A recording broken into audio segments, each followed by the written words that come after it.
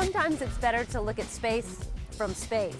And sometimes it's better to look at Earth from space. But can the same kind of technologies used to discover black holes and distant galaxies be used to teach us more about our own home in the universe? And can it help us explore new frontiers of space? You betcha. I'm Jennifer Pulley. And I'm Johnny Alonzo.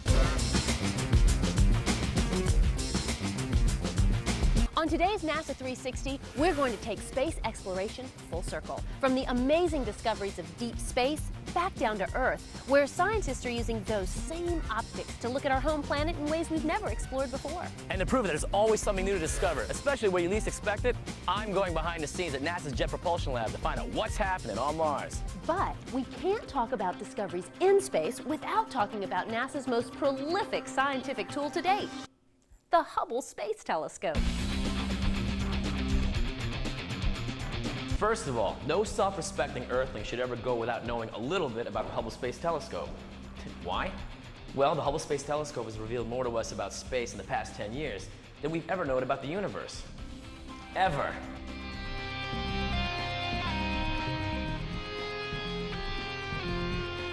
And it's the direct solution to a problem these telescopes have faced since the earliest days of their invention: the atmosphere.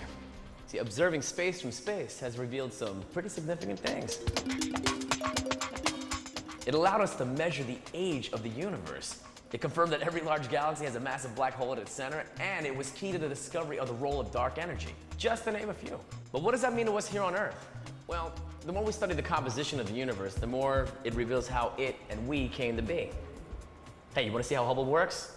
Check this out. This is the Hubble Space Telescope Operations Control Center. And this is Keith Wallace. Hi, Jennifer. How are you, Keith? Great, how are you today? Great. He's going to give us a behind-the-scenes look at the brain center of the Hubble Space Telescope. You want to take a look inside? Yes. Come on. Come on in. So, Keith, what's going on in here? Well, this is the Hubble Space Telescope Control Center. And from here, this is where we command the telescope. And by commanding the telescope, we're going to tell it where to point, which pictures to take, when to send the data back down to Earth. And the pictures that you see, they're not really pictures that we're taking on board. They're just computers taking pictures, but they're different kind of pictures. When we look at something, we look in visible light. But we don't just look in visible light. Hubble also takes pictures in near infrared, kind of like those night scopes that you see. We also take pictures in ultraviolet. We also have cameras which aren't exactly cameras, but they're more like spectrographs. It's like a prism. It breaks the data down into all the different beams, and then we study from there. So we actually have 5 cameras on board taking pictures, not just one, sending the data down. And the data is going to come down here to Earth. It's going to come through our control center, and then we're going to send it up to the Space Telescope Science Institute in Baltimore. And from there, they're going to disseminate the data and send it out, and people are going to look at it on the web and the newspaper and all different places. So, Keith, who decides what Hubble should be looking at? Well, that's tough because it's a very popular telescope to use. In fact, so many people want to use it that only 1 in 7 actually get to use it at any given time. And it's peer-reviewed. You'll have a group of scientists, professors looking at the different proposals coming in, and they'll decide which ones get that very valuable time on Hubble. There's so much space out there and so little time, huh? Yeah, fortunately we have quite a few different cameras and optics on board. In fact, you want to go over to the clean room and see some of them? I would love to do that. Well, we're going to need to get you in a bunny suit first. Bunny? As in rabbit? If you like, but I was thinking more of a clean suit, and we just call them bunny suits, and you'll see why when you get into one.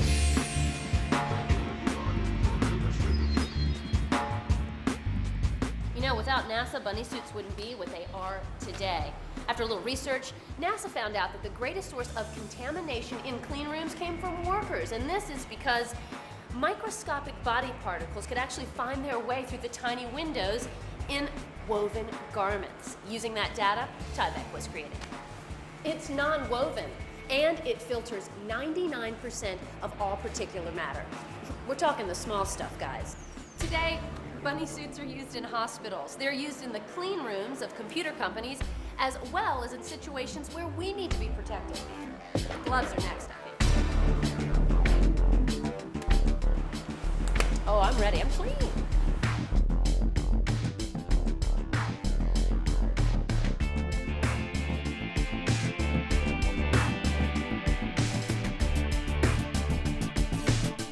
Welcome to the world's largest clean room. It's amazing, right? And the reason we have this exact mechanical replication of it, we need something that looks just like Hubble, functions just like Hubble, so everybody can see what it really looks like when they get up there to work on it. So Mike, Hubble has more than one instrument. Right, it has actually 5 instruments, 2 types of cameras. Imaging cameras, which take all those beautiful, pretty pictures that you see, and spectrographs. Spectrographs are the types that put the physics and astrophysics. They measure all the physical properties of the things we're looking at. So what about those images? They are stunning, but what do astrophysicists know what they're looking at?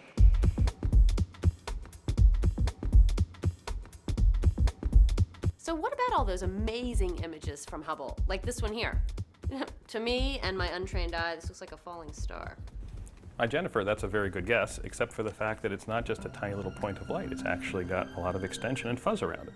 This is a Hubble image of a comet, which is a body that was created at the very early beginnings of our solar system. This is amazing, but you know, it leaves me with this question. I mean, how do astrophysicists like yourself take this data and then turn it into a meaningful image or even a plausible theory? Well, it's actually not as complicated as it may seem. Hubble, while a very, very expensive, fancy instrument above the in Earth orbit, is using a camera that's very much like the electronic camera you have at home.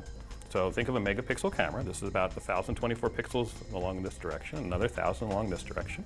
And it's taking snapshots. And if we know how far this object, how far away it is from us, and we can figure out how much light is in each little box, each little pixel of this image, we can figure out how big and how bright the thing is that we're looking at. So, Kerry, looking at space from space is truly the way to go. Oh, absolutely. When you're above the atmosphere, you have none of the blurring effects. Everything is crystal clear. The Hubble images of this comet, for example, we can see things as small as 10 meters across. Thank you so much, Dr. Liss. It's been a pleasure. Thank you. Well, as you can see, telescopes in space are finding the building blocks of life out there in the universe. But can they tell time? Can they predict tomorrow's forecast? Yeah, actually, they can. Stick around and you'll find out how. You're watching NASA 360.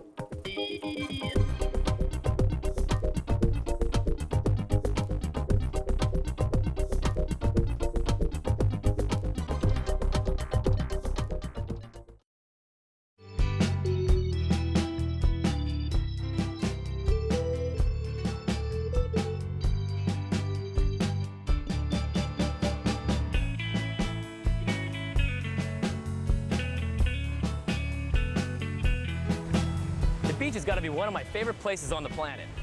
You know, this is where I can see 3 things I can't live without, or we can't live without: the sun, the sky, and the ocean. And I'm not just talking aesthetics here. See, the pure science of how these 3 things interact, it's huge. That's why NASA has made studying that dynamic a priority. And that's why right now, Jennifer Pulley is making it a priority. Jennifer. The Earth and the Sun, they have a beautiful relationship. Okay, I know that there are several other planets out there that also place the Sun in the center of their existence, but Earth and Sun have something pretty special going on. In fact, the only thing that comes in between the two is the Earth's atmosphere. And actually, that's a good thing. Because beyond the Earth's protective layers is the exotic outer atmosphere of the Sun, known as the heliosphere. Now, the heliosphere is full of ionized atoms, magnetic fields, and much more, all moving about in every direction at about 1,000,000 miles an hour. That's the stuff our Earth's atmosphere is constantly interacting with. And it's mostly unpredictable. More than ever, it's causing major problems with technology, like cell phones, GPS positioning, and satellites. To get a grasp on what's going on up there, NASA has sent a satellite to one of the least explored regions of the Earth's atmosphere. Think of it as the final frontier of the Earth, except in the sky.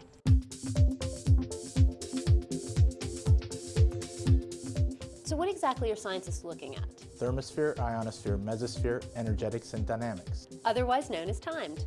Yes. Guys, this is Dr. Elsay Talat, and he's studying the final frontier of the Earth, which is the thermosphere, ionosphere, mesosphere. It's the final frontier of the Earth's atmosphere, right? Why study this region? Well, it's the interface and buffer region of the Earth's atmosphere.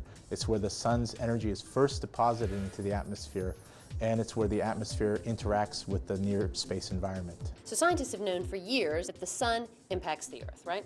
Okay, so what else is there to learn? What's changed? Well, we've never made a really good exploration of this part of the atmosphere. We've only had sporadic measurements over the years. And so TIMED is the first global exploration of this region of the atmosphere. And TIMED is providing scientists all around the world with the first basic understanding of the natural processes that affect this part of the atmosphere and human activities that may affect it as well. Okay, so we've learned about the TIM of timed. We're left with ED, energetics and dynamics. Explain that. Well, we're studying the energy transfer in and out of this region of the atmosphere and the dynamics that result from the energy being put into the part of this atmosphere. So the research you're doing today with timed will hopefully keep us one day from never having to say, can you hear me now? Can you hear me now? Hello, hello, right? All right. Thank you so much, Dr. Thank you. Talat. Appreciate it.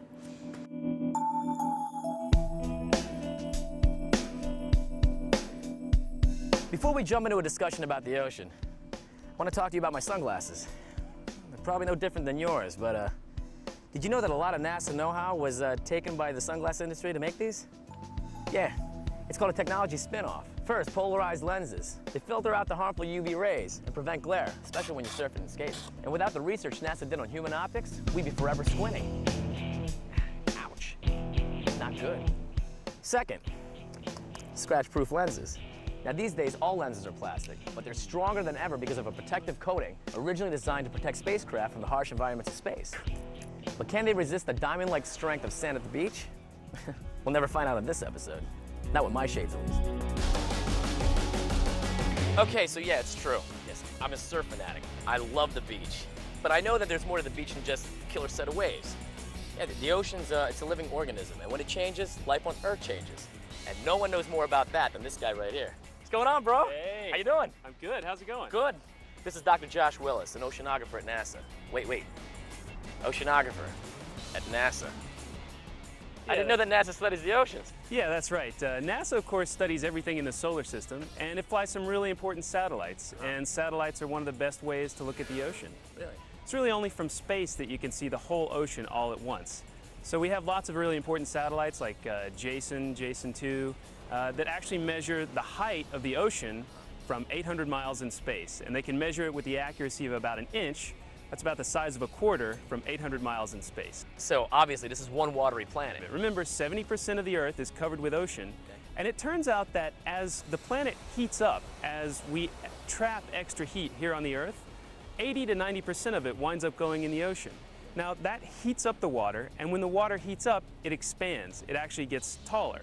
So adding heat to the ocean makes the sea level rise because the ocean just takes up more room. So for instance, coral reefs, many coral reefs live in a very narrow range of temperatures, and if it goes outside that, the reef can die. And of course, if the reef dies, lots and lots of fisheries, lots and lots of other animals and marine life dies along with it. So NASA sent a satellite to study the oceans. I mean, what's it exactly doing? Well, I tell you, what you really need to do is go see my friend Bill at the Jet Propulsion Laboratory. Bill Patzer, he knows all about this stuff, and quite honestly, I gotta work on my tan, man. Look at the time, I gotta get out of here. I put this guy in the show and let's see what I get. Faizan, I'll talk to you soon, all right? Be good. Thank you, Doc. Yeah, right on.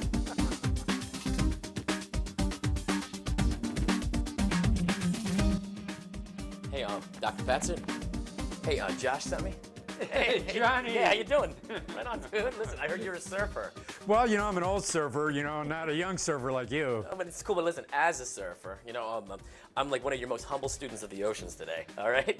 Can you tell me what OSTM Jason 2 is telling us about the oceans? Well, this is a great series of missions that's been flying for almost 15 years now, and we're mapping the heat and the height of the ocean. And this is very powerful information, Johnny. So what's the Pacific Ocean telling us? There is a very large signal out there, Johnny. Is as CO2 has increased over the past century, the response in the Pacific has been dramatic. Sea level has risen almost 8 inches in the last 100 years. And so really, it's the unequivocal proof of global warming. And so the question really for civilizations all across the planet is, what impact will this have on normal climate and weather systems? Because we're definitely living in a warmer world of higher sea levels, and it's more than just beaches disappearing.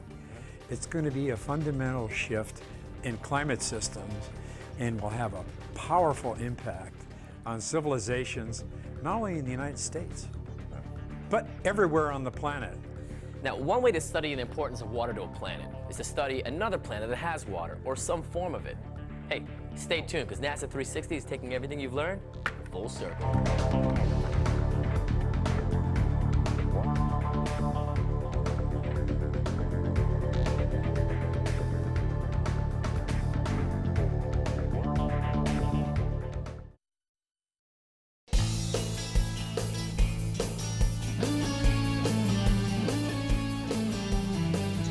The more we learn about space, the more we learn about the origin and composition of space.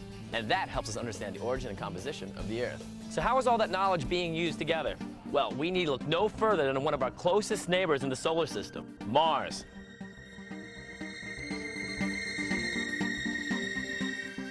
It's red, it's rocky, and apparently it's full of water. To understand how water could exist on a planet like Mars, scientists study the minerals that are left behind after it evaporates. It's kind of like doing investigative forensic work, but without being able to set foot on the scene of the crime. It requires some very special tools, not to mention a scientist with a very keen eye. And one of those is Dr. Deborah Buchkowski. Hi, Deborah. Hi, Jen. Okay, so let me make sure I have this straight. Your job is to analyze pictures of water that's evaporated. You know, to use your forensics analogy, it's like we're looking for the spectral fingerprint of minerals that might have formed in water.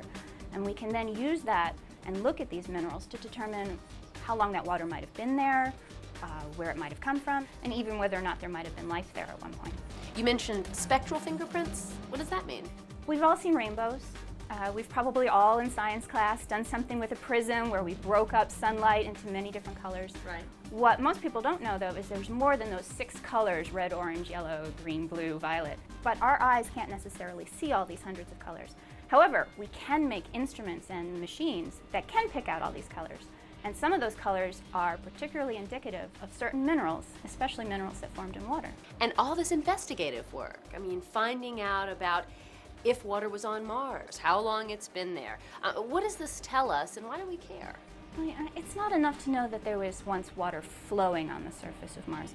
Just by looking at certain features on Mars, we could actually tell that there might have been some kind of liquid flowing on the surface, especially right here in this region, where there are things that look like riverbeds, or in here, this whole region resembles parts of the Earth where there have been catastrophic floods. You know, Deborah, I have a feeling that what we find out about the history of Mars can only give us insight into our own planet. Thank you so much. You're welcome. One of CRISM's recent accomplishments was helping to find the perfect landing spot for a new Mars visitor. One that is currently on the surface of Mars, scooping up those minerals we were just talking about, and discovering water. NASA's Phoenix mission to Mars definitely caught the world's attention. I mean, discovering water on Mars, man, it's incredible. But before the Phoenix mission, there were the Mars rovers, NASA's twin robot geologists. They have wheels to get around, cameras to see. They even have robotic arms to pick up samples. It's almost like having humans up there. So what does it take to build a rover like that? Follow me.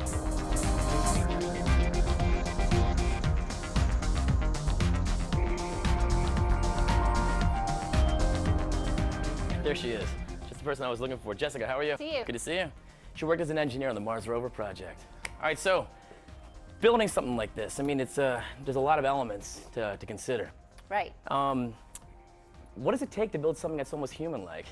Well, that's a very good point. You know, we aren't sending humans to Mars right now, and we need to build a spacecraft to go explore in the same sense that we would explore ourselves. So we need to think about visuals. How are we going to decide where we're going to go? We need to be mobile. We need to have a mobility system to be able to drive around for the rover case. So we have these cameras that we're able to span out across the horizon, pick our next target. We have an autonomous navigation system which allows us to drive with no instructions throughout the day. We just pick that target, drive off to that area. We have solar panels that allow us to keep charging every day so that we can run as long as the soil will allow us. You need to think about the way that you communicate back to Earth. So we have our antenna system, our telecom system, and then you need to think about, well, what's the science that you're doing? And so, just like a geologist in their, tool belt has all these different types of instruments, we pack them on our robotic arm on our rover. Sure. So if you can imagine the robotic arm, just like a human arm, shoulder joint, elbow, wrist, and then the hand is a collection of, in this case, 4 different types of devices. Jessica, what's next for Mars? Right, so we have the two of these rovers that are currently on Mars, the Phoenix landed mission, and what we're working on next is a rover that's probably about twice the size of this rover.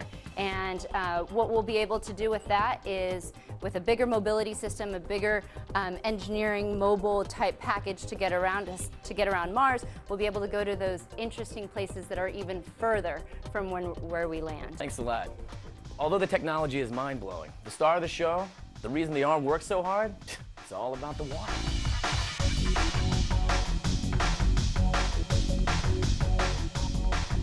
All right, so we're here at the Mars Area with Dr. Ashwin Vasavada. I mean, it's a simulation of Mars. It's very dry and rocky.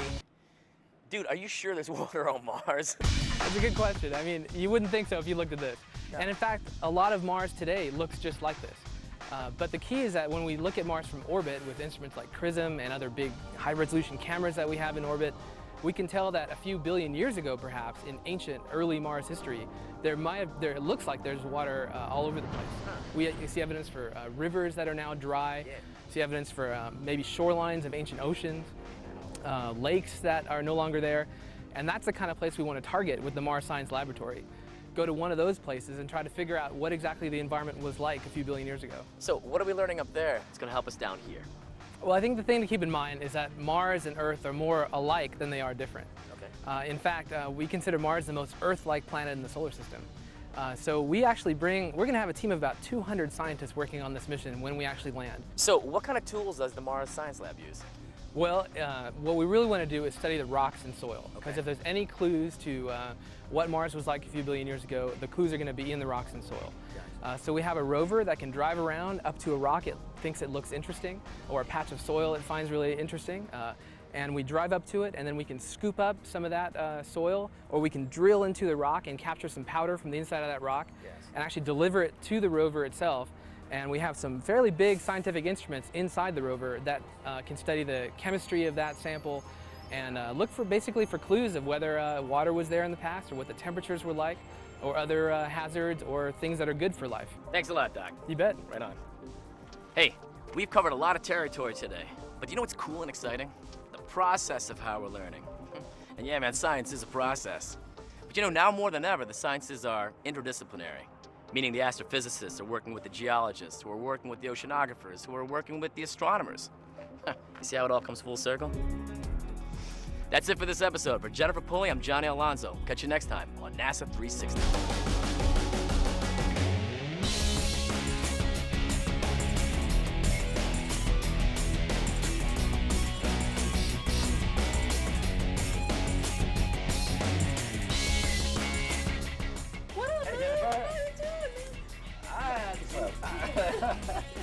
To understand how water might exist on a planet like Mars, scientists need to study the phone. I want to show you something. What do you think? Cell phones, GPS satellites, and yeah. Sunglasses are a NASA spin-off. How do I look? I should walk off right now. It's red. It's rocky. Oh, thanks, Christina. Oh, apparently it's full of water. And I'm Johnny Alonso. And I'm Jennifer Pulley. Oh, she's gonna hate me for that. I swear she's gonna kill me. I'm done.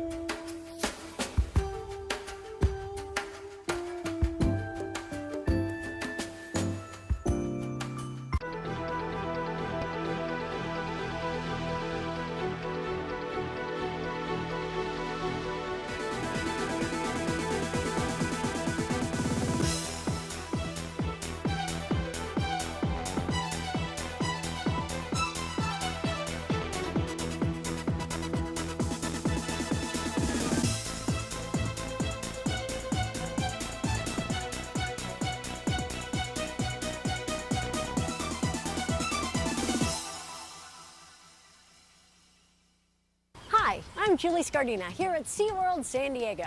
Are you ready to get up close and personal glimpses into incredible rescue attempts?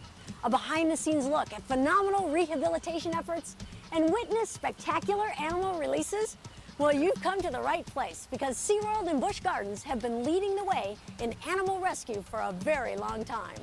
You know, the Anheuser-Busch Adventure Parks have been committed to wildlife preservation for over 40 years. No other organization has rescued, rehabilitated, and released more animals. SeaWorld and Busch Gardens have rescued 11,000 animals since 1965. And SeaWorld, in the past 5 years alone, has helped more than 3,000 animals, including seals, sea lions, dolphins, whales, sea turtles, and even seabirds. 24/7, 365 days a year, SeaWorld's animal rescue and rehabilitation teams respond to calls for animals in distress, then to be assisted by an expert group of dedicated veterinarians, animal care specialists, and marine biologists. But the Anheuser-Busch commitment reaches far beyond the rescue of a single animal. From Antarctica to the Arctic, SeaWorld and Busch Gardens are working to save some of the planet's most endangered species and habitats. I'll be back shortly to give you an even closer look at which specific species of animals are being helped. In the meantime, let me introduce you to my colleague, Chuck Carreau, as he takes you on some amazing animal rescues. Chuck? Thanks, Julie. You know, SeaWorld and Busch Gardens have performed some truly amazing rescues. But did you ever stop to wonder why these rescues have to take place at all? Well, sometimes stuff just happens. And of course, you can't control a natural disaster like an earthquake or a hurricane. Other times, events are triggered by humans. In June of 2000, off the coast of Cape Town, South Africa, a sunken freighter caused an oil slick that resulted in the worst bird disaster in history. A worldwide call to action went out, and SeaWorld, along with many others, immediately answered. Just like this little guy here is getting a good chance at surviving, an entire colony of South African penguins and their chicks got a second chance, thanks to a lot of caring hands.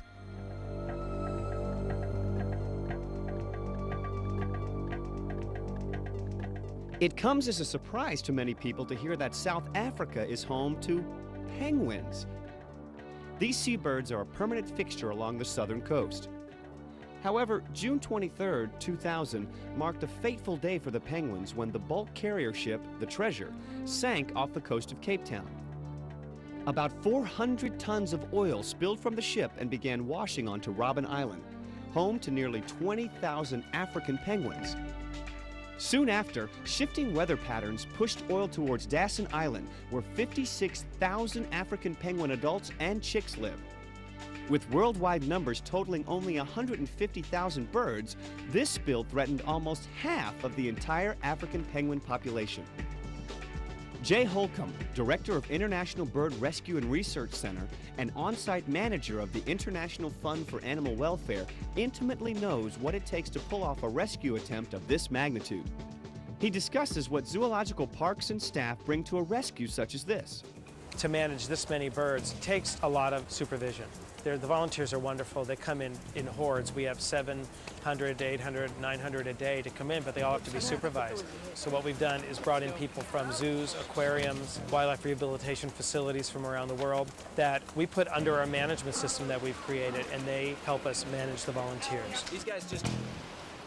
With a rescue that totaled over 23,000 oiled birds, people from around the world pulled together to save the penguins. The South African military and thousands of volunteers with varied backgrounds, education, and experience offered whatever time and service could be utilized. With numbers totaling over 40,000 volunteers, the Red Cross set up its own rescue center within a rescue center just to tend to the humans. Once the penguins arrived at the Sand-Cobb Salt River facility, people were propelled into action. Dry pools were set up to keep the frightened penguins contained. As quickly as possible, the penguins were fed and hydrated.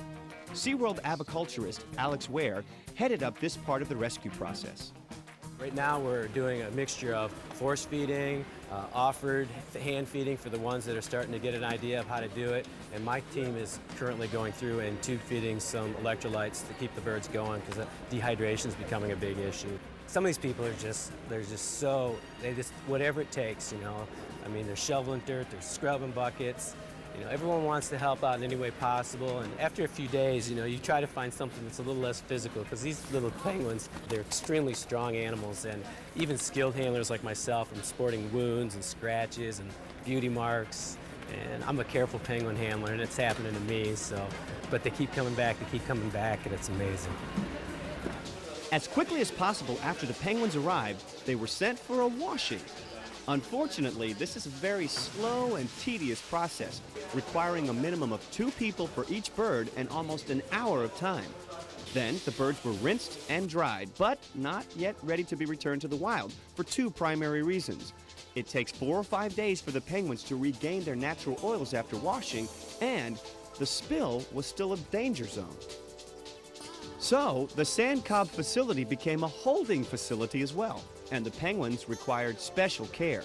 They needed crushed shell to keep their feet clean, food, and of course, water. What a difference in energy once these birds could swim.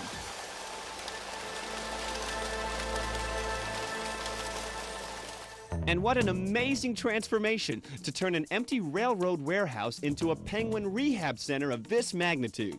When the spill first happened, they must have known that this was going to entitle so many penguins, and they knew what kind of space requirements they were going to have, because I walked in, I was like, why do they have that huge factory for these birds? And now we're just filling it up. Every day we're needing another room, and to be able to keep it all central right here in one area rather than satellite rehab stations, everyone doing their own thing, it's a good thing for the animals, and it makes it very easy to coordinate the volunteers. Another unfortunate detail in this oil spill was the timing. It occurred in the middle of chick rearing season, and both mom and dad take part in raising their young. Parents were swimming through the slick in search of food, returning to the islands oiled, which would eventually make them unable to swim. They were also regurgitating oil to their chicks. Until SeaWorld aviculturist Lauren Dubois and Baltimore Zoo colleague Steve Sorrow arrived in South Africa, it was too much time and effort to focus on saving the younger birds. Basically what we're trying to do here is most of these birds have just come off the nest, and we're trying to get them to eat. What we're doing is once a day we're coming in and we're doing a force feeding, which is basically picking the bird up, making sure he gets 2 to 3 fish, and then in the afternoon we'll come in and we'll sit in the pens as the birds are getting used to us and try and offer them fish and give them sort of a hand feeding or free feeding. Once they eat on their own and we know that they have a good weight, then we'll go ahead and look at a time when we can release them.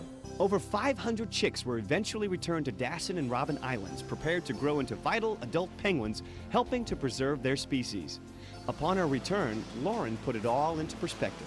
My experience in South Africa pretty much changed the way that I take care of animals, and anytime I see animals. It was a very stressful situation coming into seeing many animals that had been injured by a man-made disaster, and being able to help take care of those animals and see those animals release and be healthy animals was a tremendous feeling of satisfaction to know that something that I did helped these animals to go back into the wild. Lauren is an integral part of SeaWorld's new Oiled Wildlife Care Center, which opened its doors in July 2000. The Oiled Wildlife Care Center is set up to do everything for an animal during an oil spill, and that includes the intake procedures, evaluating the animal, washing the animal, whether it's a mammal or a bird, and also care for the animals and support before the animal will be able to be released. 23,000 oiled birds made the South African oil spill the worst bird disaster in history. But with the dedication and skillful help of so many people from around the world, the worst bird disaster in history ended up to be the most successful rescue attempt to date. Of course, a rescue is always about the animals, but somewhere along the line, it can't help but be about the people as well.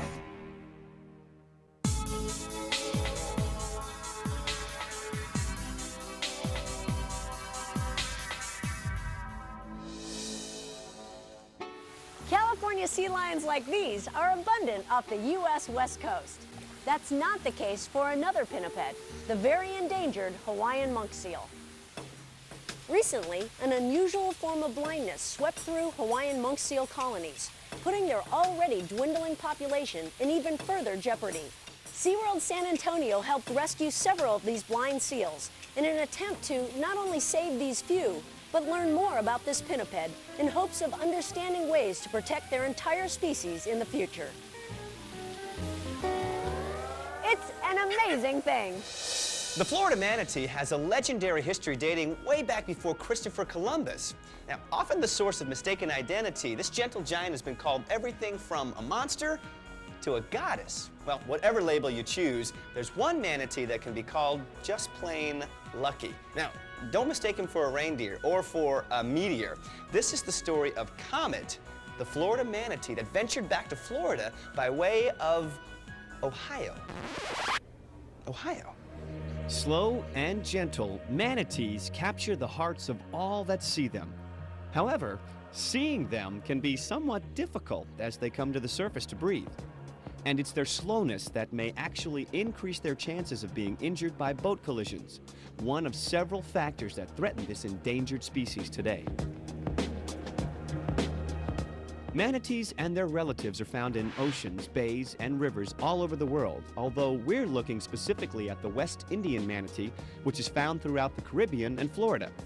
Manatees are mammals that are completely vegetarian, eating primarily seagrass. But don't let that fool you. They can weigh up to 3,000 pounds. Unless they are mother and calf, manatees typically live a solitary life, although in winter they may migrate with groups in search of warmer waters. The story of Comet starts in January of 1998 in Fernandina Beach, Florida, where he was found with his mother who had been hit by a boat. SeaWorld's animal rescue team responded to the distress call to find a very injured mother and her year-and-a-half-old calf who was still nursing. The mother, named Mercury, sustained many large wounds on her right side, and SeaWorld vets discovered that she had several broken ribs that were causing a severe infection.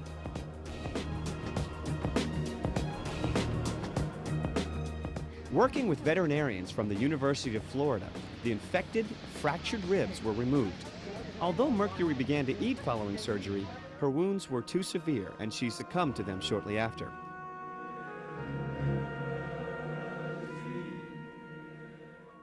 The focus then shifted to doing everything possible to save her nursing baby, now known as Comet. Comet received around-the-clock attention and thrived under SeaWorld's care. Fortunately, he was old enough to begin eating on his own, and when he became strong enough, was introduced to other manatees in the rehabilitation area. Then, in June of 1999, Comet was doing well enough that he was one of several manatees transported to the Columbus Zoo's new manatee habitat.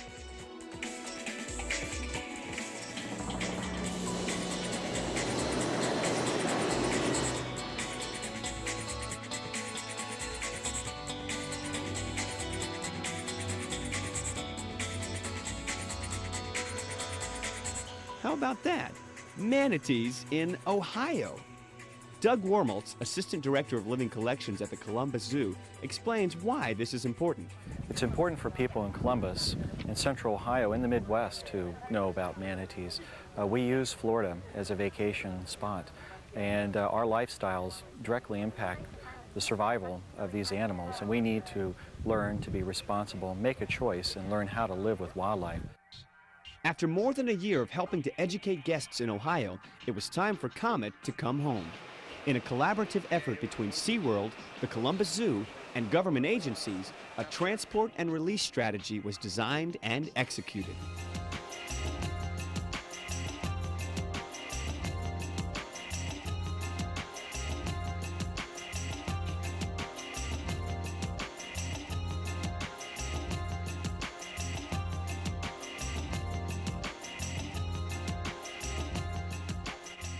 Upon his return to SeaWorld Orlando, Comet was prepared for release into the St. Johns River, along with another rescued manatee named Corey. Comet was released with Corey, a younger animal, today, so hopefully they'll stay together for a while. They're going to encounter the wild manatees that are in the spring, so Comet will probably learn where the food sources are and learn to move back and forth between the river and the spring, but eventually he'll probably go on his own. SeaWorld Orlando is one of several manatee rescue and rehabilitation facilities in the state of Florida. Equipped with trucks, gear, and staff, they are ready to roll immediately to the scene of a manatee emergency and are set up to treat the animals on site and upon their return to the park. Manatees, the last generation, serves as a home to animals unable to be released and, like the Columbus Zoo exhibit, helps educate visitors about the plight of the manatees. Every like 10 to 15 minutes they go up for air. Manatee's endangered because of all the boat accidents and red tide and their curiosity. It may seem like a lot to go through to save one animal, but today, a manatee named Comet swims free, slow and gentle, and brings the overall numbers of this endangered species up by 1. SeaWorld thinks that alone is worth it.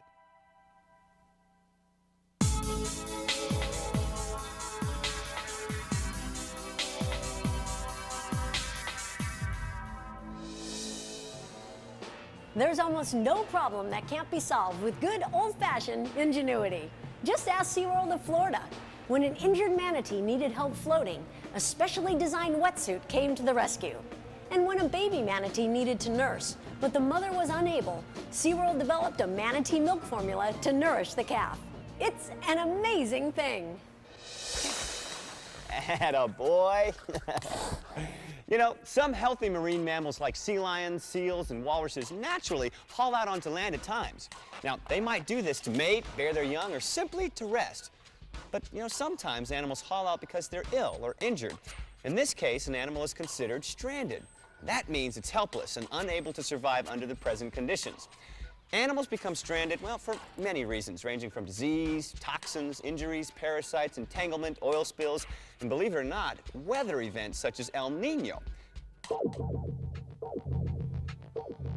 Although the cause of El Nino remains a mystery, it's an ocean event that has far-reaching effects. It might increase rainfall across the southern U.S. while causing horrible flooding in Peru and severe drought in the West Pacific, which might cause devastating brush fires in Australia.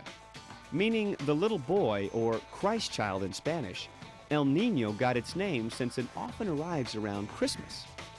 During an El Nino, there's a change in normal trade wind strength in the central and western Pacific, which impacts surface water temperatures off the coast of South America. As water temperatures rise, the warmer waters aren't as nutrient-rich as the normal colder waters, and this starts an adverse reaction that moves all the way up the food chain. A lack of nutrients causes some vital plants and animals to die, while others can't survive and thrive in warmer waters, forcing animals that depend on them for their own survival to starve. It might also force animals, fish, and birds to migrate to other areas in an attempt to survive. This often results in animals stranding or ending up in areas not common to their species. And this results in an increase in rescues during an El Nino. SeaWorld San Diego's Assistant Curator of Animals, Keith Yip, explains. During the El Nino event, we rescued over 350 animals. So far this year, for instance, we've only rescued 35 animals. I'd say the average is about 75 to 80 animals every year, and sometimes around 100, but 350 is an excessive number of animals. What if you find an animal that appears stranded or abandoned? Observation is the first step. Often, in the case of a youngster, the mother may be off hunting, so unless the animal is in distress, you should simply watch it for a period of time. If the animal does require intervention, contact your local wildlife rescue and rehab agency. Often, humans think they're doing the right thing by intervening. However, these decisions are best left up to the experts that are trained and equipped to deal with these crisis situations. Many things can impact animals and their welfare, including weather. Sometimes nature needs to take its course. Other times, a helping hand, or lots of helping hands working together, is just what the doctor ordered.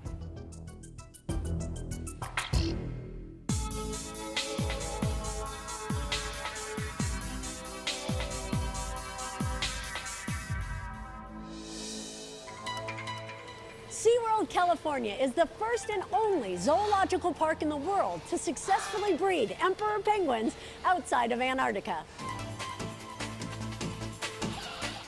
Researchers at Hub SeaWorld Research Institute in California work best in noisy conditions. They studied penguin vocalizations in both Antarctica and at SeaWorld to determine, of all things, gender.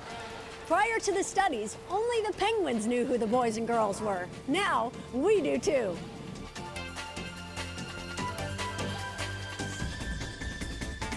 It's an amazing thing.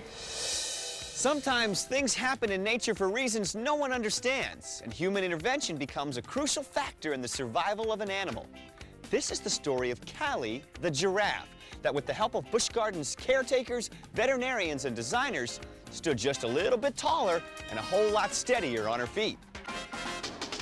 There's no question that Busch Gardens Tampa is a fun and exciting theme park. But did you know that what looks like a cool place to see animals is serving a major worldwide function? Several animals housed at Busch Gardens and SeaWorld are actually part of breeding programs, which help ensure the overall survival of threatened and endangered species. Every day, guests at the park can get a glimpse of the newest additions to the Busch Gardens family by stopping by the nursery. Not all animals in the nursery are endangered or threatened. Sometimes, for various reasons found in nature, the mother is unable or unwilling to care for her offspring, or the baby may be sick or need special care.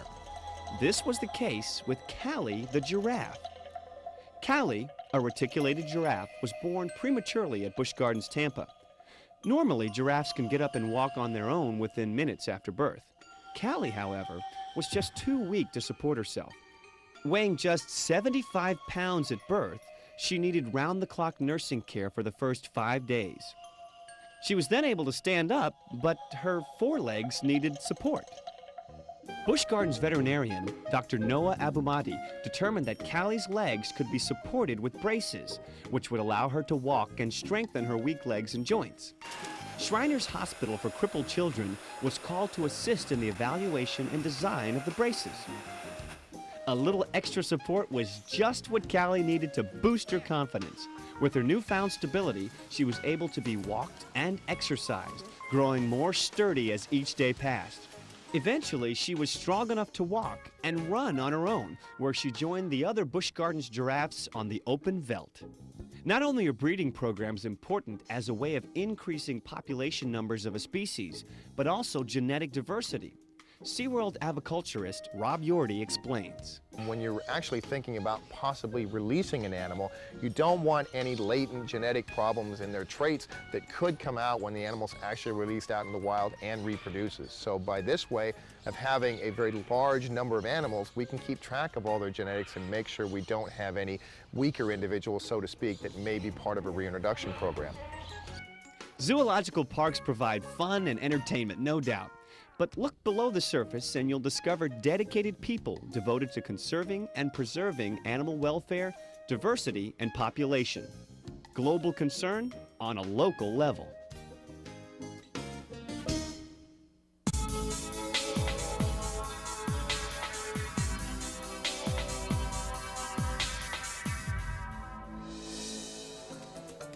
Like Magellanic penguins, the Lear's macaw is also from South America.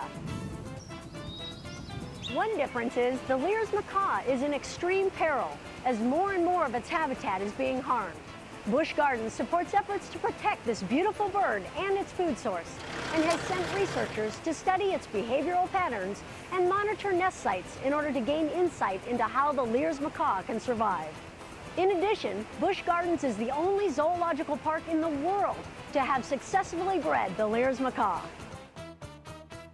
It's an amazing thing. Rescuing a marine mammal like a seal or a sea lion is hard work. But can you imagine what it's like rescuing an animal the size of a gray whale?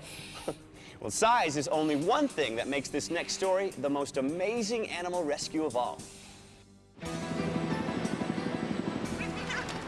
It was a fateful day in January 1997 when an abandoned gray whale beached herself near Marina del Rey, California. The whale was only a few days old when she was rescued and brought to SeaWorld San Diego. Only 14 feet long and 1,500 pounds, the little whale was found to be dehydrated and almost comatose. She was so weak that animal care team members had to hold her upright in the water and swim her around the medical pool. The outlook was not good. Dr. Jim McBain gave the grim findings. Well, the animal is in pretty weak condition. It's dehydrated, it's very short on energy resources, energy supplies, it's very thin. The prognosis for full recovery is no better than poor at this point.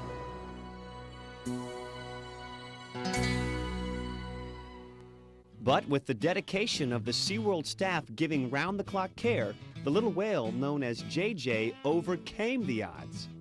JJ was put on a specially formulated diet made up of a mixture of heavy cream, minced fish, and vitamins.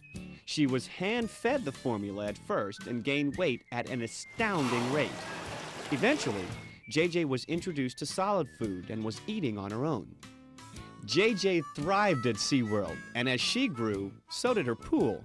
She became the center of attention as people from around the world followed her progress and visited her in San Diego. It gave so many the opportunity to get their first real-life look at a gray whale. There's much yet to be learned about gray whales, their patterns and habits. JJ gave us the opportunity to learn a tremendous amount about gray whales, their needs, and requirements. As JJ grew, it was discovered that her vocalizations didn't show the wide range of sounds gray whales normally make. It's known that these vocalizations play a very important communication and navigation role in the wild. With the help of audio technology, researchers piped different whale vocalizations into her pool as she was feeding. They hoped that when JJ was released back into the sea, she would recognize these calls and sounds and follow them to other gray whales. After 13 months of constant care, literally tons of food, and lots of love, it was time for JJ to be released. She was well over a year old, weighed 17,000 pounds, and measured almost 31 feet in length. It was no small task to design the equipment, gear, and strategy to transport JJ to the sea.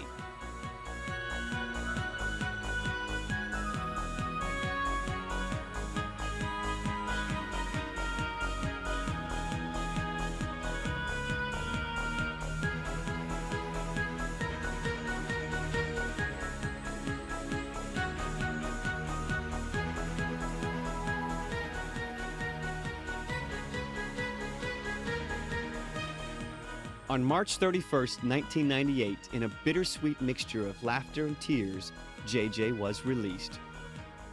After only a few days, she scraped off her tracking devices, so there was no way to follow her. She was released as the gray whales were making their way north to the colder Arctic waters. Hopefully, after learning their sounds, being taught to eat, and thriving so well at the park, she connected with the other whales and has been making the annual migration with them ever since. The story of JJ is truly one of the most incredible rescue and rehab stories in which SeaWorld and the world has been involved. The story of a little whale that taught us more than we could imagine, that taught us to believe in miracles. The story of a little whale that will leave her footprint on our hearts forever.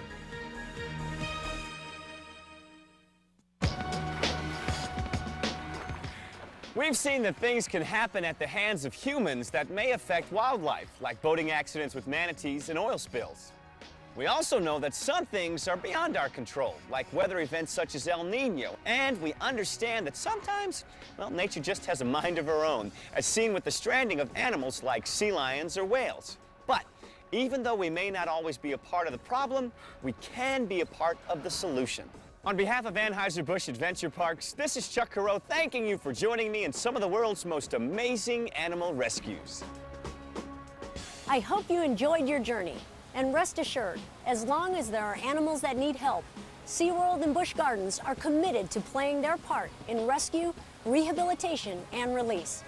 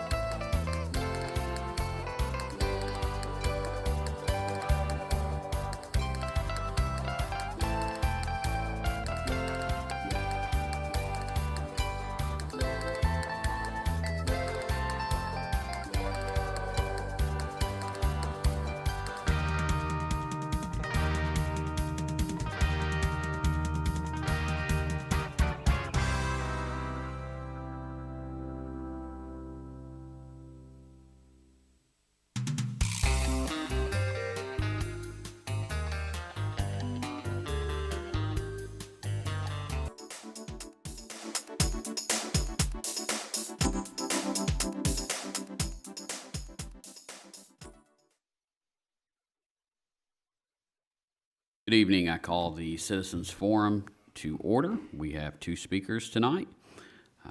You will be asked to come up to the podium, state your name and address for the record, and you will be given 3 minutes to speak. First, we have Kim Gentry. Evening, Mayor and Board of Aldermen. My name is Kim Gentry at 1047 Waldron Road. Mayor of LaVergne, how would you achieve that? Transparency is an important goal, not just for the office of the mayor, but for the entire city. Since I've come in as mayor, we have started putting whole agendas online, both social media and the website. Of course, we have had for quite some time, we've had the YouTube channel. That information gets out to people. You can answer questions and go through that, all the different issues that are going on with people. You can talk. That's the biggest thing in this society that's missing, is people sitting down and talking versus just saying, hey, I don't like you, I don't like your position, and moving on, and you're just a bad guy. Communication is a big part of transparency, and so that would be an important tool for everyone, for the city and for the mayor's office.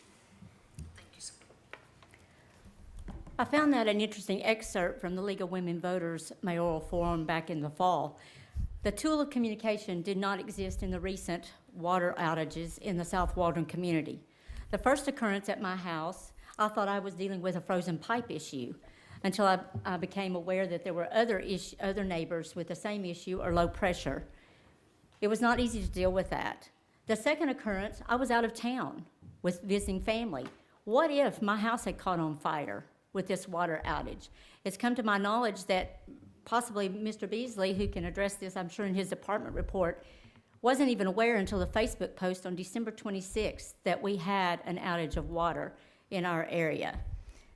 What if someone had died in a house? Well, the communication was made, or the statement was made of, well, we've got people without electricity, people are dying with no heat.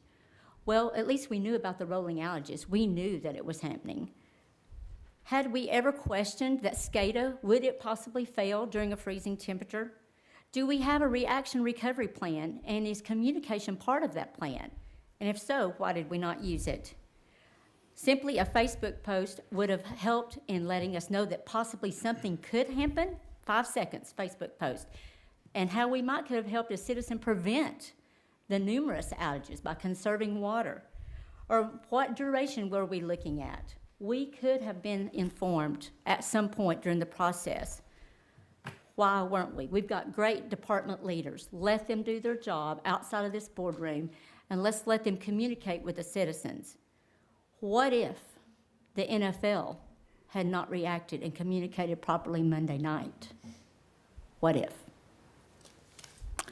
Thank you. Next, we have Steve McGill. I'm Steve McGill, live at 177 Blair Road. On Christmas Eve, we returned home to discover we had no water. As challenging a week we had with extreme weather, it was not very surprising. I was so relieved when I found out it was area-wide and not my own pipes, since we had made it through the coldest days okay. I completely understood that any number of issues could have occurred.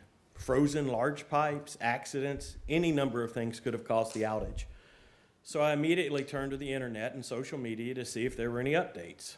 Several neighbors had already reached out to the after-hours water department and were waiting to hear back. We heard rumors of an accident with a fire hydrant.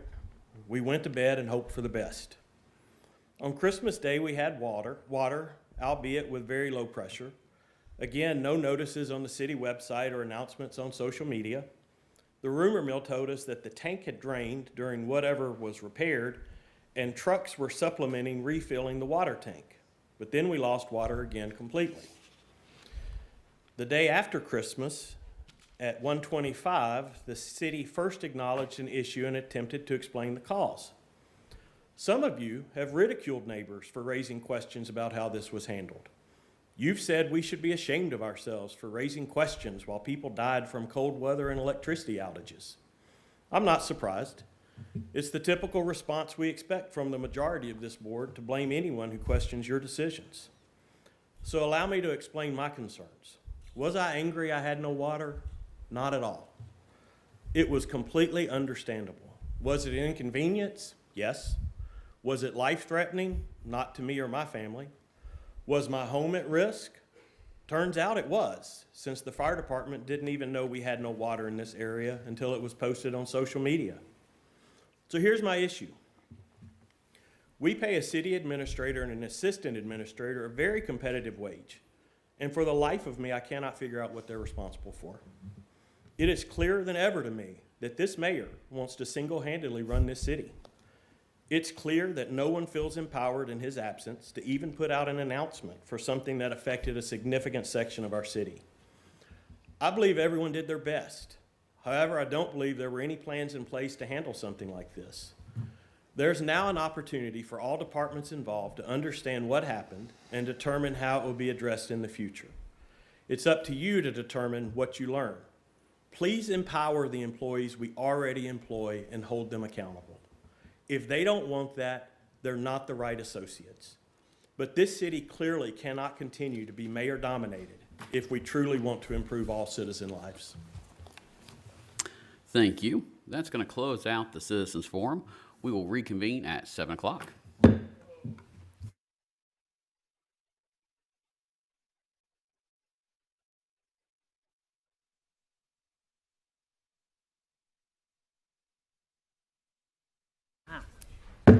Good evening and welcome to the Board of Mayor and Alderman meeting. It is January 5th, 2023. It is 7 p.m. Call this meeting to order. We do have a quorum. I will have the prayer tonight, and the Pledge of Allegiance will be with Alderwoman Haas. If everyone would please rise for the prayer and the pledge.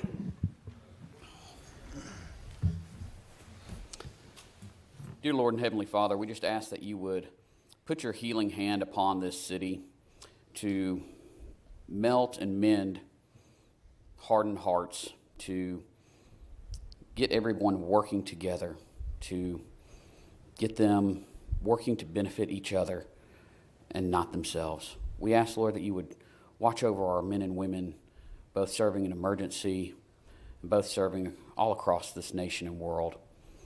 We ask all this in your Son's name, Jesus Christ. Amen. Amen. I pledge allegiance to the flag of the United States of America and to the republic for which it stands, one nation, under God, indivisible, with liberty and justice for all.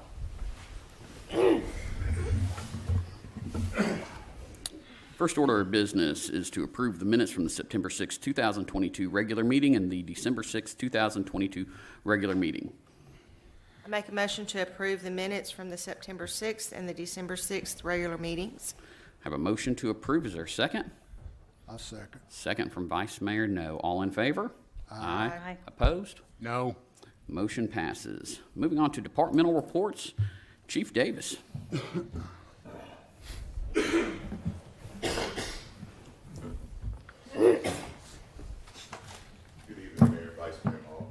As promised from last month, if you look at the second slide, you will see the data from November 9th through November 30th. You can see that information there. And if you go to the next page, you will see the numbers for the month of December for that. Just some highlights. You will see that car burglaries, theft from motor vehicles. We had six cases in the month of December. All vehicles left unlocked and normal hours between 12 midnight and 6 a.m. The good part about it is there's no weapons in the hands of bad guys right now. And if you go on through your packet, you also see LPD activity. As you can see, the men and women, even though we're shorthanded, you can see that they're still busy working. 3,459 calls for service, 150 arrests, and 902 traffic stops that resulted in 20 DUI arrests and 49 drug arrests. So kudos to the men and women for working hard as they are. Any questions? Chief, do you want to talk a little bit about the accreditation?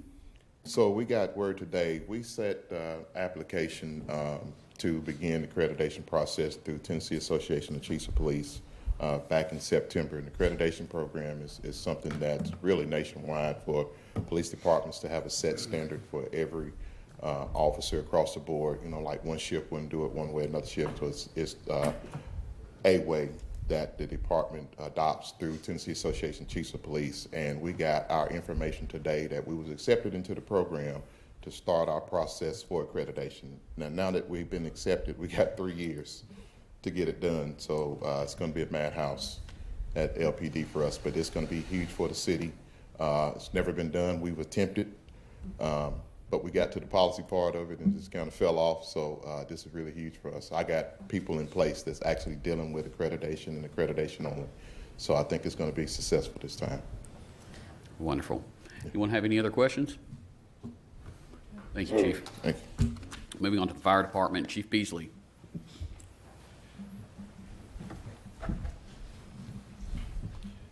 Good evening, Mayor, Vice Mayor, Alderman. Just as each month, I'm sure you've had an opportunity to review our reports. Of course, you have the month of December reports in front of you, but you also have the year-end report for 2022. There is a typo up there at the top. I'm sure y'all noticed that.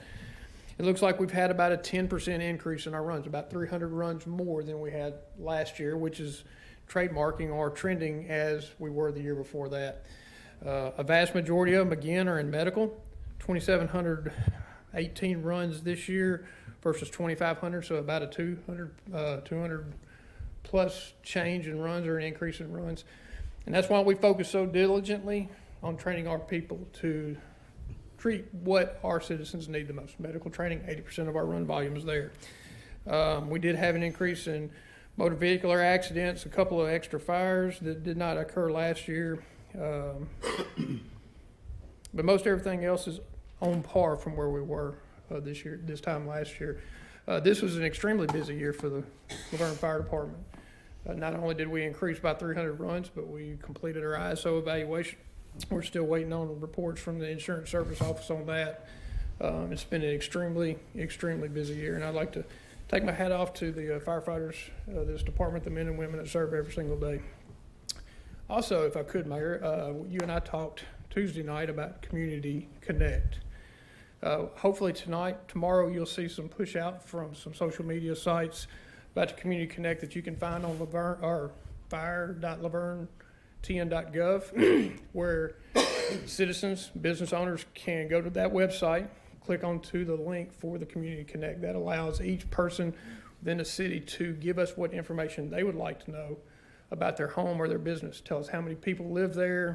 Maybe you have a senior adult or a child living on the second floor.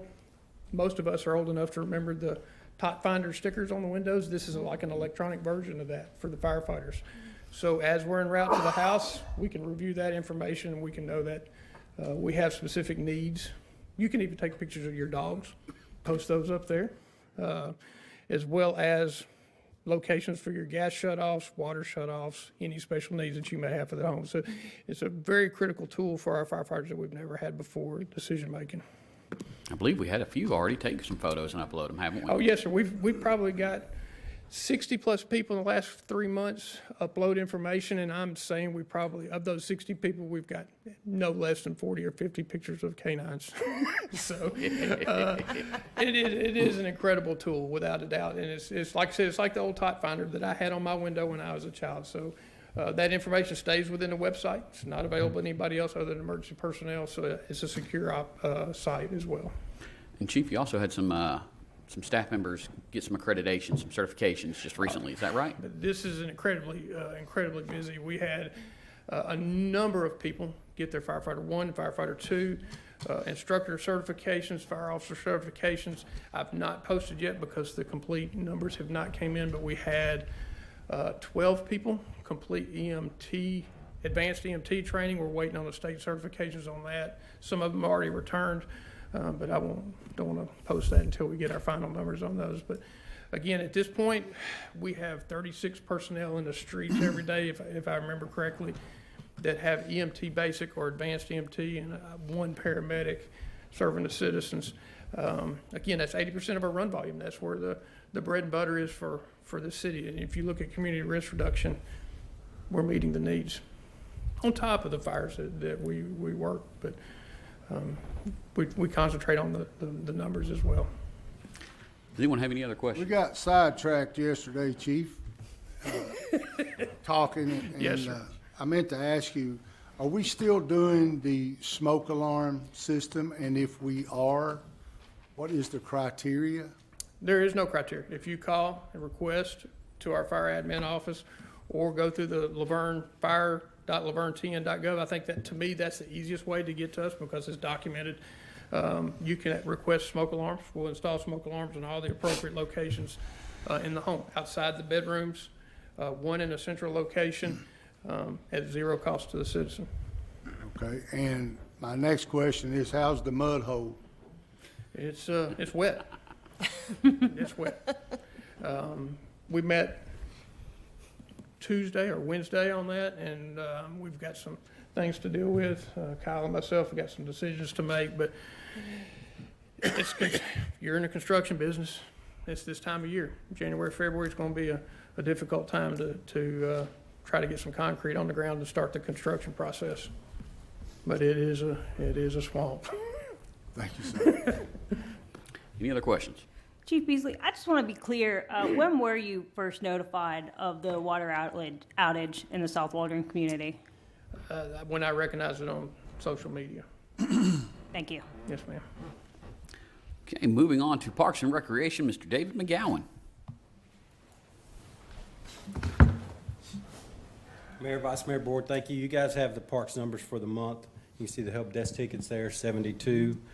Man hours devoted to those, 583.5. See some of the past projects that we've worked on this past month. Upcoming events, January 16th, Martin Luther King Jr. celebration at 10 a.m. February 4th will be the father-daughter dance at the Multipurpose Building, 2 p.m. to 4 p.m. Under the Sea is the theme. Mermaids will be on site for photo ops. You can see some of the past senior events there. A couple of upcoming senior events. Upcoming meetings, Senior Center Committee meeting, 4:30, January 23rd. Also on the 23rd is the Park and Rec meeting at 6 and the Beautification and Arts Committee meeting at 7 p.m. Martin Luther King, I just want to go back to that real quick. I encourage everybody that has the opportunity to please come out. We have some awesome guest speakers lined up. That is going to be at the Multipurpose at 10. If you're off that day, please come out. If you can, if you're working and you take an early lunch, come out and see it. We're very excited. Shamil Balbalosa is going to be one of our guest speakers, along with John DeBerry. He's an amazing man, has an amazing story to tell.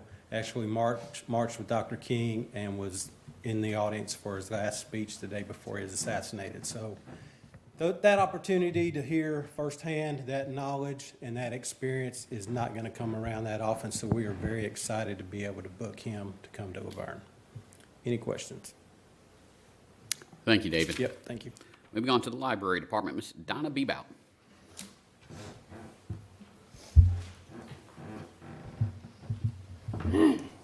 Mayor, Vice Mayor, Alderman, good evening. You see our monthly statistics there. Little bit low, but we were closed several days during the month of December. We did some inventory, we did some maintenance in the library, so we feel pretty good about that. We're going to move on up, though. We did get 47 new patron cards, and we're happy about that. On our programs, there were 11 for ages birth to 17 with an attendance of 166. And then I want to talk just a second about two special events that we had. The LaVergne High School Junior ROTC had a reading night. And you can see a picture there at the bottom of the report. There we go. That is the Wolverine Battalion. And they are the ones who created the books that were read that night based on the 7 values of the Army, or the Army's 7 values. Get that right in this moment. So we were very happy to have them. They were very excited to be there, and we were excited to have them. So January at the library, story times are going to resume on Monday morning. So we want to encourage all of our Storytime people to come on back, and we encourage new people to come join us. We do offer story times and arts and crafts activities for all ages, from birth all the way up to 99 plus. The library will be closed on Monday, January 16th, in observance of Martin Luther King Jr. Day. We do hope that some of our patrons will come out and join the Parks and Rec team at Multipurpose Building. I think it's going to be a great celebration. I know I'm looking forward to it. In honor of Dr. Martin Luther King Jr., two of my newest staff members created a display. I would love for you to come by and see it. This picture really doesn't do justice. Jonathan Skinner and Rosie Civilay created this display for us, and their very first one since being hired into the library. So proud of them. We are going to try to start a new program. It is going to be called Intro to Financial Education. This is going to be presented by Mark Pretty. And I should have had his bio. I do not, but he is very educated, very knowledgeable on all financial areas. And I just want to read it verbatim for you. It says, join us at the LaVergne Public Library for the first education presentation on financial literacy. The first course on financial literacy will cover the basics of financial education and literacy, including core financial concepts and the importance of managing personal finances. January is a good year to look into that and to get started. The suggested ages are ages 17 and over. Let's see. Okay, I'm going to read two paragraphs. Financial literacy refers to the ability of using knowledge and skills to make informed and responsible decisions about personal financial matters. This presentation will provide an overview of these concepts and discuss the importance of financial education and literacy in managing personal finances and achieving financial goals. Throughout each course, we will discuss financial concepts such as saving, investing, budgeting, as well as the broader economic and financial environment. Mark wanted to give back to the community. He was very much an avid reader when he was younger. He would come to the library, and he said it's kind of like coming home. And so this is a free course that he is doing for us. It will be the first one on January the 12th at 5 p.m. That's a Thursday night. So we would love to have some people come out and give us some feedback if this is a course that they would like to have continued. The library board will meet Monday here at City Hall at 5 p.m. Do you have any questions? Bless you. Thank you, Ms. Donna. Thank you. Moving on to the Finance Department, Ms. Tanya. Good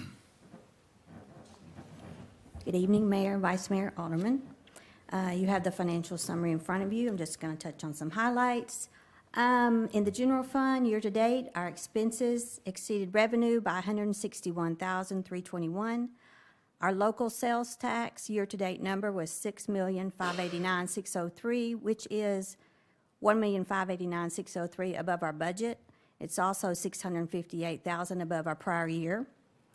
Our state street aid, the revenue exceeded expenses by $125,000.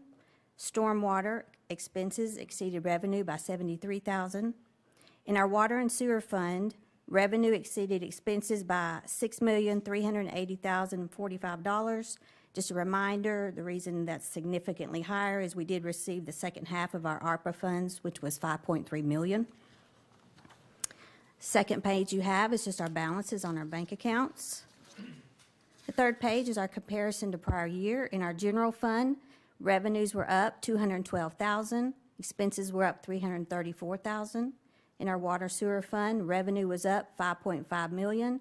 Expenses were up $291,000. And our water and sewer tap fees were down $37,000. Questions? Does anyone have any questions? No questions, just a statement. You're doing a great job when you're presenting us these numbers and stuff. I like that, the way you do it. And I know Phyllis is about to check out on us, and I just want to say if you learn to make biscuit and gravy as good as she does, you'll be all right. I've already been asked that. Thank you, I appreciate Oh, the you have, comments. okay. Thank you. Thank you. Moving on to the water treatment plant, Mr. Dwayne Lowry.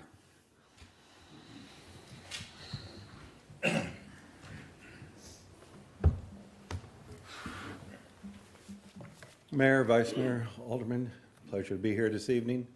I know you all have the report. I hope you had a chance to run through it. I would prefer, if everyone's agreeable, that we just skip and discuss the Christmas water event, being that is the subject of discussion. I'm going to kind of give you a timeline of the things that happened from the water plant on out. So we'll start with December 23rd, which was a Friday. At approximately 12:30-ish in the morning, some weather was coming through. We had some power blips, and we lost our SCADA signal to our McFarland tank. So the McFarland tank, you know, is a small tank in comparison to everything else out in the system. It decided that it was going to be at 581% full. Obviously, that wasn't happening because we didn't have ice everywhere. But we were able to control that manually because we could see the discharge pressure off of our pumps. So when the pressure got to 81 pounds, we turn a pump on. When it got to 87 pounds, we shut a pump off. So we were able to cycle that manually. Then at approximately 4:30 a.m., we had some power blips that came through, and it tripped the main breaker on a raw water building. Now, the power was not off long enough for a generator to run. The main plant was fine, but the main breaker for the raw water plant was stuck in a trip position. So we came out, we looked at it, and typically you could take the pressure off by just killing all your electrical power, reset your breaker, and then start everything back up. That did not work. So we called Eaton out to do it. They came out at approximately 9 a.m. Unfortunately, they brought an 800 amp breaker, and it needed to be a 600 amp breaker. But in the meantime, they also needed NES to come out to kill the power to do the work that they needed to do. So NES came out quickly to kill the power. They came back with the right breaker, but with the changes of design over the years, that breaker did not match up in hole alignment, so he had to manufacture some stuff to get the breaker to fit in. Once the breaker repair was done, we needed NES to come back out. That took a little bit longer for them to arrive. Took approximately an hour and a half for them to show back up to turn the power back on. So the challenges we were facing at the time. So to give you the duration, we were not pumping water from Percy Lake to the plant for about 13 hours. From about 4:30-ish to about 6:30, we did not pump water into the distribution system. We were trying to conserve water at the plant, not realizing how long this was going to take, but then we turned the pumps back on. We had about 89% or so in our Sanders tank, and Sanford Knob was showing us at 78%. Hindsight being 2020, which it always is, we noticed that Sanford Knob started flatlining at about 4:46 in the morning. So about 15 minutes after the issue with the raw water plant. So, you know, we were looking at things, we were running the system, conserving water, looking at the knob, saying, okay, we got 78%, we're good, Sanders looks good, let's slow the plant down, that way we can hold the water in a clear well, we'll get this raw water. And then as the day goes along, we're managing it to what we believe to be accurate.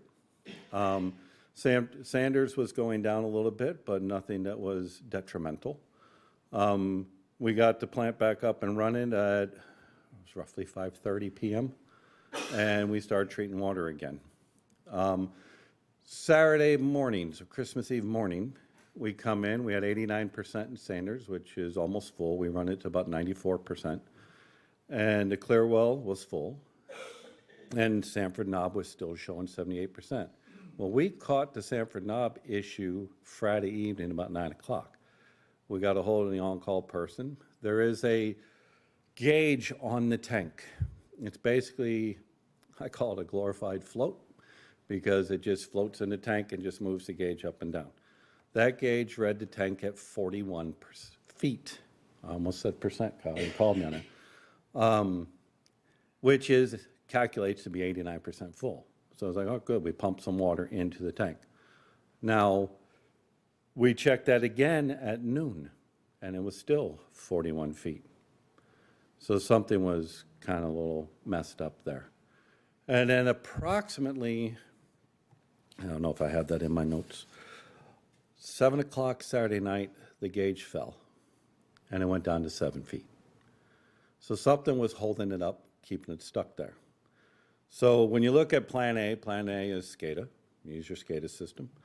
Plan B is to use the float. Both of those failed, so now we're on Plan C. And in the whole meantime of this, we've been working with Michael Dietz and his crew on this issue. On Christmas Eve, because Sanders' tank was running low, Mike was looking at trying to get a pump in to connect to Smyrna in case we needed it. Being it's the holidays, trying to do it. He thought he had one coming from Illinois, but he didn't. We ended up finding one coming from New Jersey, and we all thought, well, that's not going to get here. But he moved forward with that. Well, at the meantime, we were still pumping. Saturday night at about 11:30-ish or so, the plant was struggling treatment-wise. When we shut the raw water pumps off for 13 hours and turned them back on, we brought in a slug of mud. And super pulsators don't like mud. So we were able to go approximately 24 hours before it started impacting us. But it started impacting us, and we had to make some treatment changes and some decisions. Danny Campbell came in Christmas Eve at about midnight, and he started working on maybe 1 in the morning. In the meantime, communication between Danny and Michael Dietz was happening, and we got a new reading of the Sanford knob that showed it to be very low at about 3:50 in the morning. Now, we were able to run Mason Road pumps, all 3 of them. We were running the pumps based upon the information that we had. So on the Friday, December 23rd, we didn't run them because it looked like it was full. On Saturday, we ran them. And on Saturday night, we had shut it off. And then when Mike called us with the numbers, we turned them right back on. And they were running. And we switched to reading the tanks with the pressure gauge off the hydrant that associated with the tank. And the plant was turned around. The plant was producing water. We were pumping over 5 million gallons a day out the door to the community from there. And Sanders was still dropping, and we were still pumping from Mason Road. So at 4 in the morning, we turned Mason Road back on when we got the very low tank reading. At 3:30 in the afternoon on Christmas Day, because the 3:50 in the morning was actually Christmas Day, Christmas Eve night into Christmas Day. 3:30 in the afternoon, we got a tank reading that showed that we're about 75% full at Sanford Knob. At 6 o'clock-ish, we were told it was 60% full, and we were pumping. And in order to fill up Sanders, we stopped pumping for a little bit, just to let things balance with Sanders. And then at 7:20, we were told it was very low again. So we started pumping again. So through all that, we had some issues with the SCADA system. We had some issues, obviously, with the float that was on the tank.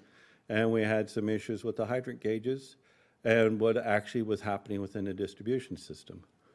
The interesting thing for us, from our side, at least from Infomark's point of view, there is a number that people call to file complaints about the water at the water plant. We only received 13 phone calls. We received 1 on Christmas Day. And that one was to let us know that somebody's neighbor's pipe burst. We received, and I have this in front of me, if I turn it the right way, 5 on Christmas Eve, 1 of them from the same address, and all saying low pressure. Now, what we do as your operator is we turn those over to Public Works as this is what it is, and then they go investigate them. And everyone that I know that Mike's aware of that they investigated, they had water. There was water there. Pressure was lower, but there was water. And on December 26th, we had 7 of them. Two of all these were in the Sanders zone. The other ones we believe to be in what would be fed from Sanford Knob. But all of them had water, lower pressure, but water. Mike told me when we were talking throughout this that there was issues that they received on call, and most of them were frozen meters, busted meters, frozen service lines. And even when they hooked up the Smyrna pump, it actually came in from New Jersey at approximately noon to 1 o'clock on Monday, December 26th, which when you think about that, considering the weather that was happening across the United States, that's actually remarkable. And, Xylem should be thanked for getting that to us as quickly as they did. But when he was hooking that up, he was even having conversations with people saying, thank you, but I have water, but it's lower pressure, but I still have water. So from our knowledge, it seems like, yes, we're low on pressure, but it's not a big event. It's a big concern, but it's not a big event. That's two separate things. We want to take care of the concern before it becomes an event, if that makes sense in a way that I say it. So the information we had in our hand was we got low water. We know we got low water. We had a plan in place. We were working through the plan, and we put everything on. It took approximately, well, the Smyrna pump was connect and turn on at 6:49 p.m. on December 26th. It took that long because everything has to be fabricated on site when that pump comes. So it's not just a plug and play. You have to build it. So that was turned on. We were still feeding water through Mason Road. We fed with Smyrna and Mason Road all of December 27th, and Smyrna pump was shut off on December 28th at about 9 p.m. And we have been running smoothly ever since. The plant has been producing a lot of water through this whole event. We were up, like I said, over 5 million gallons out the door. We were treating about 6.7 million gallons of raw water. The hiccup was on the 24th, but we recovered from that quickly. And there's just, it's one of those things where you look back and you go, what could we do different? How can we make this better? What can we learn from this? Well, one of the things that me and Danny have talked about is, getting a better idea of the pressure in the system. What can we do? Is there pressure gauges that we could go physically read that are in place that, because SCADA's out, so can we go physically read them? We had a meeting on Tuesday, and we're going to be working on how do we make that better. We also can talk about SCADA and alarms that can give us, even before it can go out, to say, hey, the pressure is lower than this set point. What would that be? We'll have to build that out, but that is something I think is critical that we've talked about throughout the SCADA project of things that we could do to make this better. And pressurizing this system by knowing the pressure numbers. We were, honestly, there's part A and part B failed because, the SCADA system stuck, the float stuck, and then the tank readings were working, or the hydrant readings were working, and then it bottomed out, and we were just pumping. So I don't know if that helps. I don't know if that explains anything. I feel like I should answer more questions now than I should be talking. So if there's any questions, I'll be more than happy to field them. Well, first off, I'm going to chime in because I know I spoke with some residents over in the Ridge, Woodland Hills, and Summit View that, and over in Dove Creek that didn't have water at various times. Michael, I believe I was working with you on some of the Ridge people at the very last minute whenever everything got hooked up. So while this may not be a huge event to y'all, to the people who were impacted during Christmas, it was. No, and don't let me, I'm sorry to interrupt, Mayor, but don't let me mistake. At the time, it didn't feel like an event. When you look back, it is definitely an event. If you look at any of the emails I've sent, I call it the Christmas water event. So I don't want to be mistaken. It's just, level of information that you have at that moment made it feel different than what it ended up being, if that makes sense. So for me, the big thing is, number one, because I know we've met, I know you've been working with staff, and have we identified action items that either have already been put in place or are being put in place to prevent this in the future? Some of it, I know you can't prevent weather. I mean, weather's going to be weather, but to prevent this in the future. And if so, what are those? So one of the things we've been talking about, at least from Infomark's point of view, We already have a process in place of working with the city. So when we see something, when we work with Michael Dietz and his team, and the response has always been great, the collaboration is always great. And we're like, what can we do differently? Well, one of the things to talk about is the pressures, getting better pressure in the system. So when you look at the situation, what could we have done different? Well, we couldn't do anything different at the water plant. It was run as hard as it can run. What we could have done differently is we could have ran Waldron Road and Mason Road together and say, all right, we now can run 3 pumps at Mason Road, and we would confer to make sure that that was acceptable with Michael Dietz and his team on the situation at hand, because if he's got a main break somewhere, he may not want all 3 pumps on until he gets that fixed. So we would have to collaborate with that. We could also run Waldron. The SCADA system, we've talked about that. I mean, can we get alarms when there's power? Yeah. When there's no power, it doesn't help us. There's really no help. But we also talked about, can we install physical gauges so that in the event this were to happen again and we need to go physically to the site and read something, that is strategically placed based upon the hydraulics of that area, so we know exactly what the pressure is in that area. Not necessarily on the suction side of a pump or the discharge side of a pump, but at the base of a tank. So that we could say, hey, I have 15 pounds of pressure in this tank, which is approximately 37 feet of water. So that we can do the math and understand what we have.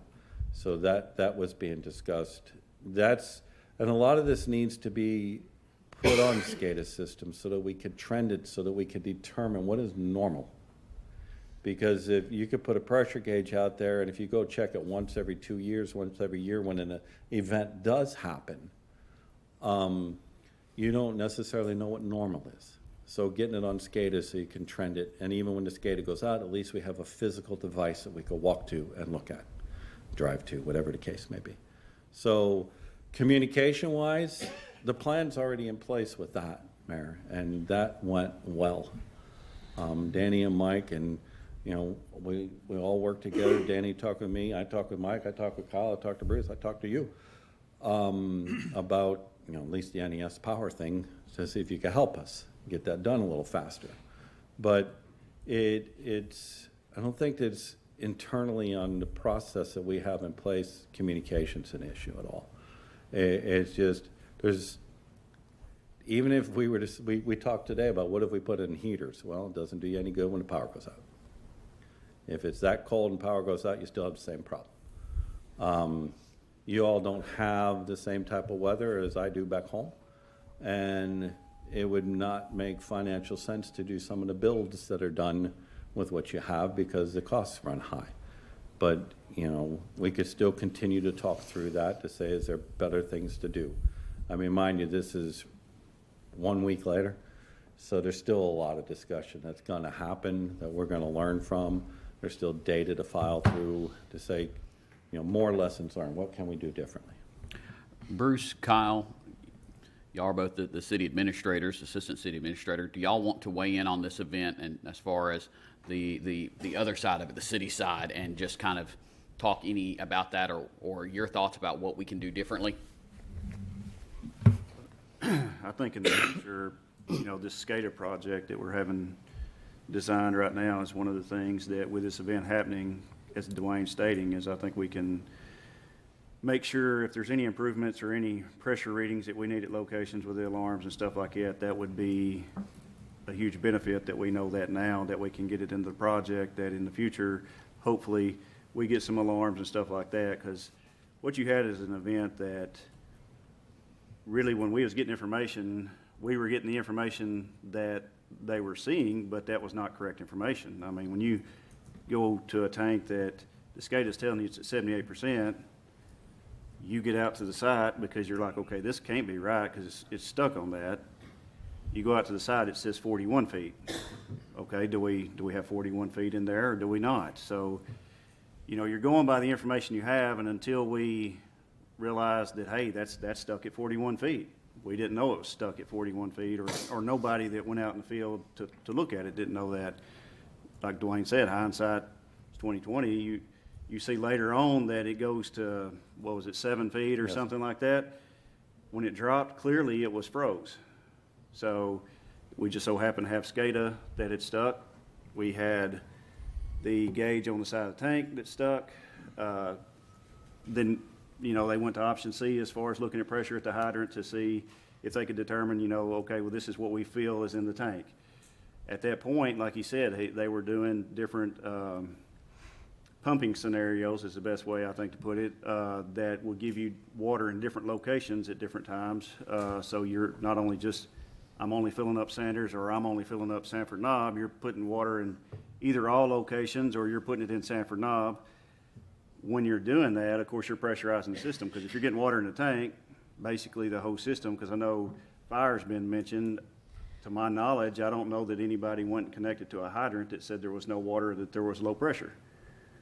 I don't think anybody can determine that fire was an issue, because if we were filling the tank, it had to be pressurized. So that's one of the things I think a lot of it could be, and that's what I find also that we need to, like you said, it's only been a week after. I know a lot of people are throwing out the term water outage, but going from the information I received, it was basically low pressure. I had no water. And Excuse me. we're talking, I mean, it's just, that's one of the things that if there was no water, you know, how many people contacted Dwayne or how many people contacted on-call? I know Dietz had an on-call guy that was getting 80-something calls. Okay, in the future, we may have to have 2 or 3 on-call guys, because one on-call guy cannot keep up with the amount of calls that we were getting.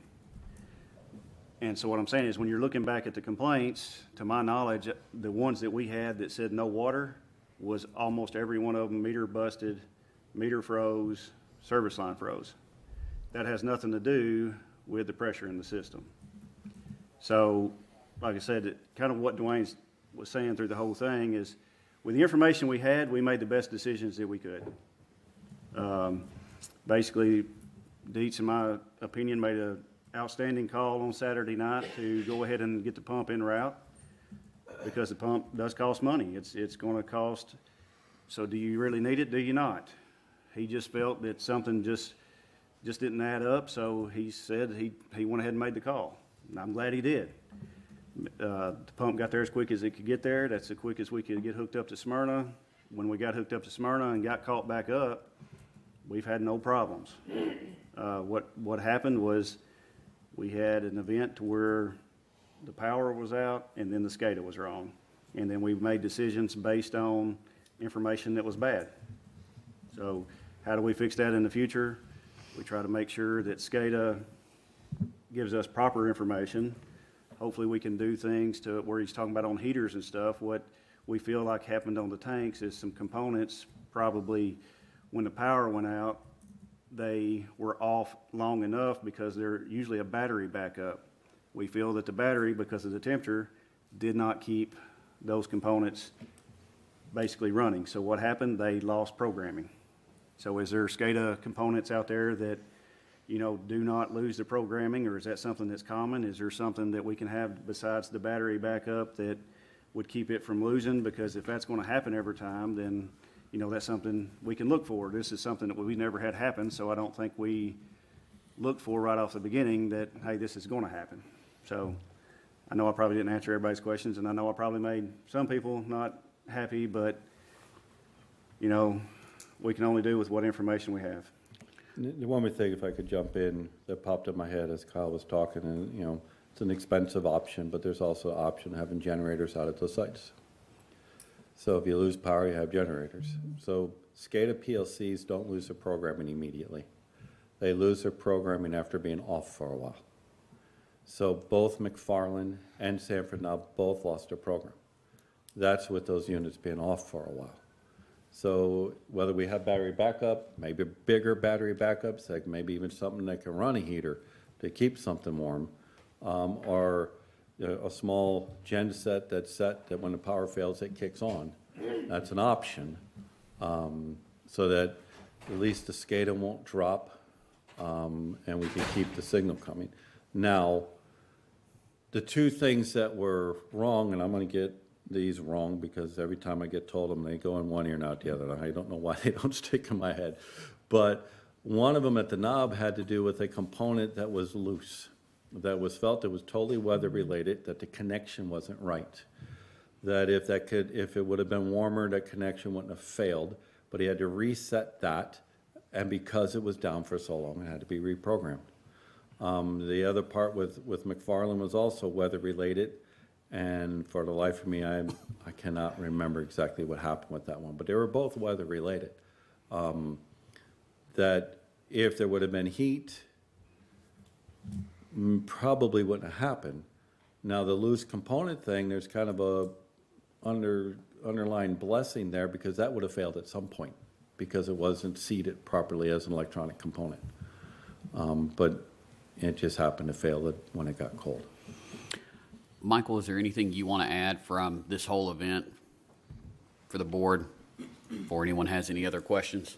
I've got a quick question regarding the communication systems and the messages. Who gets those messages? Who logs those messages? Because I'm a little confused because I know I personally live in the Ridge and I had 7 residents of the Ridge who told me they called Christmas Day and reported no outage, and it's just difficult for me to believe that those 7 calls you reported today were those residents. There's 2 different methods that the citizens have. They have our water complaint hotline, which we only received 1. So our operators get those calls, they take those calls, they log those calls.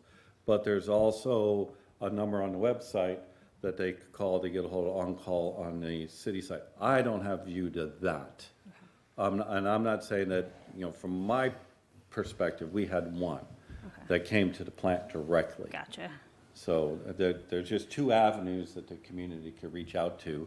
And, maybe in the lessons learned, we clarify those avenues a little better. So going back, Michael, is there anything you want to add from this weather event from your side of things? Because we're trying to paint the whole picture for everyone so they get the whole sides. Yes, sir. And just to echo what has already been mentioned, it was an event. I felt like that event was managed to the best of our ability. I want this board and the citizens of LaVergne to know that. There's always going to be criticism and questions of what we could have done differently, and that's what we will learn from. That's our goal, is to learn from this event what can we do differently to make it better next time. However, going back, would I made any changes different during this event? I can't say that I would. I feel like we managed it. I feel like we maintained the water in the system to the best of our ability. We got it restored as quickly as we possibly could over a holiday weekend, and I'm very proud of my team at the Public Works Department. Thank you, sir. Does anyone have any questions for Dwayne or Michael? Well, did Smyrna have an issue with their water system? I know we got water from them, but what is Smyrna doing different than we are if they didn't have no issues? Sir, I can't speak to that because I don't know how their system's laid out, but to my knowledge, they did not have any issues. We're thankful that they're a great neighbor, and we have a policy in place where we can get water when needed, if needed. And I will chime in. Our neighbors to the north, Davidson County, did have significant problems. Whenever the news reported on LaVergne, it was as a footnote to the fact that Nashville had an under-the-river break on top of all of their other breaks. Yes, sir. And if I may, just real quick, another side note here, the water event was one issue, but I'd also like to recognize all the guys and gals that worked during the winter event throughout the snow and ice, because there was a lot of hours that was put in there to make sure that the road was cleared for the citizens of LaVergne as well, emergency services. So just like to recognize those guys as well. Anyone have any other questions for Dwayne or Michael? So, in your opinion, because I dealt with it, do you think those glitches from the electrical had anything to do with the SCADA and power? And It's a difficult question to answer, but my opinion is it definitely did on the raw water plant, tripping that breaker. And I'm not 100% certain that it had it might have had some play with the tanks, but I think that was more of maybe the glitch and the cold weather at the same time. But we're at the plant, we're not at the tanks. So I can't 100% say that those glitches even happened at those tank sites. We know they happened at the plant because we were physically present. And Carl brought up a good point. He talked about the fire hydrants. So we really don't know if the fire hydrants had water or not. Is that a fair statement? So, to that, Vice Mayor, so that was thought of during the event as well by me personally. And to my knowledge, we was pumping 200,000 gallons a minute from Mason Road Pump Station into the south part of LaVergne, which would provide 2,000 gallons a minute in the event of a fire. We had the ability to kick on a third pump, which would added another 1,000 gallons per minute to that system. Now, if we had gotten much lower in the Sanders water tank, then yes, sir, that call would have been made. So during the event, it was thought of, but the concern was not as high as priority as getting the Smyrna connection hooked up. And if I can add a little bit to that. So these tanks have to be taken out for maintenance. And Sanford Knob has been out of service, or we fed the system through Mason Road and Walden Road. So it's not that you can't have fire protection with the tank out of completely empty, 2 foot of water, 5 foot of water. You still can have fire protection. You're just feeding it from a different methodology because the tank is out of service. So we could have turned, if there was something like that would have happened, we could have turned more pumps on. How long would that take in case of an emergency? Do we have seconds or It doesn't minutes? take long. As soon as we get the phone call, it's a click of a button and it turns on. And if we have to drive to it, whatever drive time it is from the plant to there, or from wherever one of his guys might be, it might even be closer, in case the SCADA wouldn't turn it on. It's not a long time to do that. In which we was already providing 2,000 gallons per minute that we knew was leaving the pump. So the terminology came up over this is the perfect storm. And from everything you've talked about, that's exactly what it was, from an ungodly cold for this area, electric, data, just everything. Once you got everything up and running, and I'm gonna put Michael or Kyle on the spot, if we were not in this ridiculous predicament we're in with Stones River, would those tanks have filled up better, quicker if we had those lines put in? Yeah, you're talking about the 24 Yes, inch. yes. Yes, if that line was in, we can pump max. I mean, we can get 10 million gallon a day to that tank.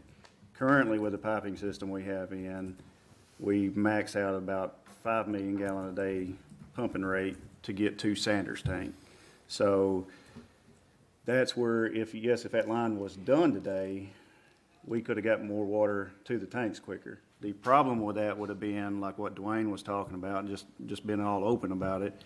That's where whenever he was saying that the clear well was at a certain level, well, you got to use the clear well water to backwash. And I know this is going to get a lot of, probably too deep, but you can only produce so much water that they're limited to. So even if you had the 24 in, and let's say we was thinking we can get 10 million gallons a day, you got to produce that amount of water, and we're, not at that. So there would have been some limitations, but yet could we have done better at getting water to the system? Yes, if it was done. And so in the future, with the 24-inch done and with the SCADA project, once it gets completed, hopefully this does not happen again. And even when you look at what we were able to do, I've always heard the number of 5 million was the max we could do through the 18-inch line. We were over 5 million going out the door. I think we hit 5.3, 5.4 out the door. So, it would have been better to have that 24-inch in place. But even with the 18, I think we did pretty good at getting the water in the system. You kept talking about a glitch. When the electricity goes off the water treatment plant, the diesel generators come on and kick in. Is that what you think might have tripped a fuse or something? No, sir, because what happens is the utility power has to be off for a certain amount of time before that generator recognizes that there's no utility power, and then it turns on, and then there's a delay in the transfer switch before it transfers. That whole process, utility power have to be off for about 45 seconds. So when it's one of these type things, the generator would never turn on. And that's by design.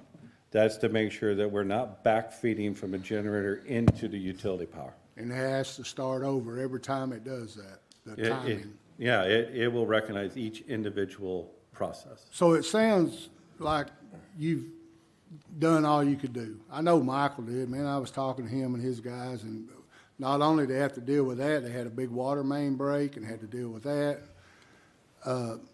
So my final question is this: as a collectively group, it seems that some of the citizens' concerns out there, which Kyle brought this up too, is some didn't have water, some had low pressure. The neighbor had water, but this neighbor didn't. It was kind of crazy. So as far as a communication thing, if something like this were to happen again, who could they, I know they were calling, and apparently everybody thought that we all knew exactly what was going on. I know I didn't. I just heard the terminology perfect storm. How can we, as a collective group, get there's no way you can put in a statement everything that we've talked about here in the last 20 minutes in a short term. Now, if you send something short out there to say, hey, it's broke, it's going to take a while, is that going to pacify? Probably not, but to get things out there. We've talked about it. It's a difficult question because there's always a communication in cold weather that when you have a crawl space or a basement that's not heated, it's a trickle water so that your lines don't freeze. So there's a difference between trickling water and open up a faucet in your bathtub. So you don't want to use that one, you just need to move it slowly. But if you turn around and then say, we need you to conserve water, then the next thing you know, if people follow that and they turn it off, then their line could freeze.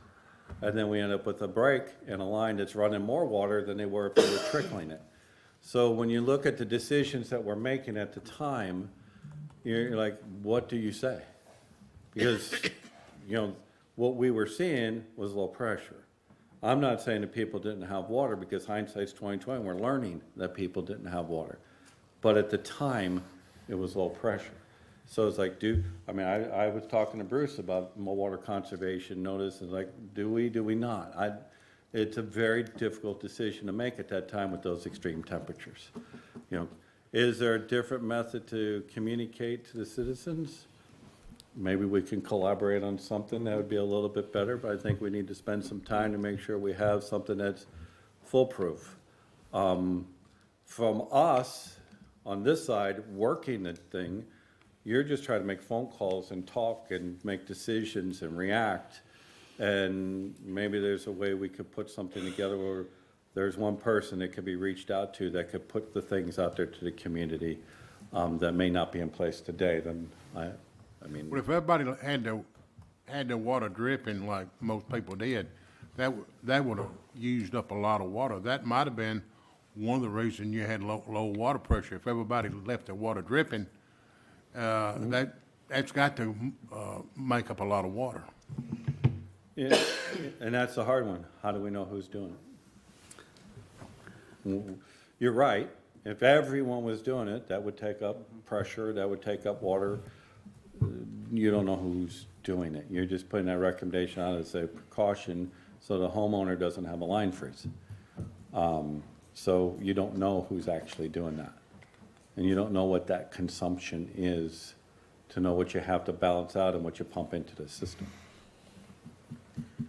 Well, I'm going to say thank you to staff because I know for myself, I was out of town. I know, Michael, you tried to reach me a couple times, and where I was basically a little bit further back than Deliverance. So I was unreachable. And, y'all handled that as best you could, considering all the circumstances going on. So I want to say thank you because I know Danny's coming in Christmas at 1 a.m. working. Your staff worked through because whenever I got back, I went out to where y'all were at. And so thank you guys because y'all gave up your holiday with your families, just like everybody. Everyone's stuck in this situation. You're out here working in the cold. So thank you.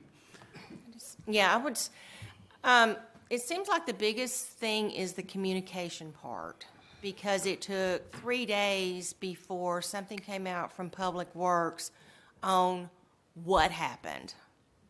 So everything what started happening with this perfect storm, December 23rd, from everything, I know that through Facebook communication, social media, whenever there's a water line break or whatever. I live on Cedar Park Circle. We were known for our water main breaks. So anytime there was a water main break, there's something goes out on social media. Water main break, you're going to have an issue. Why wasn't something put out on social media when this was recognized? That's my biggest question, and it seems like that's the questions from the citizens. Why did it take 3 days before something came out and then everything was fixed, or basically everything was on the road to being fixed? That's my biggest thing. I mean, because I work at Vanderbilt, and anytime something happens around the campus or around the area, we get an alert on our email, we get an alert on our phone if we want it. And I know, like I said, the community, depends on social media. So, I mean, that's my biggest thing, and I'm not going to beat a dead horse, but I think there should have been better communication when this perfect storm started happening. And I'm not pointing fingers at anybody or anything, but that's another thing to look at in your future planning and your policies and procedures. And we most certainly will, yes, ma'am. I just want to add on to what Carol said, but I honestly, being medical, and looking at the scenario, reading through the recap of exactly what happened, I honestly think the missed opportunity here is preventatively. When we're ordering pumps ahead of time preventatively, just in case we need water from Smyrna, I think that's a great time to notify the public, hey, there's potential outage, conserve your water, whatever recommendations you have at that time. But, just preventatively, once we're starting to put a plan in action just in case, that's a great time to let our citizens know on Christmas Eve, just in case we might be in a tight spot tomorrow, the next day, and the next few days. If you take a look at how Middle Tennessee Electric kind of approaches things with the high capacity, they preventatively alerted the community to try to reduce their demand, and they let them know the possibility of outages before they ever even started the rolling blackout. Just give the community a little bit more time to prepare for these instances. Any other questions? And I also want to make a note that I really think that any time that we have a problem with our water service, I think the fire department should be the absolute first people to know. I know, based on the data that you've collected, that things would have been just fine, but for their first notification to be a social media when it's gone out to the public, that is not acceptable. Like, there are lives at risk that we need to consider. So, like I said, the emergency services, fire, most importantly.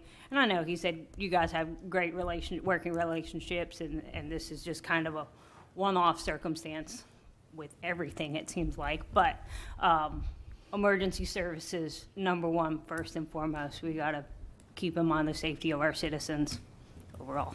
Thank you. Thank you, gentlemen. Thank you. Thank you. Moving on to the consent agenda. Need a motion to approve or deny? Motion. I make a motion to approve. Have a motion to approve from Alderwoman Haas. Second. Second from Vice Mayor No. All in favor? Aye. Opposed? Motion passes. Moving on to new business. First reading, ordinance 2023-01, and an ordinance to amend Title 5, Chapter 4 of the LaVergne Municipal Code regarding purchasing. Need a motion to approve or deny? I make a motion to approve. Have a motion to approve from Vice Mayor No. Is there a second? Second. Second from Alderwoman Haas. Alderman Waldron. No. Alderwoman Hobbs. Yes. Alderwoman Haas. Yes. Vice Mayor No. Aye. I vote aye. Motion passes. Resolution 2023-01, a resolution authorizing the City of LaVergne to participate in the Public Entity Partners Property Conservation Matching Grant Program. Need a motion to approve or deny? Motion to approve. Have a motion to approve from Vice Mayor No. Is there a second? Second. Second from Alderwoman Haas. Alderman Waldron. Aye. Alderwoman Hobbs. Aye. Alderman Haas. Aye. Vice Mayor No. Aye. Motion passes. Resolution 2023-02, a resolution authorizing the City of LaVergne to participate in the Public Entity Partners Cyber Security Partners Matching Grant Program. I'll make a motion to approve. Is there a second? Second. Second from Alderwoman Haas. Alderman Waldron. Aye. Alderwoman Hobbs. Aye. Alderwoman Haas. Aye. Vice Mayor No. Aye. I vote aye. Resolution passes. Moving on, number 7, approve a contract for purchase and sale of real estate and lease agreement for 169 Stones River Road, existing Fire Station 41.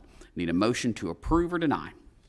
Motion to approve. Have a motion to approve from Vice Mayor No. I'm going to second it for discussion because there was a sticking piece here about the lease agreement. Bruce, did we get that worked out? Yes, sir. The lease amount will be $500 per month, and that has been put into the lease agreement that's in your packet. Okay. Should all have that. That's it for questions for me. Anyone have any other discussion? Just one more. When does the time limit start as far as the 500 a month?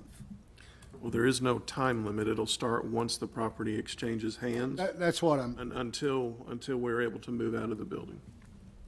And how long will it take before, if it's approved tonight, how long will it take before it's?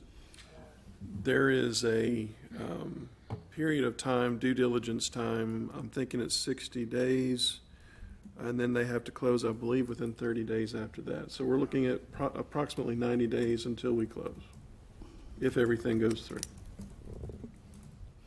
Any other questions? The concern to me, and I brought up in the workshop, is, the price was $300,000, and the property was auctioned off beside it for $710,000. It brought up in the workshop that the contents was included, but the contents of the building was auctioned off separate. So the $710,000 was for the building and the property, not for the contents. The shelving, the glass cases, all the merchandise in there was auctioned off, but it was auctioned off separate.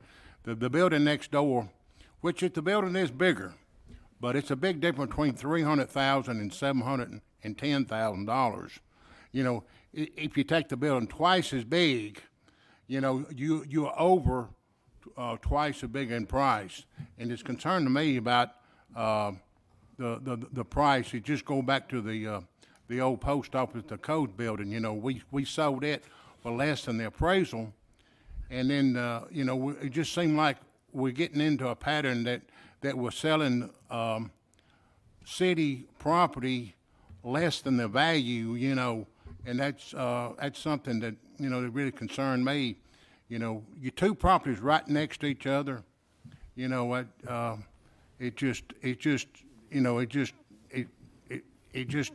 don't settle with me real good, and I want to broad up that. But the contents now was not included in the $710,000. None of the contents, the shelving, the showcases, nothing was auctioned off separate. The $710,000 was the building and the property, and we sold the old fire department for $300,000.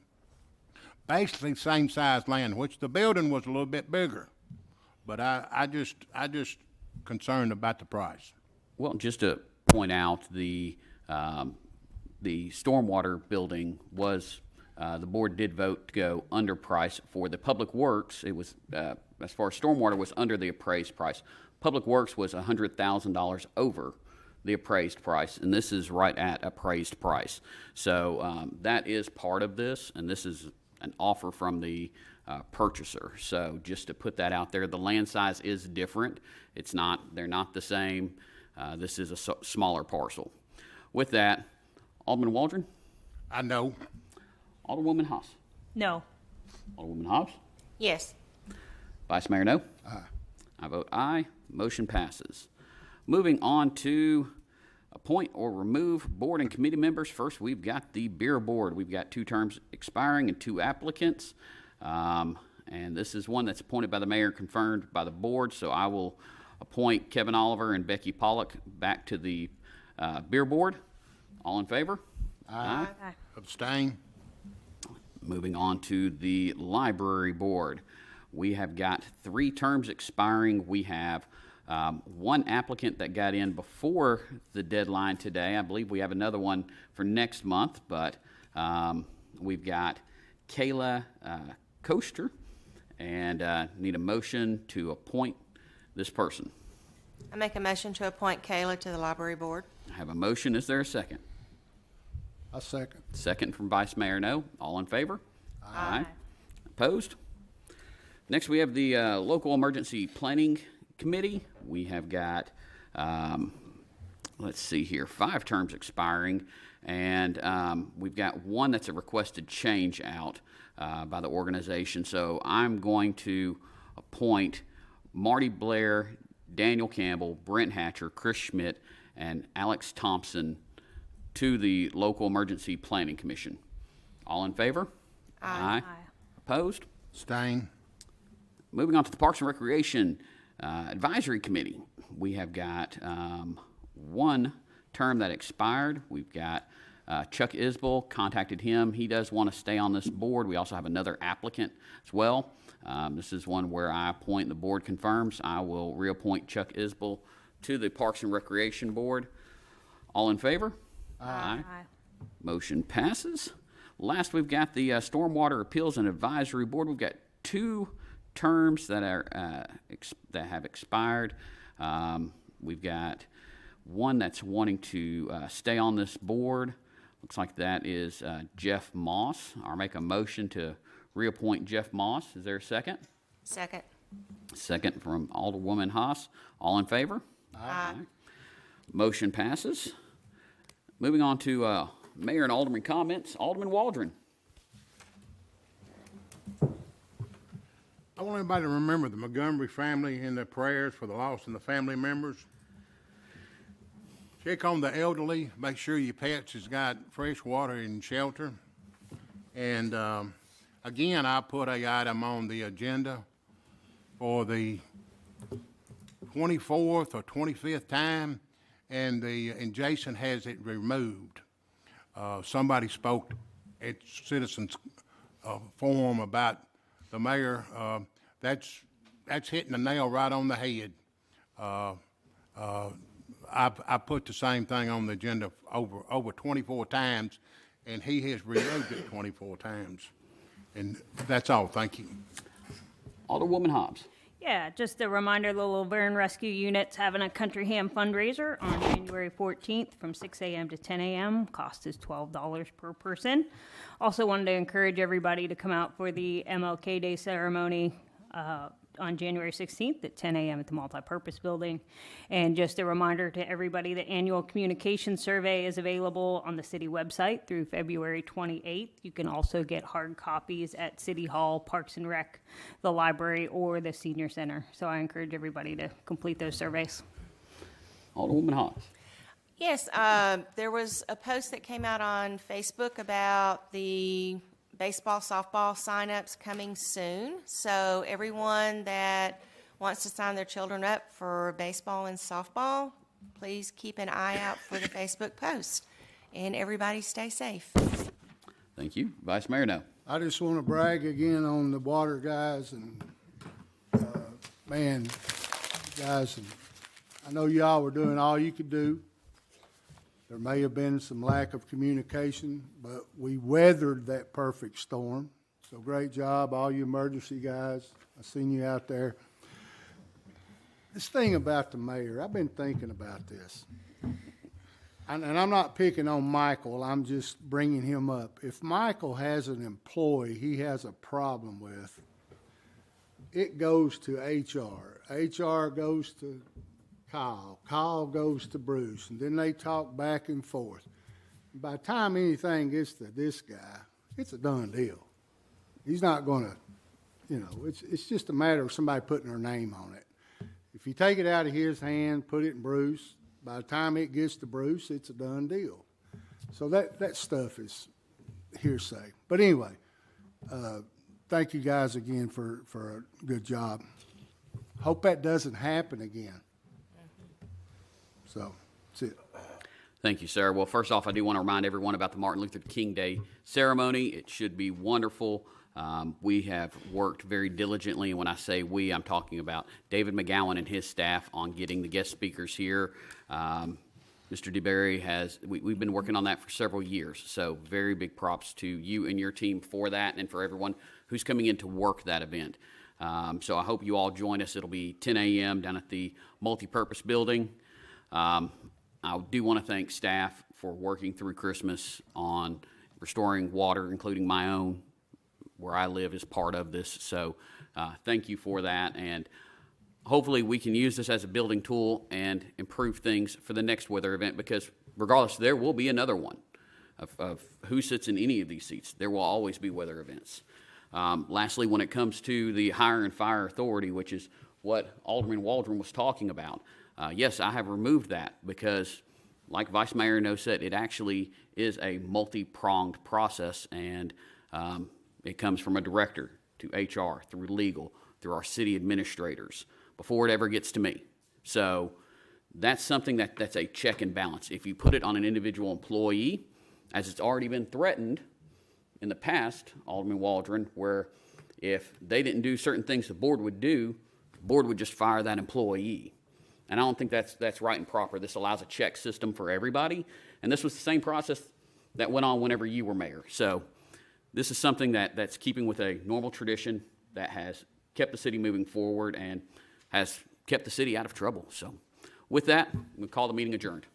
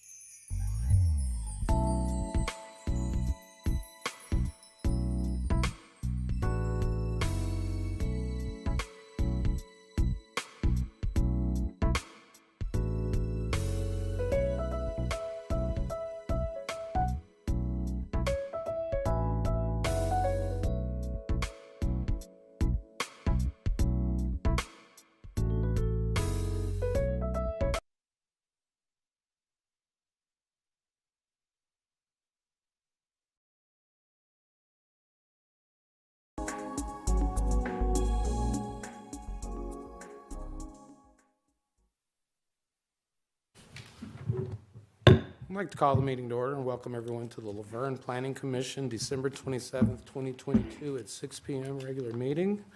We do have a quorum. First item is to approve the meeting minutes from the November 29th, 2022 regular meeting. Make a motion to accept as submitted. We have a motion to accept as submitted. Do we have a second? Second. We have a second. All in favor, say aye. Aye. All opposed? Motion passes. This time I'm going to pass item number 1 over to council. All right, I'll take the gavel. So we need to open this up by nominating a chairman for a 1-year term. So how we're going to do this is I'll ask for a motion to nominate the chairman and a second on that motion, and then we'll take a yes or no vote on the election. So I'll open up with, the floor is open now for nomination. Nominate Earl Garvin for chairman. All right, is there a second? Second.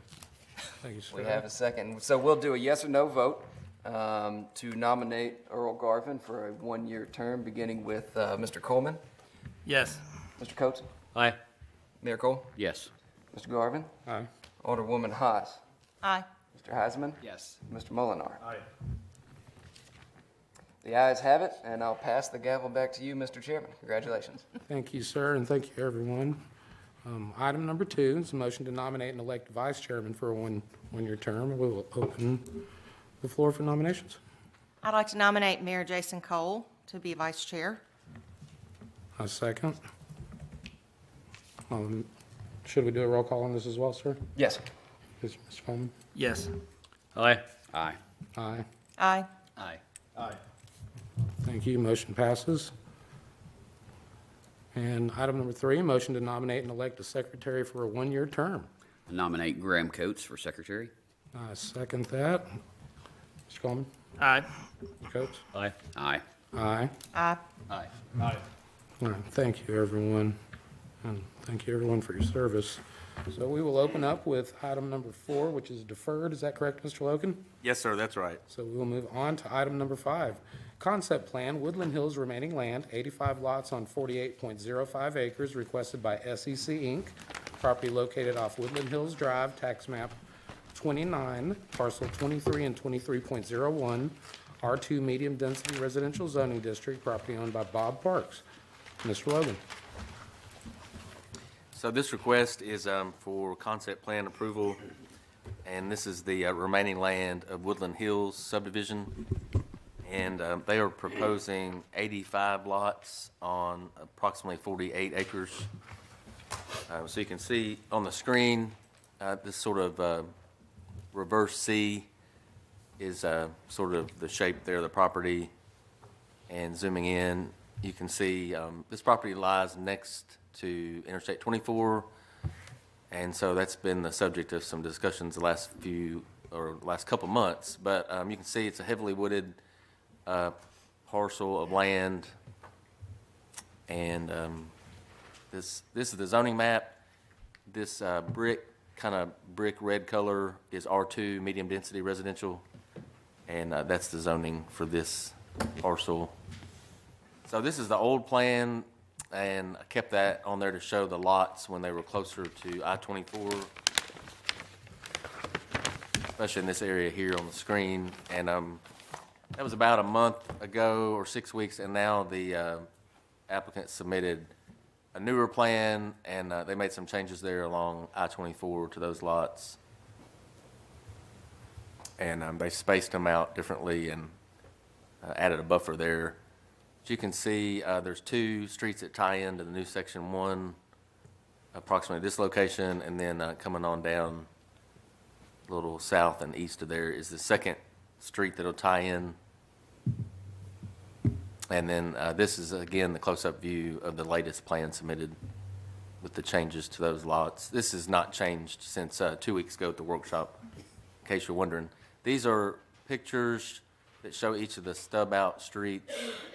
So these are existing conditions. You can see, again, heavily wooded, lots of trees, and several, I guess, folks taking the liberty to put their basketball courts there, or basketball goals, which I see in every community I go to, so that's pretty common. But anyway, there's another view of the trees and the area that'll be developed.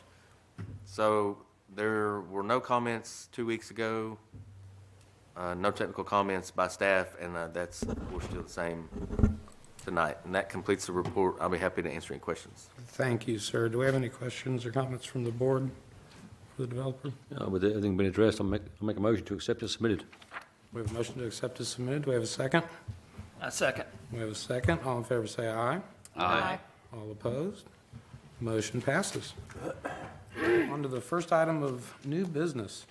Recommendation to the Board of Mayor and Aldermen rezoning of property requested by SEC Inc., 4.3 acres, property located at 237 and 245 Cheney Boulevard, tax map 28, parcel 10 and 11, current zoning district, A agricultural zoning district, proposed zoning district, R3 high-density residential zoning district, property owned by Joe Boner. Mr. Logan. So this request for rezoning is on Cheney Boulevard, and currently this property is zoned agricultural. You can see here on the screen, it's on the east side of Cheney Boulevard, and zooming in here you can see, so it is located between Cheney and Summit, and this area currently has 2 dwellings located on it, and we'll see pictures of those in just a moment. This zoning here, you can see it's agricultural again, and then Summit Drive to the east or to the rear is zoned R2, medium density, and that R2 goes all the way down to the intersection with Cheney. Then north of this is a large area of high-density residential, which is R3, and that extends quite a ways toward the 3-way intersection with Old Nashville Highway. And then there is some more agricultural land that's undeveloped that lies directly across the street, across Cheney from this location. So this was here last May of this year, so these are some of the photos from May. And then this is a couple weeks ago, or 3, so you get to see it in both seasons. And again, here's a shot from Cheney in May. It's amazing how much is covered up, and you really can't tell with all the vegetation.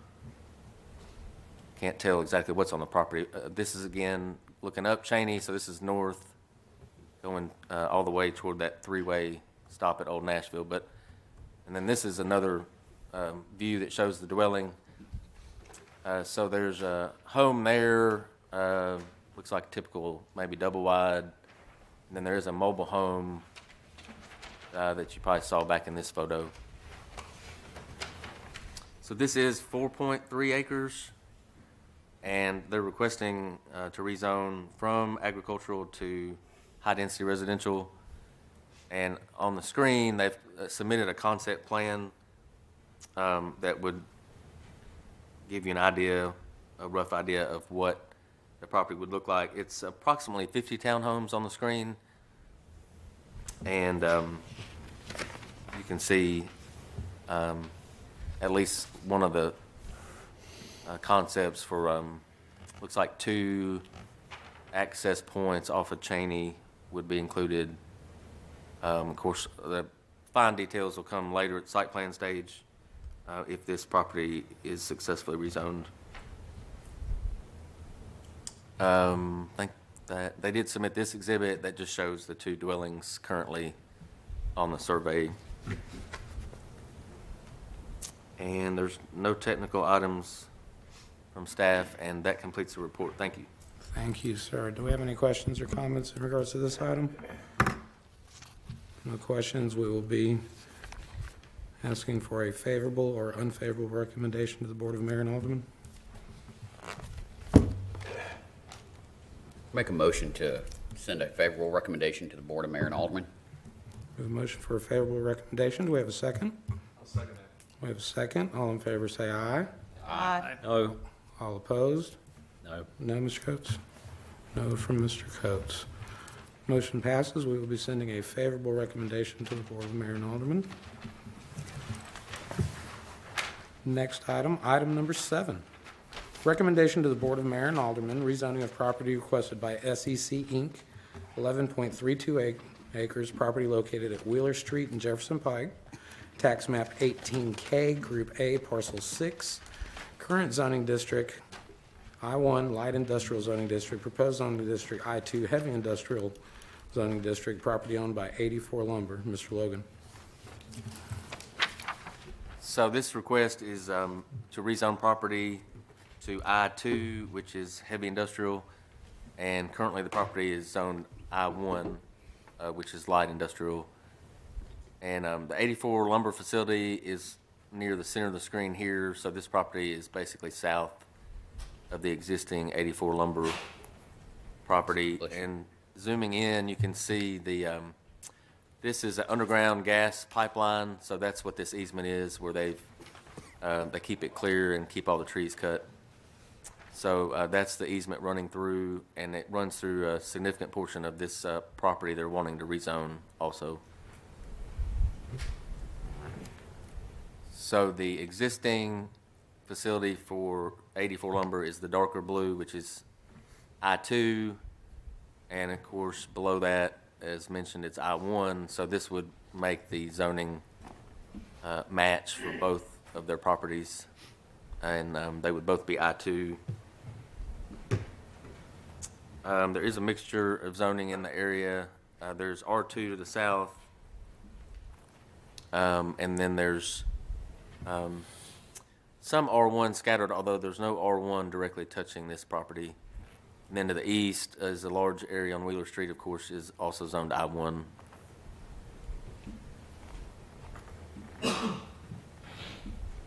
And these are some photos that show Wheeler Street and the wooded area behind, which is this parcel that's asking to rezone.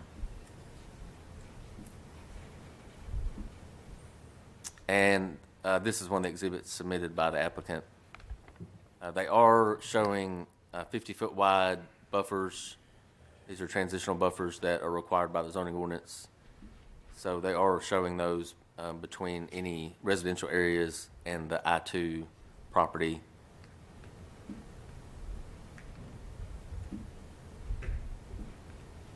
And there's no comments, no staff comments or technical items, so that completes the report. Thank you. Thank you, sir. Do we have any questions or comments for staff on this item? I'd just like to say that, just for the record, that I do own a piece of property on Wheeler Street, and it's not next to the property, but it's close to it, so make sure people are aware of that. My concerns with this is the access of getting the trucks, the track trailers with the homes or the wood on board out of the area. It's a very poor area. We have lots of issues with the junction of Jefferson Pike and Merceborough Road. Although from what we understand, TDOT is working on that junction. At the present time, the amount of tractor trailers coming out of the area is a very large amount, and putting in this additional zoning would increase that capacity, and I don't think it's a good idea for that street without improvements or other access ways out of the property. Thank you, sir. Any other questions or comments? Once again, we will be taking a favorable or non-favorable recommendation for the Board of Mayor and Aldermen in the motion. Make a motion for an unfavorable recommendation. We have a motion for unfavorable recommendation. Do we have a second? A second. We have a second. All in favor say aye. Aye. All opposed? We will be sending an unfavorable recommendation on this item to Board of Mayor and Aldermen. Next item. Site plan, High Point 24, Lot 2, requested by Kimley Horn. 3 buildings totaling 540,192 square feet on 143.04 acres. Property located on Blair Road, tax map 29, parcel 19.14, 20, and 20.03. I-2 Heavy Industrial Zoning District, property owned by High Point 24 Phase 1 LLC. Mr. Logan. This is a request for site plan approval at the High Point 24 development, and this is just for Lot 2. You can see the property on the screen, and this is on Blair Road. So this is Sam Ridley Parkway here coming off of I-24, and when you drive that way, you take the right and then proceed north, and this development's on your right. With the new building there next to Blair, it's hard to miss it. Some very large buildings. It is about 500 240,000 square feet. And that just is on Lot 2 alone. That would not count the building that's sitting close to the road. Total at build-out, there's 7 buildings that are planned and about 1.1 million square feet of distribution space. And the smallest building on this plan is about 151,000 square feet, and the largest building is about 255,000 square feet. So zooming in there, you can see the location of the building next to Blair, and then all the site work that was being done when this image was taken. And so it moves at such a pace that the imagery can't even keep up with how fast things are happening on the ground. So you only get a snapshot in time. It really doesn't give you the full story. But if you've been out there, you've seen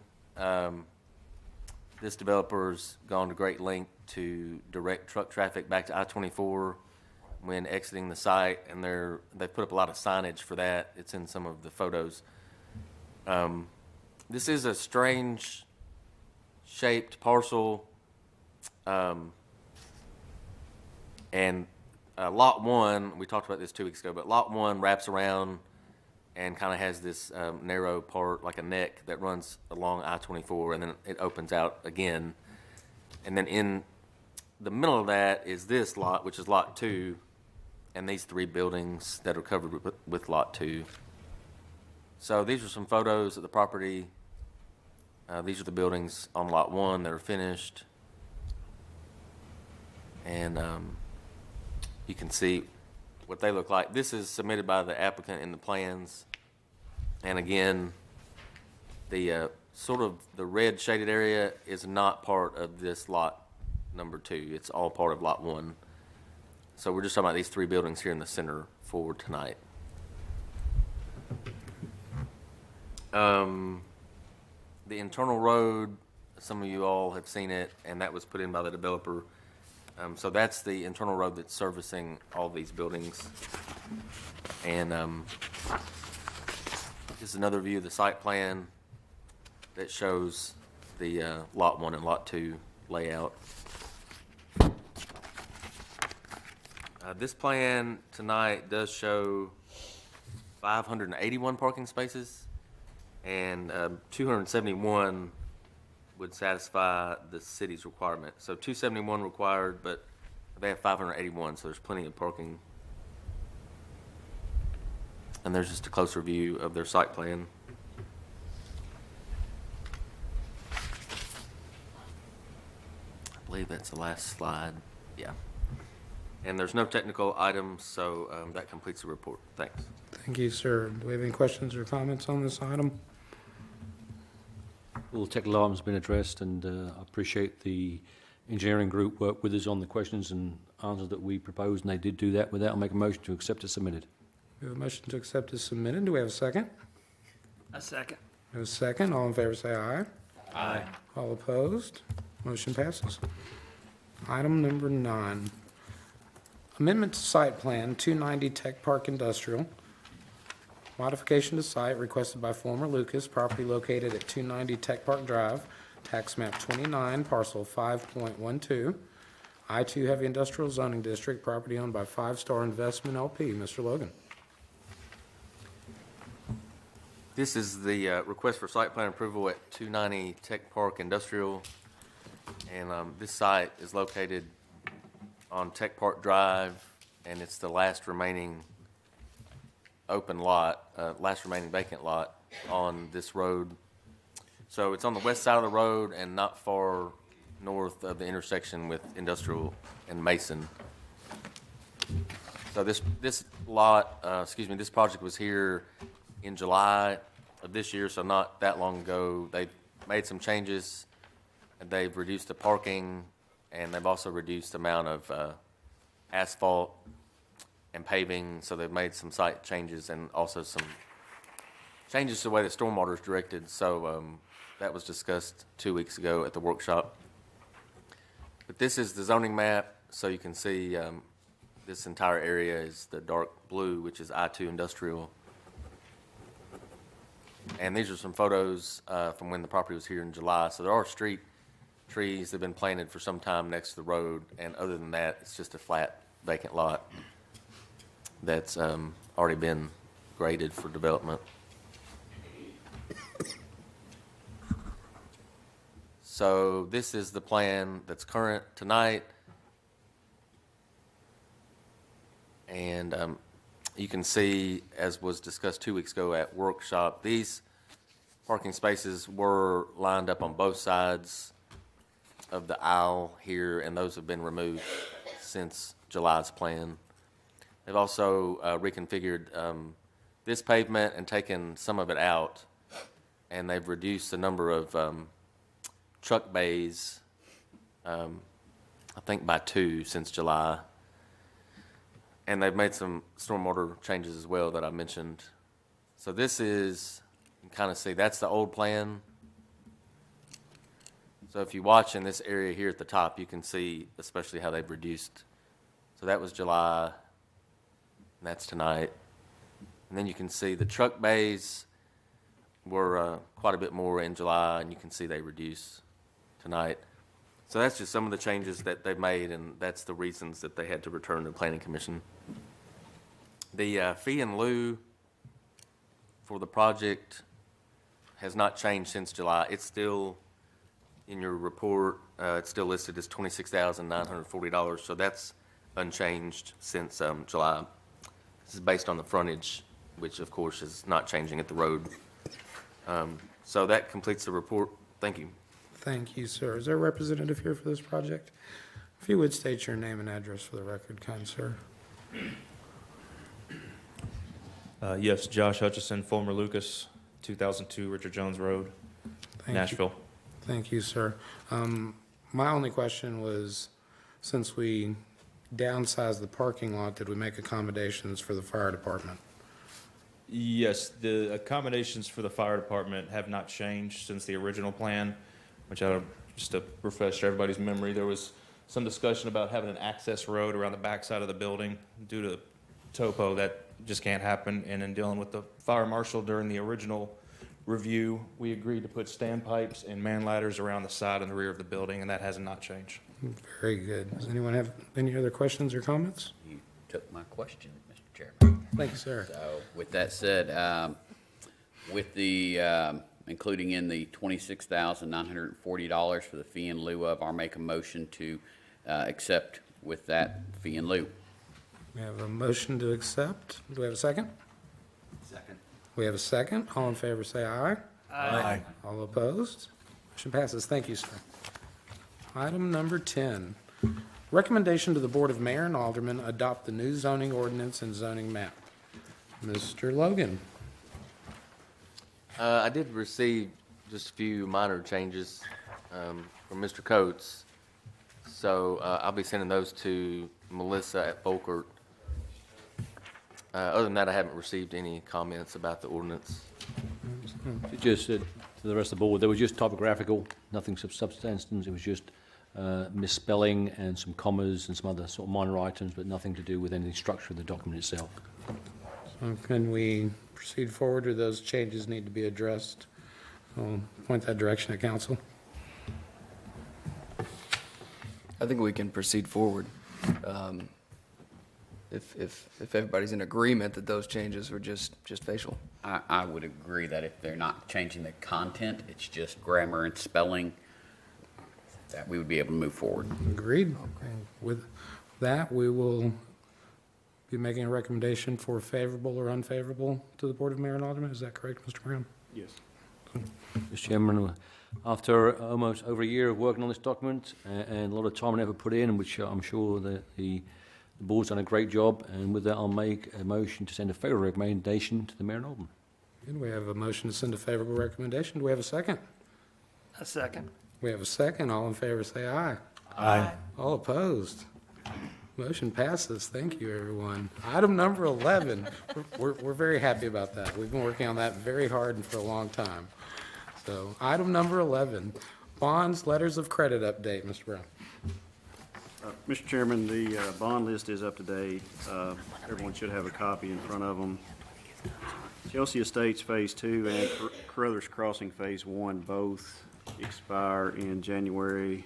Both of them are going to extend the letter of credit. They both already agreed to do that, so they're in the process of working on that.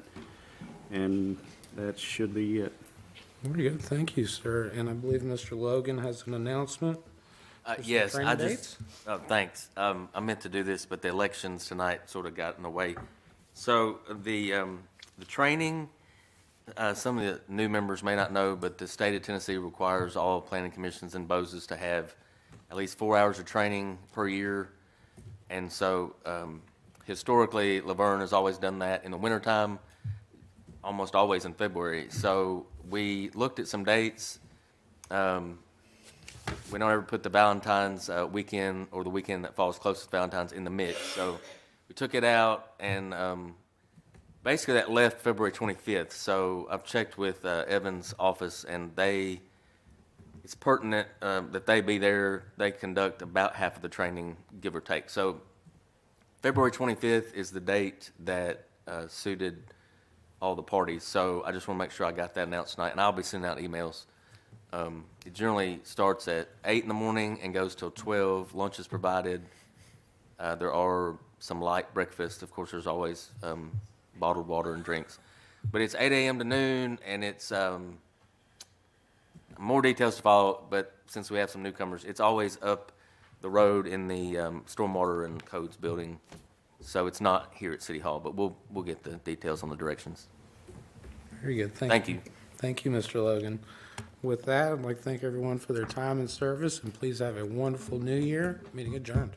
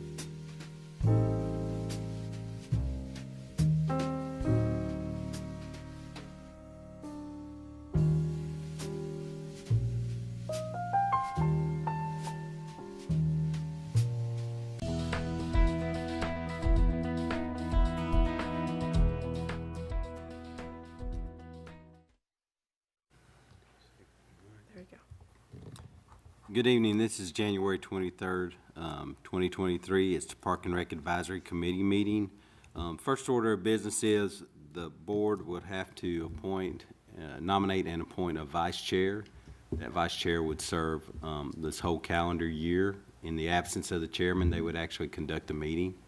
So I'll turn it over to you guys to make a nomination. Well, that's got to be y'all. I nominate Rick Autry.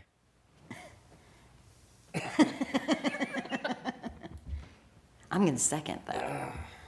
I really don't know here. This is my first day back. Yeah. I mean, if you accept it, if you'd prefer not to accept it because you're not comfortable with, then we'll go to a second motion. But if you do accept it, I really prefer to not to now at this point. All right. I can do it. Yeah, go on with that.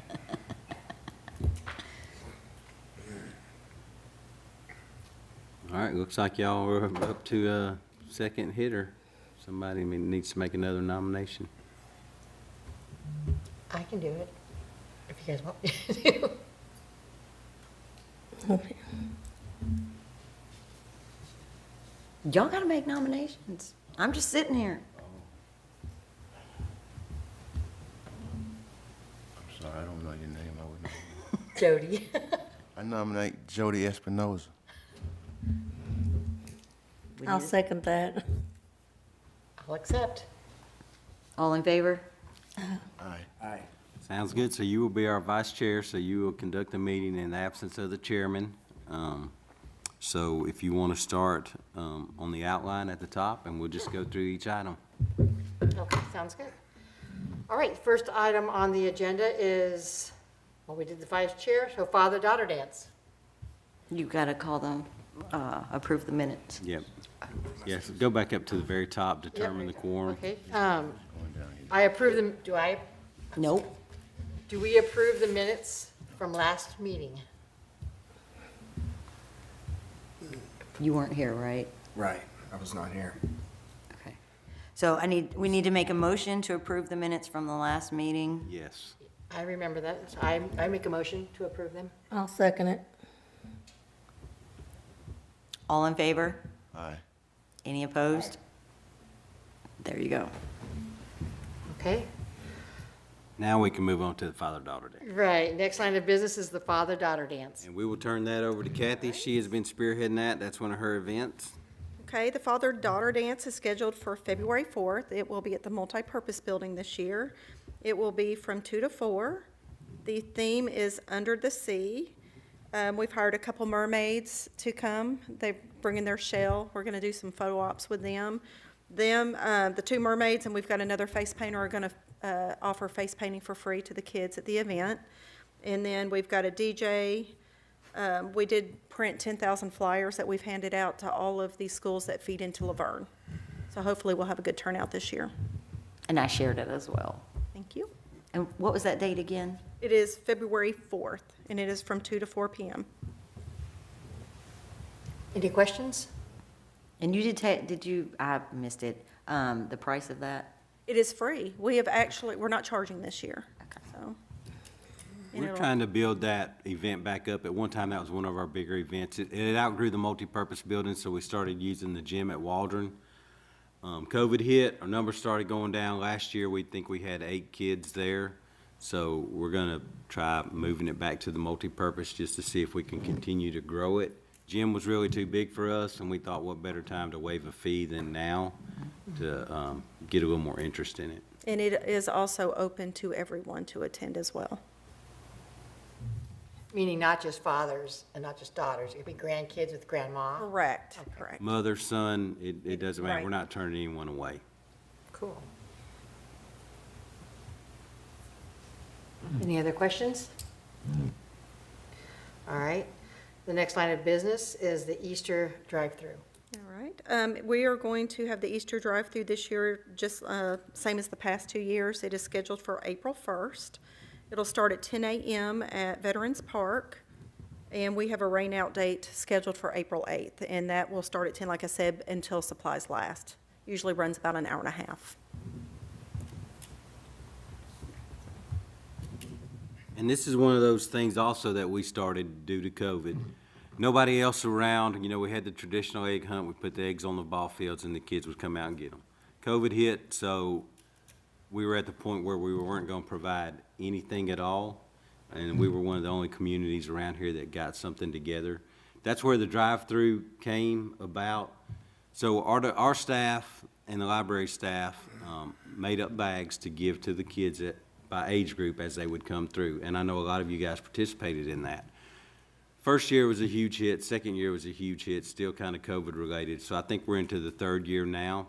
We liked it because each kid was getting something, whereas opposed to the traditional throw the eggs out and scramble, a lot of kids weren't getting anything. So that may be one of the things, you know, this board wants to go back in the future to spreading them out on the ball field.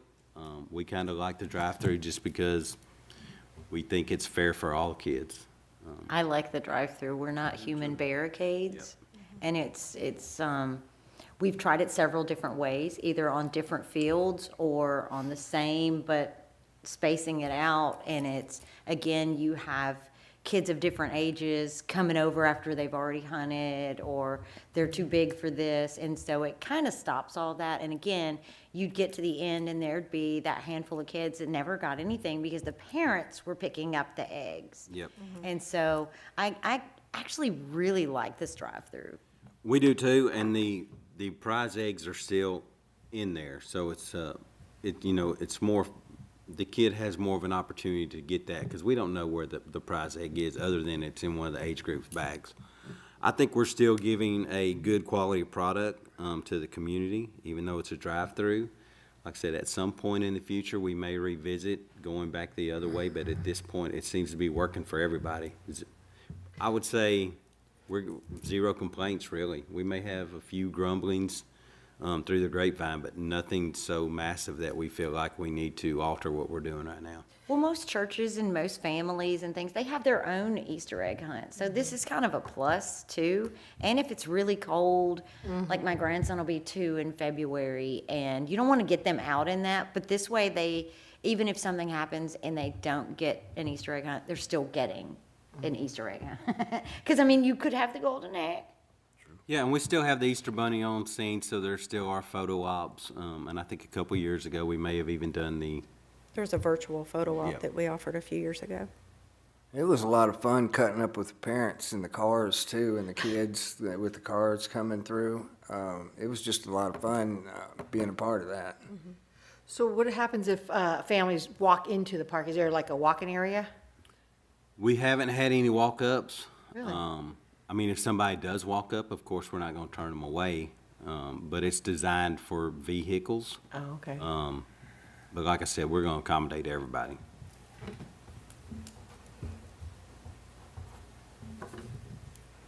Okay, any other questions? All right, next line of business, farmer's market. All right. Farmers Market will be June to August again this year. We are proposing moving the market to Tuesdays from 3 to 7, which is what we did a few years ago before it went to Saturdays. We have reached out to the vegetable vendor, and he is available to participate on Tuesdays. Because that's where we struggle, is getting the vegetable vendor. There's so many competing markets on Saturdays that we struggle to keep a vegetable vendor through the season.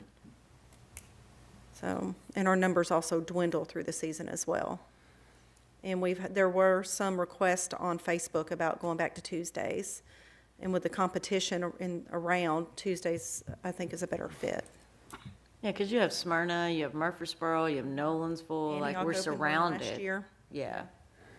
So, but that's what we're working on now. Possibly some of those Saturday vendors at the other places will be able to make it on Tuesday here. And- Maybe we can grow this thing. When we did it Tuesday a few years ago, I think we got up to maybe 15 vendors on a Tuesday. And towards the end of the season on Saturdays, we are less than that. So. Are you going to have it down here again? Correct. It'll be at the same spot as usual. Do we need to vote on that right now? No. For Tuesday? No. Nope. Yeah. No, and that's just more, of course, we wanted y'all's feedback. That's kind of more of an informational thing. I think it would work better for us. I think we would get more play. We did move it to a Saturday because we were scrambling there. You know, it had bounced around locations so many times. It was here to start with, and it was at the senior center, and that wasn't very successful, so we moved it back. What we found out with the Saturdays was the first couple of Saturdays, it's gangbusters. Everybody's trying to get out of the house and get there. But the third Saturday through the rest of the season, we're scrambling to get vendors there. So if we lost our vegetable vendor on Saturday, then we really don't have a farmer's market. Right. And we did struggle with vegetable vendors last year, so we have one that's committed to Tuesdays this year. Great. Any other questions? And next item, the softball league. I'm gonna turn that over to Andrew, and Rick may have some information also, but Andrew, that is his. Yep, the LaVergne Baseball Softball Association, they're holding registrations right now. I don't know if y'all have seen the signs up and down Murfreesboro Road, but they're holding those till March 3rd right now is the tentative date that I've received, and they're holding a draft on March 5th for the kids. So they're planning on practicing the whole month of March, and then the opening day is set right now for April 15th. I know I've talked to Miss Julia Vestal about that. They're planning on doing kind of a big blowout, some inflatables, DJ, some vendors. So that's her plan as of right now. They are seeking sponsorships.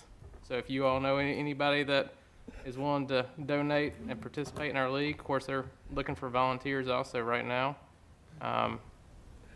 But they do have, I'll give you some pricing on the age divisions. The coach pitch, it's $105, and the upper divisions is $125. She did say that includes all your uniforms. So, well, like I said, they are also planning a softball coach pitch if there's been interest in that also. She had told me. So they are looking at adding that to also from what they had previously put on the website. I know she's including that also today. Have they already started signups? Signups have started, yes. The website, universalsportsleague.org. She does plan on doing on-site signups in February also. I believe some Sunday afternoon. She didn't have dates for those yet, but when we get those will be posted on the billboards there on Murfreesboro Road. What kind of turnout are you expecting? As far as You have no idea. that's hard to gauge, honestly. We're at the point of trying to build it back. We're trying to so build I it think- back. I just It's hope it works. probably going to be small this year. Hopefully we have a great turnout, but we're kind of wanting to lay the foundation this year to get things up and going and to grow it. Because they're starting from scratch, basically. Because, I mean, they're fundraising for equipment, supplies, getting the concession stands up and running, so. So is Universal Sports League, are they doing marketing to try to push this out for people to know? They do have some, like I said, they're looking for sponsors also. It takes money to Right. market. Right. And Mr. Rick Autry there, he's their head of sponsorship, so if he has any insight on that. Yeah, we are actively looking for sponsors for the new sports league, for the new baseball, softball league. And for those of you that are interested in sponsoring, individuals can sponsor.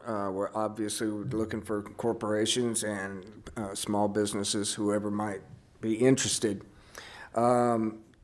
You will receive certain things for your sponsorships according to the sponsorship levels. There's 3 different levels of sponsorship. Well, actually, I guess you could say 4, because we wouldn't turn down more than the top tier there of level 3. We would, if you wanted to donate more, we would take it. Right. So yeah, 3 levels. They start at $150 for level 1 and go on up. And you can get on the website and look at what we've got there and get more information. And if y'all have Facebook, go to their Facebook page, LaVergne Baseball Softball Association, share it, so get the word out to the community. Yeah, I've been sharing it everywhere, and then also Julia is in charge of the basketball league. And so my granddaughter is currently playing, and so I've had a chance to speak with her on some Thursdays and some Saturdays, and she is already on it. as far as some of the issues that people may have remembered from past leagues. They've already been addressed. There will be a schedule waiting when they start. And the rain-out days are mixed in there, just so if you miss a game, this is when you know you'll play. A lot of those issues have already in the process of being worked out. So you'll know when the trophy days are, when picture days are, the uniforms. I've already seen some samples of those, and I believe it's the same company that makes the basketball uniforms, and That is they're great. really nice. They're really nice. They are on top of it, but again, we need volunteers for coaching, for the board, for helping out in general, and we've got to get the sponsors in there because starting all over, we need gear and equipment. So anything anybody's got would be greatly helpful. You know, one more thing I'd like to add is those of you that are considering your sponsorship, this is a nonprofit league. All of the money that we take in will go towards equipment and field rentals and other fees that are associated with the actual children getting to play ball. This doesn't line anybody's pocket anywhere. It's a nonprofit league, and I'd like to get that out there up front so everybody understands that. What was the Facebook page that you said, LaVergne Baseball Association? LaVergne Baseball Softball Association, and their website for registration is universalsportsleague.org.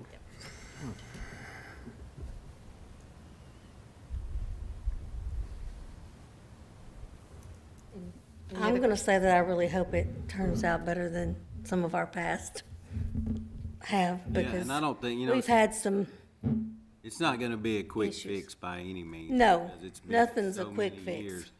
But you were asking what kind of turnout we thought we would have this year. We know this first year, we're gonna struggle to get our kids back. But we had a successful, fall camp. We had a bunch of kids turn out. We had a bunch of young kids turn out, bunch of T-ballers, and that's where we have to start so we can keep those little kids and move them forward. I think realistically, it's gonna take at least 3 years before we see a turnaround. But as long as your numbers keep going and your organization is, has those organizational skills to move forward, and you're getting your games down, you're getting your meetings, your pictures, your after-team picnics. As long as all of that is scheduled and organized, I think you're gonna see it grow. Because positivity spreads positivity. So yes. we've always heard, even when the league was thriving, well, we're going to a different city because we don't like it here. Well, the next year, they're leaving that city and coming back. So that's what we want to do. Kids that are getting turned away from somewhere else, we want to bring them back to LaVergne. I will say in the in the basketball league, the communication is on point, and you never have any issues being able to contact her with anything at all. She's there. I feel like she will be at the ball field as well if you had any issues, but also she's putting together a board. So those people will be the ones that are there looking out for everything. And we've, the last few leagues, we've just not had that. We just haven't had it 100% all in. And I mean, I feel like they did the best they could with what they had, but it wasn't what we needed. And this is on the level that we've been looking for. And I'm really excited to see us get back on track with this. I feel like, every few years we were starting over.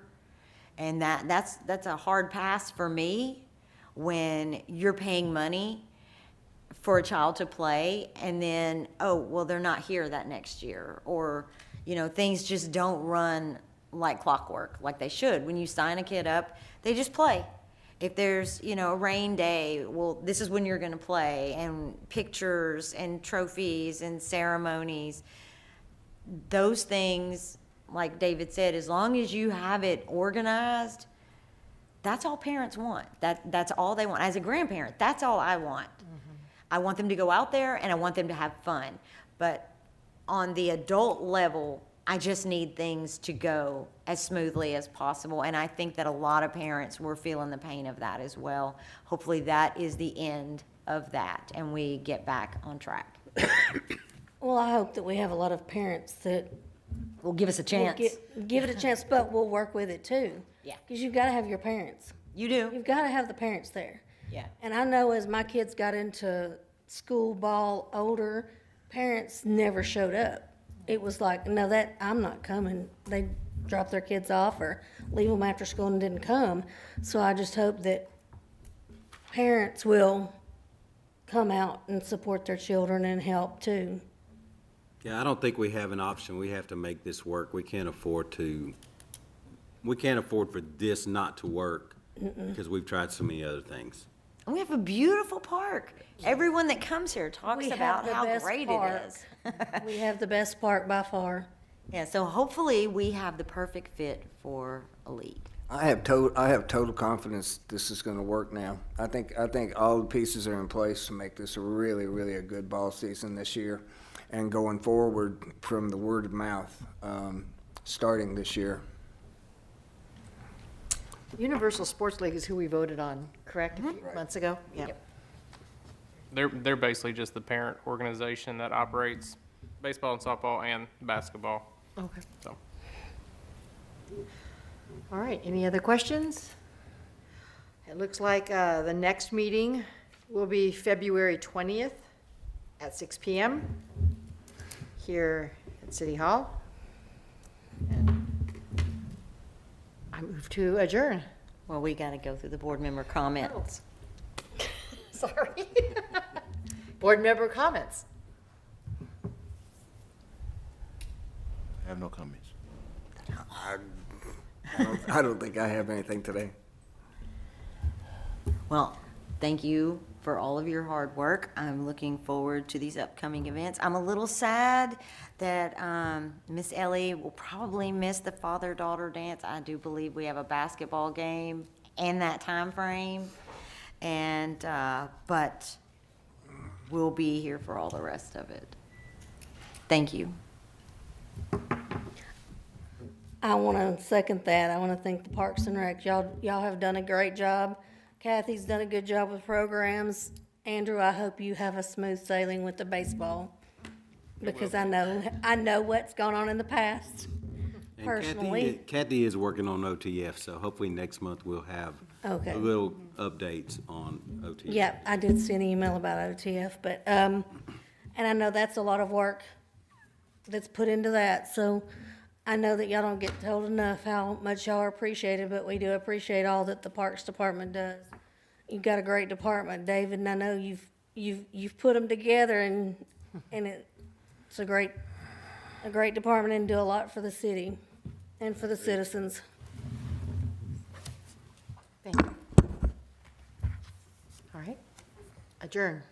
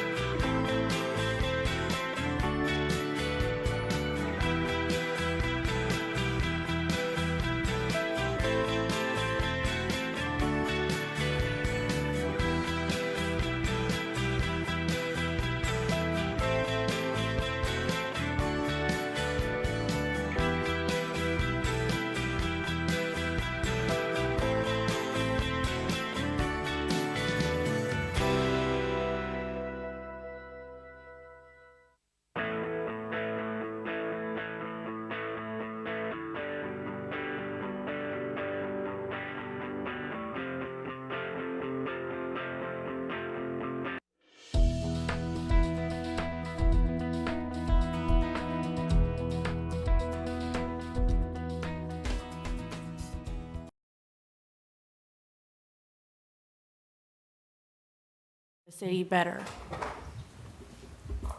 Yeah, definitely, and we can, unless you guys have already made contacts with the high school, we can reach out to them. What were the suggestions as far as the content of the mural? Well, there really hasn't been any suggestions or ideas brought forward when it first started, like here on the side of City Hall. They wanted to kind of highlight the diversity in LaVergne. Yeah. So with that being said, we're kind of open, to up to anything. And like Ms. Ann said, any ideas would come back before this board. Yeah. And then once approved, or you guys make a recommendation, then we'd take it before the board of mayor and alderman. And is that something that we can change, like a theme for each thing moving forward, so to speak? I would think so. Like the underpass would be something different, the water tower potentially Right. something different Yeah. too? Okay. So it wouldn't have to be the exact same thing. And there may be a possibility, that we can do both of them at the same time, the underpass and the side of City Hall here. And I like that idea. I think that we could do both. I mean, because the kids probably, a lot of times when you hire a muralist, they come in and they have, and justifiably have their fees of, hey, I'm putting this labor into it, let me do it. Well, as with teenagers, they're just excited to leave a mark, and they're going to be doing a lot of volunteer hours. But at the same token, I do like the idea of diversity, something about diversity on the side of City Hall. I think that's what should be on City Hall, not Yeah.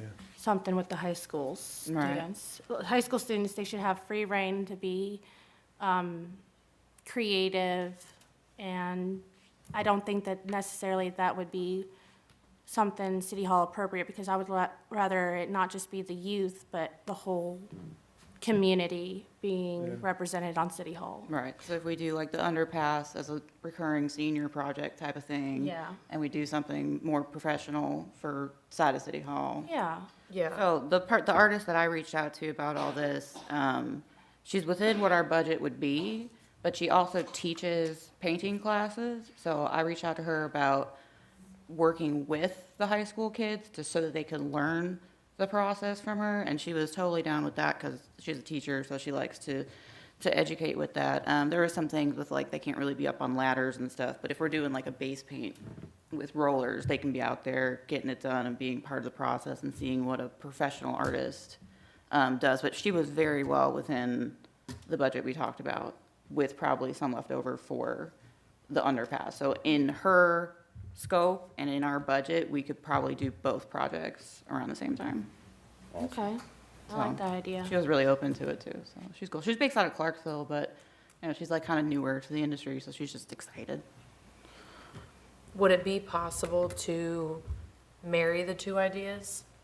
If we have like the high school, but they have like whoever's in charge of like the arts clubs and stuff, like if they have somebody supervising them, but also she's still kind of doing her thing with like teaching them and stuff, like is that something possible? Yeah, totally. I think that'd probably be better for her too, because they have a familiar adult face to interface with. And probably a lot of kids and one adult. Right. Yeah, there's probably gonna be, if we're doing something like this, it's gonna be a few teenagers, and one adult for that one group is gonna be a handful.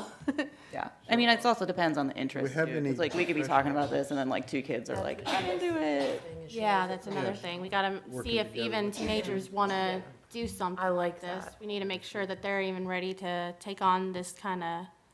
Yeah, just like an interest. I would love to give this as an opportunity for them, but if it's something they don't wanna do, then they don't wanna do it. Do you have contact, or are you involved with the high school art program? I'm not, no. You two? This would be Not something where we're probably particularly, gonna but do some groundwork. I don't mind reaching out if need be. Do you know, is your artist a he or she? I didn't catch it. Well, Alexis, she's Okay, her page, if you guys want to look it up, it's Beneath Twisted Ferns. So she's got a Facebook page. She's got all of her work posted on there, and she's got a highlight reel that I was trying to pull up, but she's got really good style. And I sent her the poster as an example, and she's like, "Yeah, that level of detail. This is where I do it." But she has the experience to roughly what her schedule looks like, to where if it's something where we can start to get the ball rolling. We have a meeting in April. I know that there was a timeline with the grant before June, correct? June 15th. Okay, so it would have to definitely be completely done before that. So if we could get the ball rolling,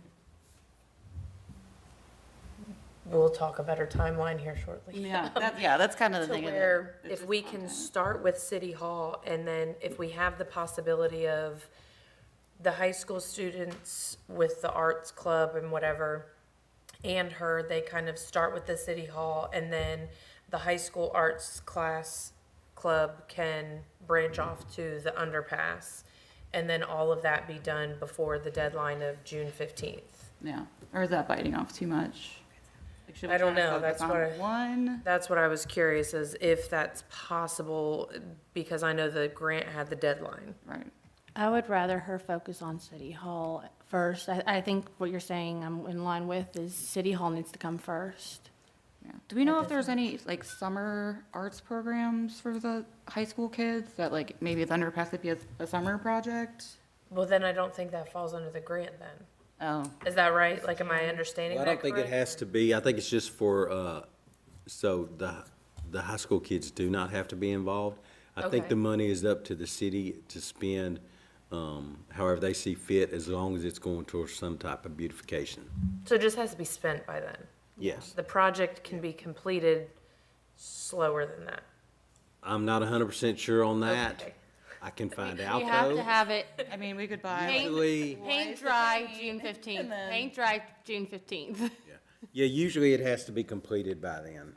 Okay, that's what I was trying to think of, like, if there was a way, if we got the ball rolling now and it was like a step-by-step process, but we still would have almost 6 months from now until the grant's finished up, to where if we have, we'll say 3 months, because we would still have to get it approved by the board for her to start her portion, and then another 2 months or so for the high school to be able to start their portion, so to speak. And then that would give them their time, but it's still, we still run into it has to be done basically by June 15th. To expedite. And honestly, the seniors graduate May, so they're gonna wanna be done by May too, so. Should we not have a meeting sooner than April to I don't know. give us more time? I don't know if we have another Monday available, between now and April. I know next month is a Greenway. Historical's March. Yeah, so April is our next available. Because there are other committees that hold meetings in here throughout the week. Yeah. Um, Check with Jason, he'd probably have a better idea.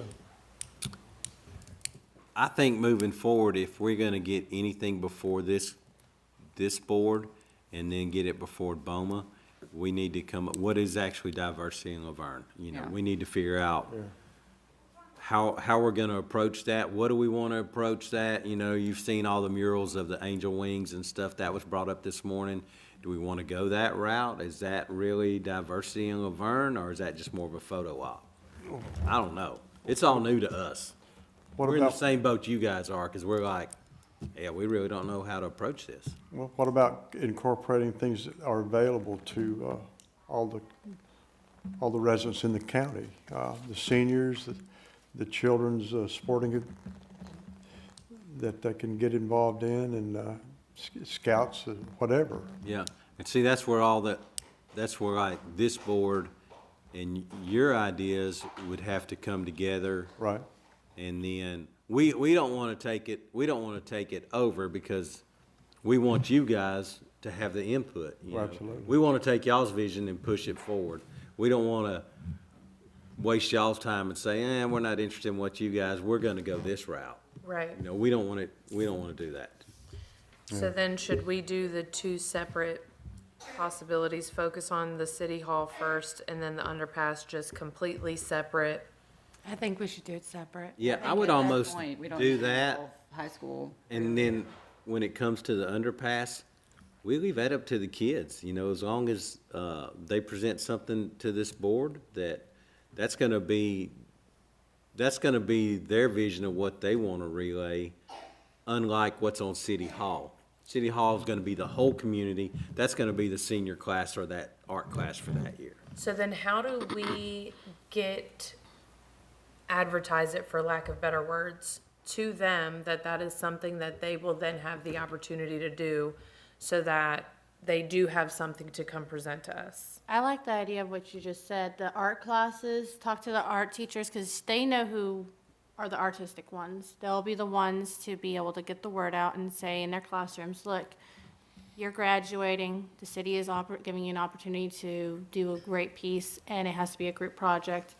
And I think we should make that deadline of, they have to, one, come up with and they can do it on their end, come up with 3 choices of their designs, and then vote on it on their end, what they like the most that is appropriate, and then bring it before us on April 17th.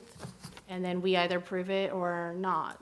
But I think as long as there's a teacher that they work with, and it's the art teacher, I think that she will have enough, she'll be able to say that this is good to be put on the city. Okay, so who wants to reach out to the art program? You? I don't mind, or you can do it, Tab, I whatever. don't have a preference. I'll do it, it's okay. Let's go with you, yeah, okay, so, and you'll reach out to Laverne High School Arts Program and see what interest is like, and if this is even feasible for this timeline, because if it's not gonna work out for the next 6 weeks, then we can approach them again about something later on, but. And we can just worry about it. So you want to First do thing it that's like more a, important right now is City Hall. We need to do it for the community. Right, yeah. but I do like how you said to kind of have that ready for then the next, so then we're not kind of stuck in this position where we're almost gonna waste the next meeting too. I almost So if we think can. the Greenway thing might be, I don't know how big it is here in Laverne, but like a homecoming type of event, like fall. So like the incoming senior class has something that they can do beginning of the semester. They have something they can look at all year.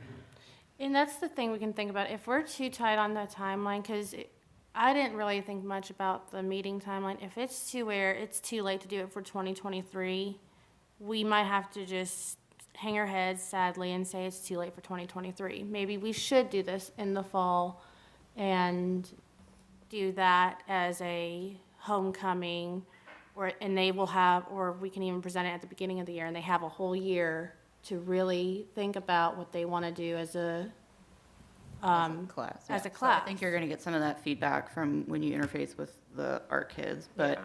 I think for now, we need to kind of focus on what the content for City Hall really wants to be. So, I didn't find much. The best I could find is a tie-in to like an Adler tree. So a large tree of some kind with diverse branches. okay. Yeah, that's all I got now. What else, what did you guys come up with, or what were you thinking about? I didn't come up with any kind of ideas for the design. I'm no artist at like, Draw my tree real quick. I like but the tree idea. that's what I was actually gonna suggest. So when I was coming up with ideas for artists, Where's the tree? I had made the post and got everybody's input, and it was like, this person lives in Laverne, this person used to live in Laverne, when I was getting a lot of feedback and whatnot. So I can reach out to the community the best I can, because I still think I'm fairly new here, and get other people's opinions around Laverne on what they think is diversity in Laverne, and kind of get some ideas that we can give to the artist, and then, I mean, she's the artist that then, you know, kind of puts She was like wanting to ideas draw something today. I'm like, hang on. Yeah. We don't know. They put it all the magic in place. So what says diversity to you? Like first thoughts? The thing is, So many different things. Yeah.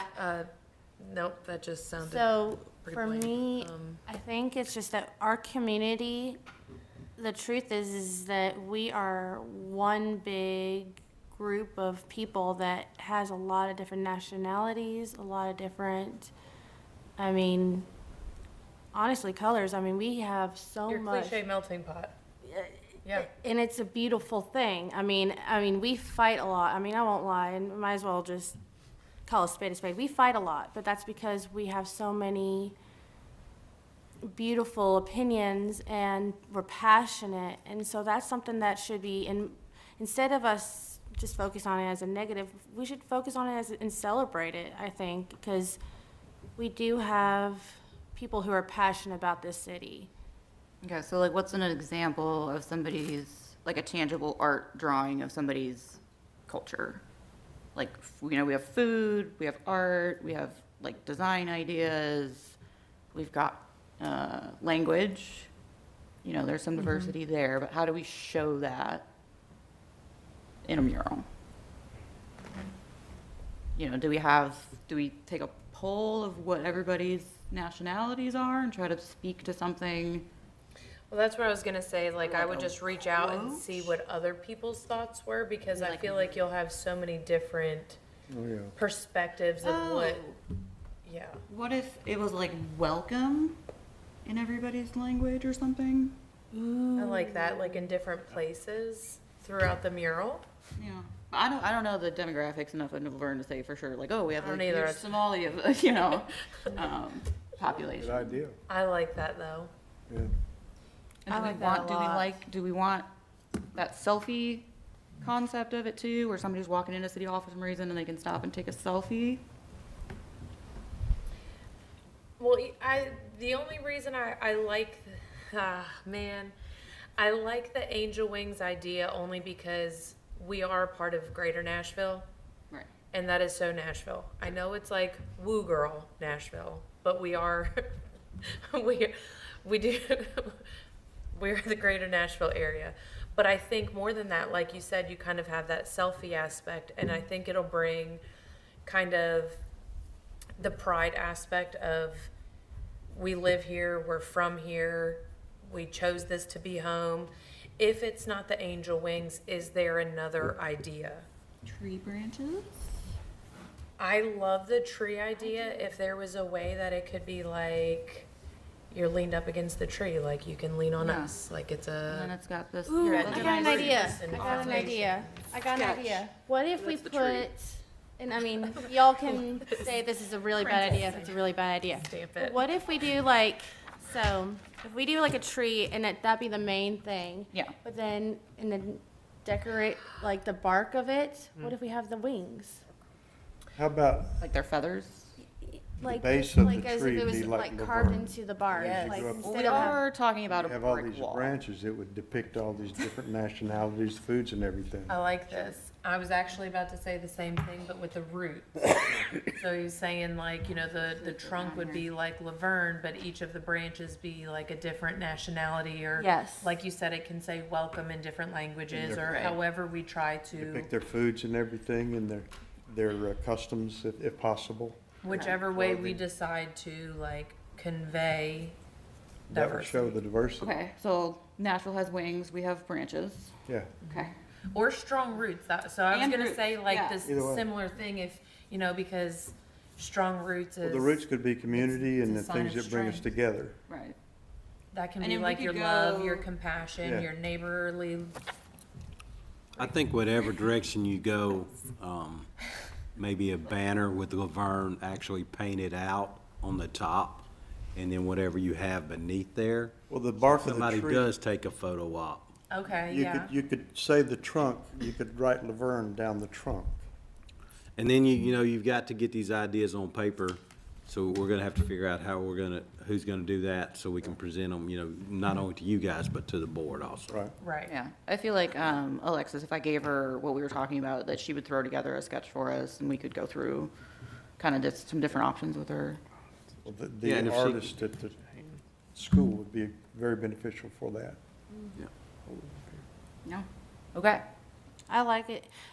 One thing I want to also, and I don't know if it would be something she would be able to do, but is there any way to also have one of the branches maybe focus on the senior center? Oh, in yeah. some I way? mean, we can put as many branches as we want on it. So maybe we Yeah. start brainstorming about that I just kind know of thing. that, again, that's What something that we're nationalities? all very passionate about, is the senior center and just how we like to work with our seniors.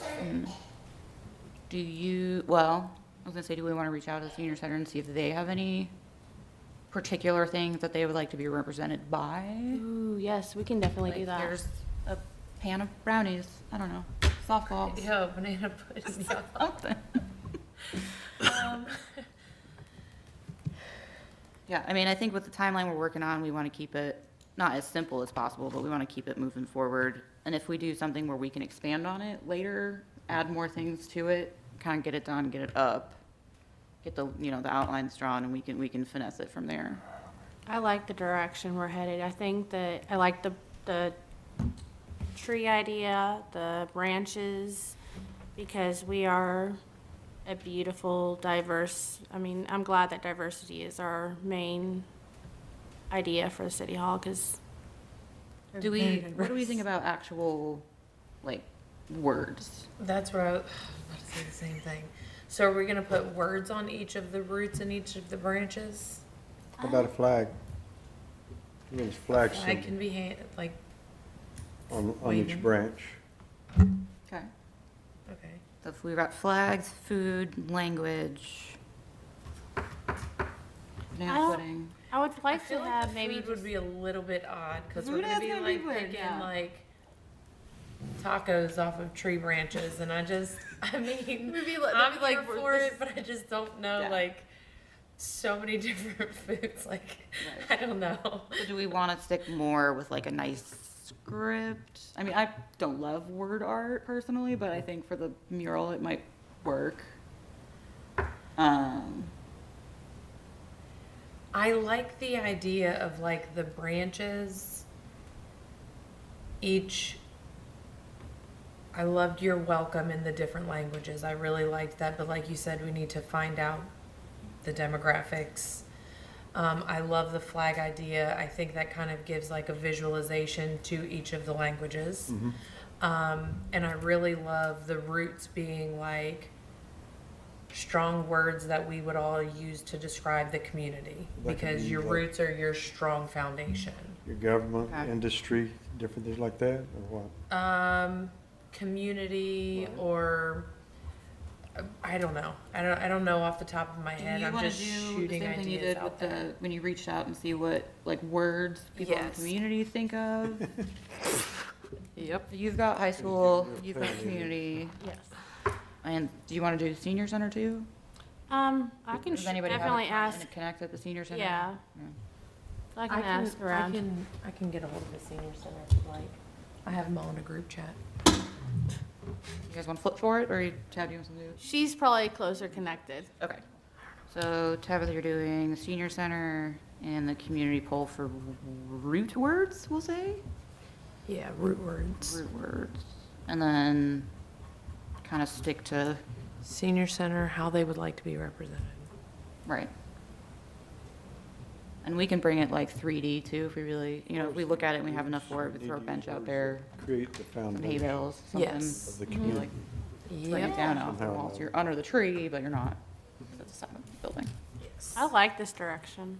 Okay. Okay, cool. So the tree's obviously gonna be our main focal point, but what else? Yeah. Are we just gonna have just a really big tree and then like a plain background, or are we gonna try? I was thinking about like almost like a greenery, like blue sky, just like on a hill somewhere. Maybe like I don't know, should we have buildings in the background, or what do you think? How big of a mural are we talking about? I think we said a 10 by 30, right? About 30. Yeah, it was either 30 or 40, I can't remember. We could either But there's have, two doors in the middle of it. So we kind of, like, the concept, why, a big part of why I came up with the tree was so the tree can go up and around the doors. Because it is kind of a weird thing. And again, like I was saying to her, like, this is a brick wall, so we can't do like, you know, it's got to be visible from 40 feet away. Type of what about simple type having of like thing. clouds with the different activities that are available in the, like the park, activities for kids, football, baseball, that kind of thing. Like a fit, like big a, like man a on the cloud. literal basketball in the Our old sky. timers thing, So is that what you're thinking, like the actual, like instead of clouds, or like clouds as a basketball? have the clouds, but then put these activities on the cloud. Okay. What do you think? Activity clouds. You know, like the old timers day, and Yeah, and it may be old hat to whoever you pass this on to. They, you know, they may be able to relay it a whole lot better than us just sitting here kicking it around. Yeah. Right. But I think if we get the community input, especially on Yeah. the root words, we can grow from there. Yeah, I'd definitely take advantage of the whole space though, and fill it up. Yeah. If we can try to find things that represent LaVergne and diversity best, I think that would be most ideal to help with filling the space. Yeah. That would be the welcome and the flag and that kind of a thing, right? Yeah. Do you think that one thing that we could do, so like when you were saying the background idea, so when I was thinking with background is just a tree as if we were like at a park or something, just standing out. And then you're saying clouds with activities. I really like that idea. But in like some dead space, if there is any, what are your thoughts on our mission statement really standing out? So that way that can be like, not just, or like one area can say, welcome to LaVergne, but then also have our mission statement, which I need to learn it, but. I was gonna say, what is it? How many words and how long it is can affect that. What about instead of welcoming all the different, well, that'd be good too, but just have welcome at the very top, like a rainbow shape, and just say welcome. Yeah, I was kind of thinking that would be towards, like, if we're doing the selfie idea, that would be kind of towards the top of the bottom of the tree. So that if they're underneath it, then they have the main welcome with like LaVergne established, whatever. And have the other ones as well. Right, and then everything would be around that. Because we do, like, when we're doing the selfie idea, we have this much of it that we want people to take a picture of, but then we also want it to be eye-catching. So when we focus in on what they're gonna hashtag, we need that space to be clear, so. You know, when, We should have a lot of them say hashtags. That's what I was gonna say. We need a hashtag idea then too, if you do a have selfie idea. when you're talking about like a mission statement or something, I believe the city's mission statement pretty much is a place to call home. That's their slogan. So I don't know if you want to include that. That will Okay, I work. like that, short and sweet and to the point. A place to call home? Place to call home. Yeah, that works. I feel like it fits in my tree. Would that be at the bottom of, the very bottom? That, I mean, that's I would think that's it'd be completely up to rainbow. y'all. Top, bottom, hashtag it, Yeah. you know. You can just say LaVergne, a place to call home, something like I that. like that, yeah, like, you Or know, welcome LaVergne, home. a place to call home. I like that. Do you know off the top of your head what year it was established? 51 years ago. 72. All right. Cool, yeah. I like it. 'Cause I the really like split's right in the middle there. And the thing is that we also have to like also understand that she's gonna have some artistic freedom and she's gonna say, okay, this is what you want. She's gonna make it just. Right, we're giving her ideas, she'll blossom it, for Right. sure. Yeah. Excited to see it. Yeah. All I'm right. glad that you know somebody. Yeah, it's what I sell coffee. So one of those things through the vendor network is that you just run into people and like she was a friend of a friend of a friend. And then we started talking on Facebook and I was like, oh, I know a mural artist. So Awesome. here we go. All right, well, does anybody have any other diversity ideas? Anything come to anybody in the last couple of minutes? Can't think of anything. I'm stuck on a literal melting pot, so. I think if you were gonna do anything else with diversity and you wanted it opened up to the kids at the high school and get their opinions or what they thought and let them put it down. I don't know Sure. if you wanna get, I don't know how complex we wanna get, If you're already passing ideas on to somebody else, do we want competing ideas also, and then several ideas come to you guys and y'all pick the best, or? Yeah, I mean, if a high schooler, if you get the feedback from the art teacher that there's a kid that's like really into it and can have something ready by the next meeting, for sure. But I'm just thinking like in the timeline to get even that announced and then to create it, like 6 weeks is a little, But yeah, but if they come back with it and they're like, we're really into it, and they come up with something brilliant that isn't a tree, then. So kind of like have two options presented to us about the diversity of LaVergne, kind of like give them the opportunity to make up their own idea. Yeah, and if they're present even it to us into it, on yeah. April 17th. Okay, Yeah. I can do that. Okay. I would say we need to steer clear of politics and religion. Don't incorporate anything like that in it. Agreed. I agree. Yeah, I wouldn't think, I agree with you 100%. I don't think people would be opposed to, like, if you're talking about the roots or the branches, one of those just being faith, because it's general, you're not Christian faith, Muslim faith. I think if you just went with faith, you'd be okay. Root word.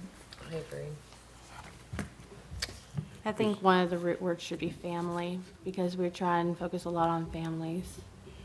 Is there something prominent in history that LaVergne is known for that we could incorporate in it? Industrial area. You know, the co-op's been here forever. Go into the roots. Yeah. Yeah, okay. When the city was incorporated, you know, Bridgestone or Firestone came in, probably early to mid-70s. Yeah. Yeah, so like in the background of the poster from last week, I think the silo or something is in it as like a, just kind of a basic block drawing. Like we could do that type of level of detail, like behind the tree too. Do you guys still, are you in contact with the person that designed that still at all? Is that person interested? Do we? The OTF posters? You're talking about the Old Timers Day posters? Yeah, it was like real hatch print, and it was just like a guy playing guitar. Yeah. The skyline was really Yeah. cool and interesting, I think, for what we could do in the And, background. you know, what? And we can get you guys copies of those of the last several years of Old Timers Day, but is that geared more towards the old, or do we want to gear it towards old and new? Can you take a combination of both of them, put them together? Yeah. You know, we don't want, that's the problem we're struggling with now with Old Timers Day is the branding of it, Old Timers Day. Are we running away the new residents to this area because they're not attracted to that? Right. You know, so I think there's a way you could do both of them, but we're not opposed to getting you guys those posters, copies of those posters and letting you see. Yeah, who was the artist though? They might have a little more like experience, you know, if we've gone through them for other LaVergne things. And got that. 2019's the poster that was the first draft, and I think Big Visual did it, Oh, okay. but I'm not 100% sure. All right. So, but I can get with Ann and get that information, and then I can email you, because I've got them all saved for the last few years, starting with that one. Yeah, because they might have something ready to go where we've already been through, like, hey, what's LaVergne known for? And they're like, oh, we've got this adder tree we've been sitting on for 2 years, so that might get us a little further, faster.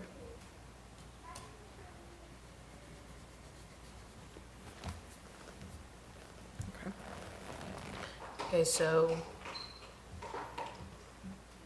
we're figuring out more root words from the community, getting their input, kind of seeing get the creative juices flowing. I'm reaching out to the senior center to see kind of their ideas of how they would like to be represented. That's kind of the old and the new as well.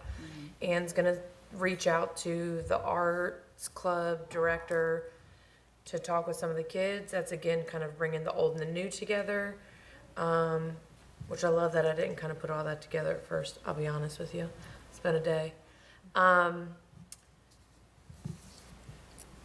The 17th, is that when we are supposed to have a final draft and move it on to VOMA potentially? I think that's what's best. Is that what the plan is? It would. Okay, yeah, so 17th we would be need, nice.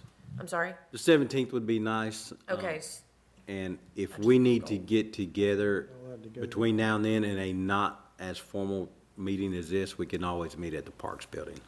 okay. I just needed to know that was a goal. I need to, okay. Yeah, that goes by quick. It does. If push comes to shove, could we not meet down here at the utility building? What's that? The multi, All-purpose building. the multi-purpose building, Yeah. we could, or the library, either one. Okay. Outside by the wall. Yeah, I forgot about the library having 2 meeting rooms. Okay.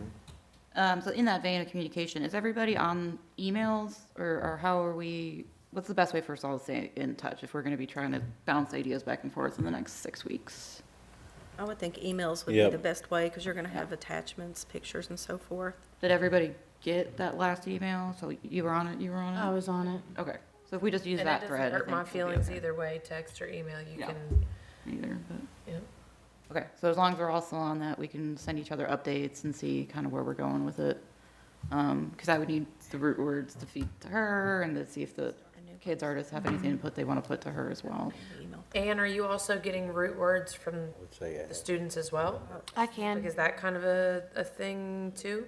If we're gonna kind of all, Like Do I you said, guys I want to didn't do that? even And if you don't even want to do it, you guys got some words I'll for ask us. them ideas for hashtags. Ooh, that's a good one. Yeah, get some hashtag ideas from them because kids are way cooler than us. We're all old now. It'd be Yes. like LVTN. They're gonna be like, losers. My kids already think I'm lame, so it's fine. Fine, you're doing a good job then. All right, cool. I'm going to send a new email out in the morning to everybody because we're not part of the email thread. So if you do that, we're not going to see it. Okay. So I'll send one out with everybody involved, and then if you can just use that one going forward. Totally. All right? Okay, cool. Yeah, we're gonna have to have a meeting before April. No, that's what she's saying. We're gonna do the email thread back and forth Oh, okay. so that any ideas that pop up in between there, it's a little bit But less we don't have a formal. visual. That's, so in the email, when there is a visual, they'll send a picture. Oh, okay. And That'll then work. April 17th, we'll hopefully have a final draft that we can all thumbs up, thumbs down, and then hopefully we can move forward to. Okay. Sound So like a after the plan. 17th, how long does it take to go to the mayor's board and all that? Is it like, yeah, okay, we're all supposed to be 2 months, and Top then of we're like, everything else. And I Anyway. think it's important, That's should we okay. say that we have a discussion before our vote? We shouldn't just vote on it right after they're presented. Should we have a discussion time frame in the meeting? yeah, totally, Okay. yeah. Because I don't think we're gonna present anything that's gonna be like the final Yeah, I think draft. at It'd be that like, point- oh, I like this part of hers, and that part's kind of, I don't Why is think there we're gonna one banana hundred pudding on percent it? agree on everything, and I think at that No. point, we'll already see so many ideas that we're gonna be like, okay, I get a general idea of what she wants, and again, she's the artist, I am not. however she's gonna do it, because I'm like, but, Like, Bring as her long more. as long as she gets like our general thoughts on, Yeah. not paper, but, you know. Yeah, so if we make a decision by April the 17th, we can get it on the workshop on the 27th and the meeting on May the 2nd. okay. So if it gets So then it could- approved on the 2nd, then the timeline for work start would be mid-May? Yeah, as soon as it's approved. Like, she could start the 3rd, essentially, okay. Okay, so mid-May. Does it take any time for that fund to be released? It shouldn't, because city's gonna have to match their part anyway. Okay. What we may run into, if there's contracts involved, that may be a little more hoops to jump through. Okay. So I don't know if she would have a contract. If there's any contracts involved on the front side, if we knew that going into the workshop, and we can present all that at the same time. So get that if we can If there ahead is a of time. contract involved, yes, ma'am. If she has a contract, then. You said May 27th or April 27th? April 27th is the workshop, and the meeting's on May the 2nd. Gotcha. You know, I'm just presenting this. I know that we would be giving them an opportunity to create a mural for the side of the city hall. But as far as them actually having the time to put it up, I think really we should just turn to your girl to do Yeah. it. Or are you saying, or when you said to offer them the opportunity to create one, are you saying like they try and come up with one and then she execute it? Yes, either way. Getting their creative juices flowing, I think is what she had meant. Right, and again, if anybody's really even interested in it, because like, if we could go to them and then they're like, you know, we're focused on college, we don't want to deal with it this late. So if there's anybody interested in it, they could either present a design that she could implement, or they could come be part of like the work crew to get experience. Okay.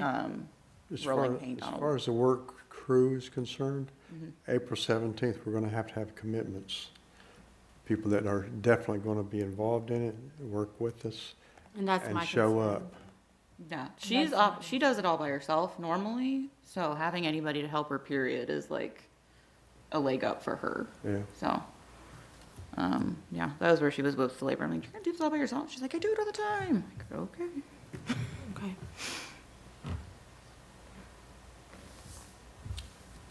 Is there anything we're missing? I think that's Any other it. questions? I think we're Do you pretty have any good. other questions? No? Nope. Do you guys, when we wrap up here, the two of you wanna go take a look at the wall real quick? Because I know you guys weren't here, so you can take a look at what we're I working on. probably should. Okay. Okay, do we have to do anything to officially adjourn? just board member comments, which you've already gone through, and then we'll just adjourn the meeting. Do you want to do it? Left-handed.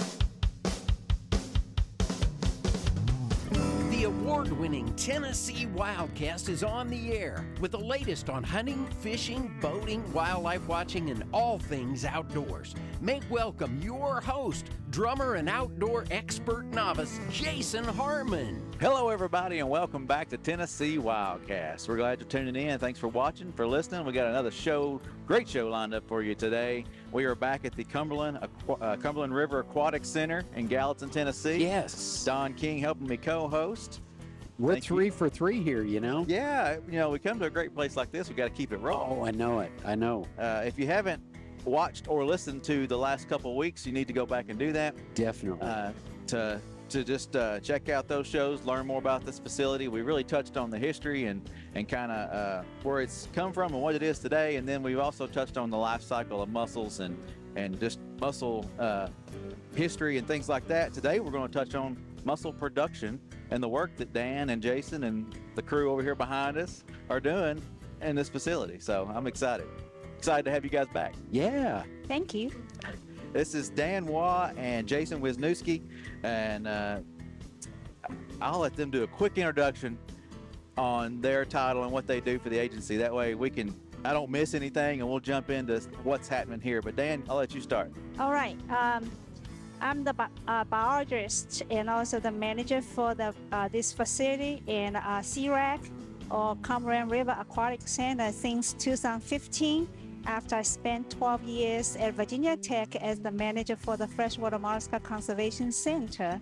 And since then, we started the mussel propagation program placed in Tennessee. Yes. All right. All right. We're glad to have you in Tennessee for sure. Jason, go ahead. I'm Jason Wisniewski. I'm the mollusk conservation coordinator here with TWRA, and basically I compliment Dan as the field component of the work that she does, and I help her to find the broodstock, collect broodstock or fish, or do anything that she may need to. She's the boss. Well, yeah, she is the boss. No, we're. I don't know who boss who. Yeah, we just, it's one of those things. Nobody's a boss. It's just, the species and the resource are the boss, and we just do whatever we can to protect and enhance it. That's cool. That's a good way to put it. Yeah. Good team here. Good team good all team. the way around. And everyone who works in wildlife, that's what they're working for, to protect it, enhance it, make it better. That's awesome. Yeah, that's a good way to put it. All for the animals. All for the animals, Yep. yeah. That's great. So CRAC, we've touched on it, Cumberland River Aquatic Center. At one point, it was in a smaller shop out back here, or further up, I guess, a little bit. And we're on the property here at Gallatin Fossil Plant, Steam Plant. We had some raceways and a vision of David Sims.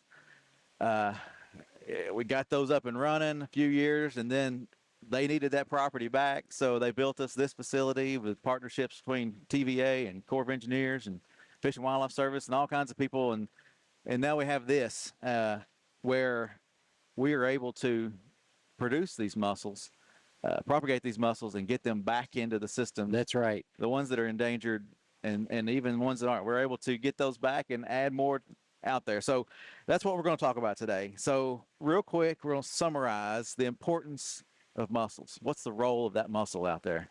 All right. And probably you do not really often realize how do they do, in our lifetime, but they are very important in our ecosystem, because the freshwater mussel, they are filter feeder, and they remove all the particles from the water system for us. So that means they are cleaning our water for us. Yeah. And the other one is they are water quality indicate, because they have the limited of the movement. So if there's anything happening in the ecosystem, and they are the one firstly got impact. So if there's something happen, you see there's the mussel, die off. That means the ecosystem is going on. That is wrong. So that, and also for the mussels, and that's beyond the ecological importance, there's also commercial importance as well. Some species, they can make jewelries, or they can make button, or they can make the pearls as well. And that is some of the species they can play this role, for us. So that's why we love them. And the most important thing is the Endangered Species Act is like a foundation, and you may be able to lose one or two species. The building still be okay, the foundation still be okay, but when you lose 20% of the species or the parts of the foundation, Right. that building is disabled. So that's kind of we don't want loss all those species. Much bigger impact. Exactly. That's kind of they play the great role in the whole ecosystem. Well, and as Jason mentioned in the earlier show, it's one of the most diverse areas, right, for mussels. So the southeast, not just Tennessee, but all across Georgia and Alabama and different areas that it's important that we protect these species and make sure they're still around and keep our waters healthy and clean and filtrated. And I mean, it plays a big role, right? Right. Yeah. Yeah, it's something I like to mention to folks. Like these mussels are out there. They live in the bottom of your rivers and streams, and they're filtering the algae. Well, that algae is food for your little zooplankton stuff that's crawling around out there that you don't even see, you can't really see, but that's what your larval fish feed on. Those larval fish turn into big fish. Those turn into bait for your bass, your, whatever fish you like to fish for. Yeah. That affects everything through the entire food web. And as those mussels filtrate and do their jobs out there, they are basically having a trophic cascade in the watersheds that can affect everything. Even if you have no interest in mussels, it might be affecting other stuff. And then of course there's other things that as we do more research we might find that mussels are really important for. We know so very little about what the importance of a lot of species are for us or for the natural environment, but who's to say that some time down the road somebody doesn't do some research on mussels? I've never seen a tumor on a mussel. Maybe it can occur, but maybe there's some key there to curing cancer. Yeah, you never know. That's why we don't want to see these things go away, because they serve all sorts of purposes. And one of the things I always like to say is somebody much smarter than me put them there, so it's not my job to question. It's just your job to protect them. Take right? care of That's them. right. Yeah. Take care of them. And as Dan said, it's kind of they can be the canary in the coal mine, so to speak, as far as aquatic things go. When you see issues with mussels not surviving in a certain watershed or a certain area of a stream or river, then you look deeper. You say, well, what's going on here? So it's and one of the things that I think this will be a good segue into the this episode is that a lot of times what happens is these mussels can be fairly resilient to where you'll see adults staying in a particular reach river. Everything's doing great, and then one day those animals just blink out.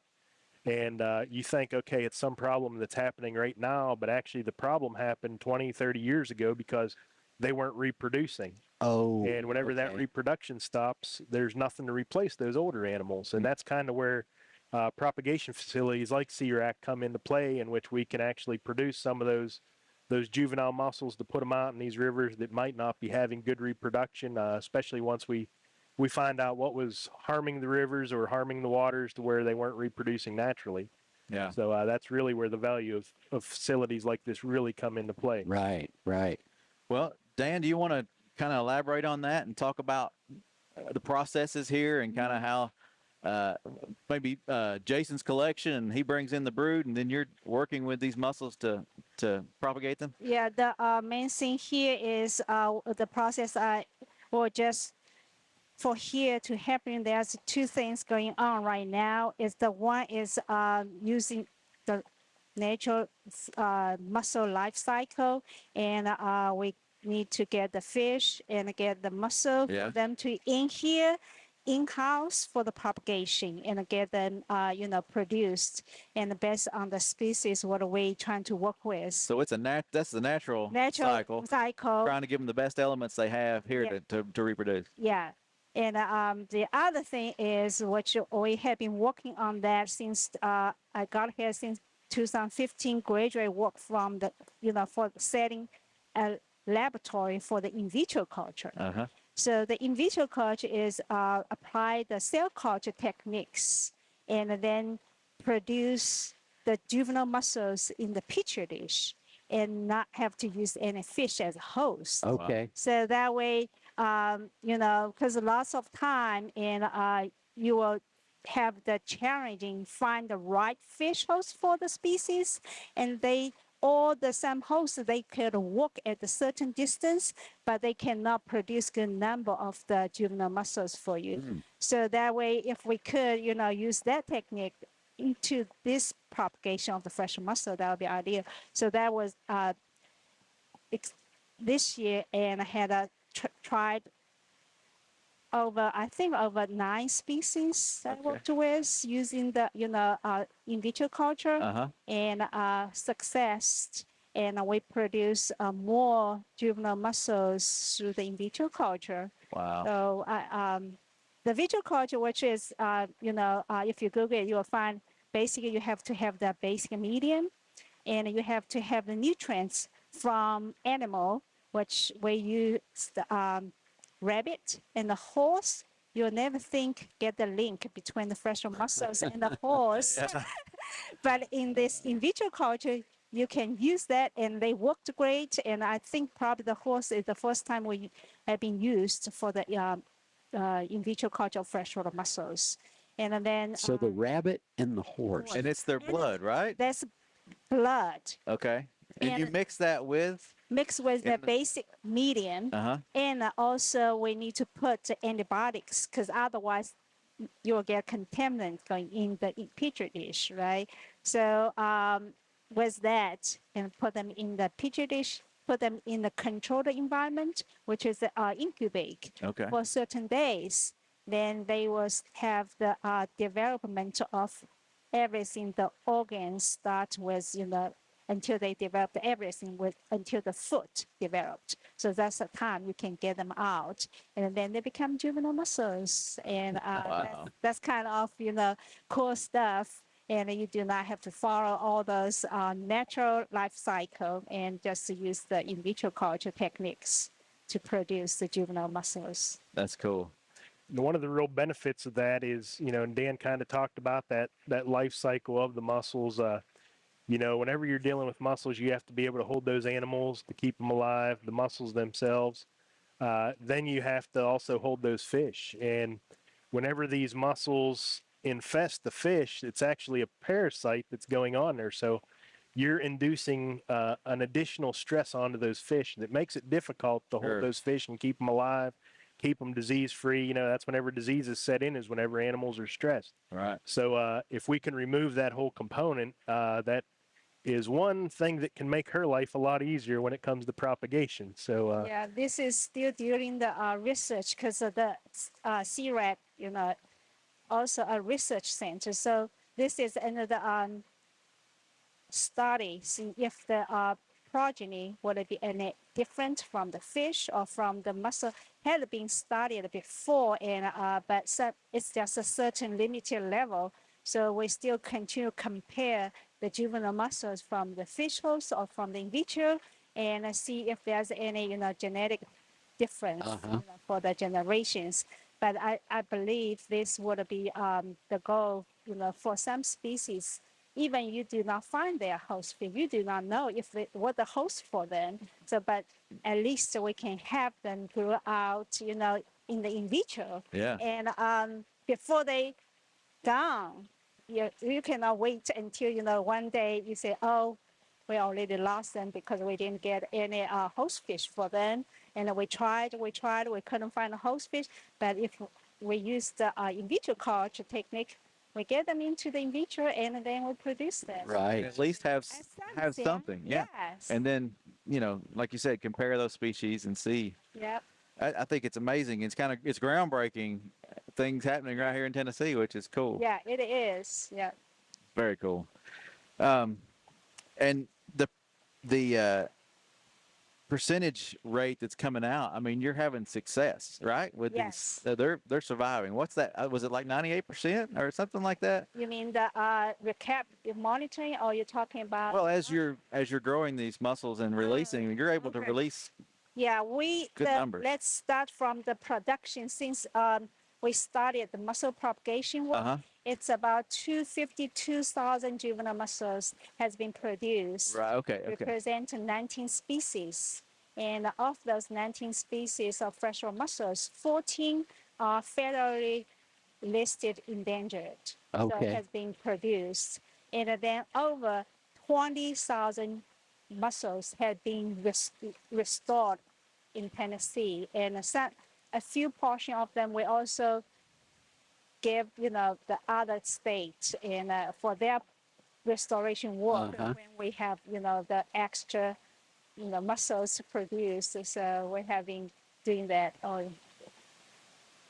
That's awesome. So 252,000 Yes, juvenile mussels, 19 species since 2016 2016. have been reintroduced or put back. Yeah, and because when we started, because everything when I got here is just the building. So the time when you start to work with the muscles, you still start to build all the system at the same time. So it's kind of pretty new facility, but I think I'm proud we could produce that good number of the fresh, mussels since then. And one of the species I want to mention is the pale lilliput that had been considering already extinct in Tennessee. And back to 2015, they found a small population in Lake Creek. Okay. And then 2016, because I got here by end of July, so that's already past that propagation season, so I didn't get a chance to work with this species.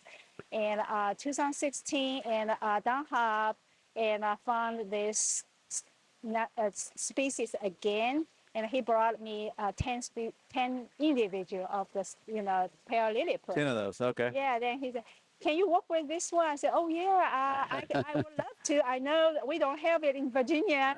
So start to work with that species 2016, produced 4,000 of those juvenile mussels out of that batch. So Wow. that number is kind of so exciting. And then also we got those results sent to Fish and Wildlife Service.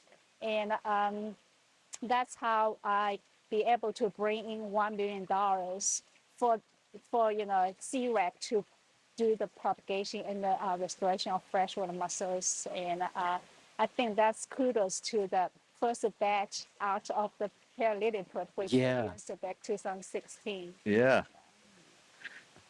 That's awesome. So you all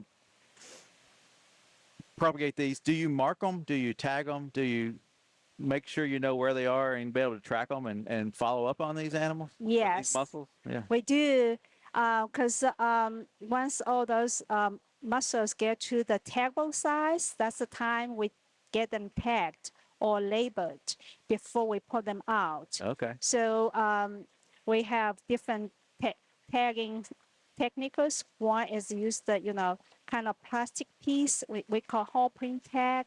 And then for the if we have a large number, we'll just label them with the blue dots. And then all of the endangered species, if not tagged with another one as a pit tag, we will take portion of that using the pit tags, because that's kind of costs a little bit more money to pit tag them. Oh, yeah. Before we get them back. So that will help us to recapture them for the monitoring program, because the purpose for restoration is we want to make sure the restored population, they are healthy, and the population is growing, and that's how you all can get those information from the recapturing of those mussels. That's what we tag them for sure before we put them out. Just to add to what Dan said with the PIT tag she was mentioning. That stands for Passive Integrated Transponder, which is a fancy way of saying that we chip our muscles the same way you would with a dog or a cat. Yeah. And then we can actually tell those individuals and track them, and it's actually pretty cool. Some of the stuff that she's developed and worked with those PIT tags to. You don't even actually have to handle the animals if you don't want to, if you want to see if they're even still there. So That's right, yeah. Yeah, that was the back. I did my PhD monitoring those released populations of freshwater mussels back in Virginia.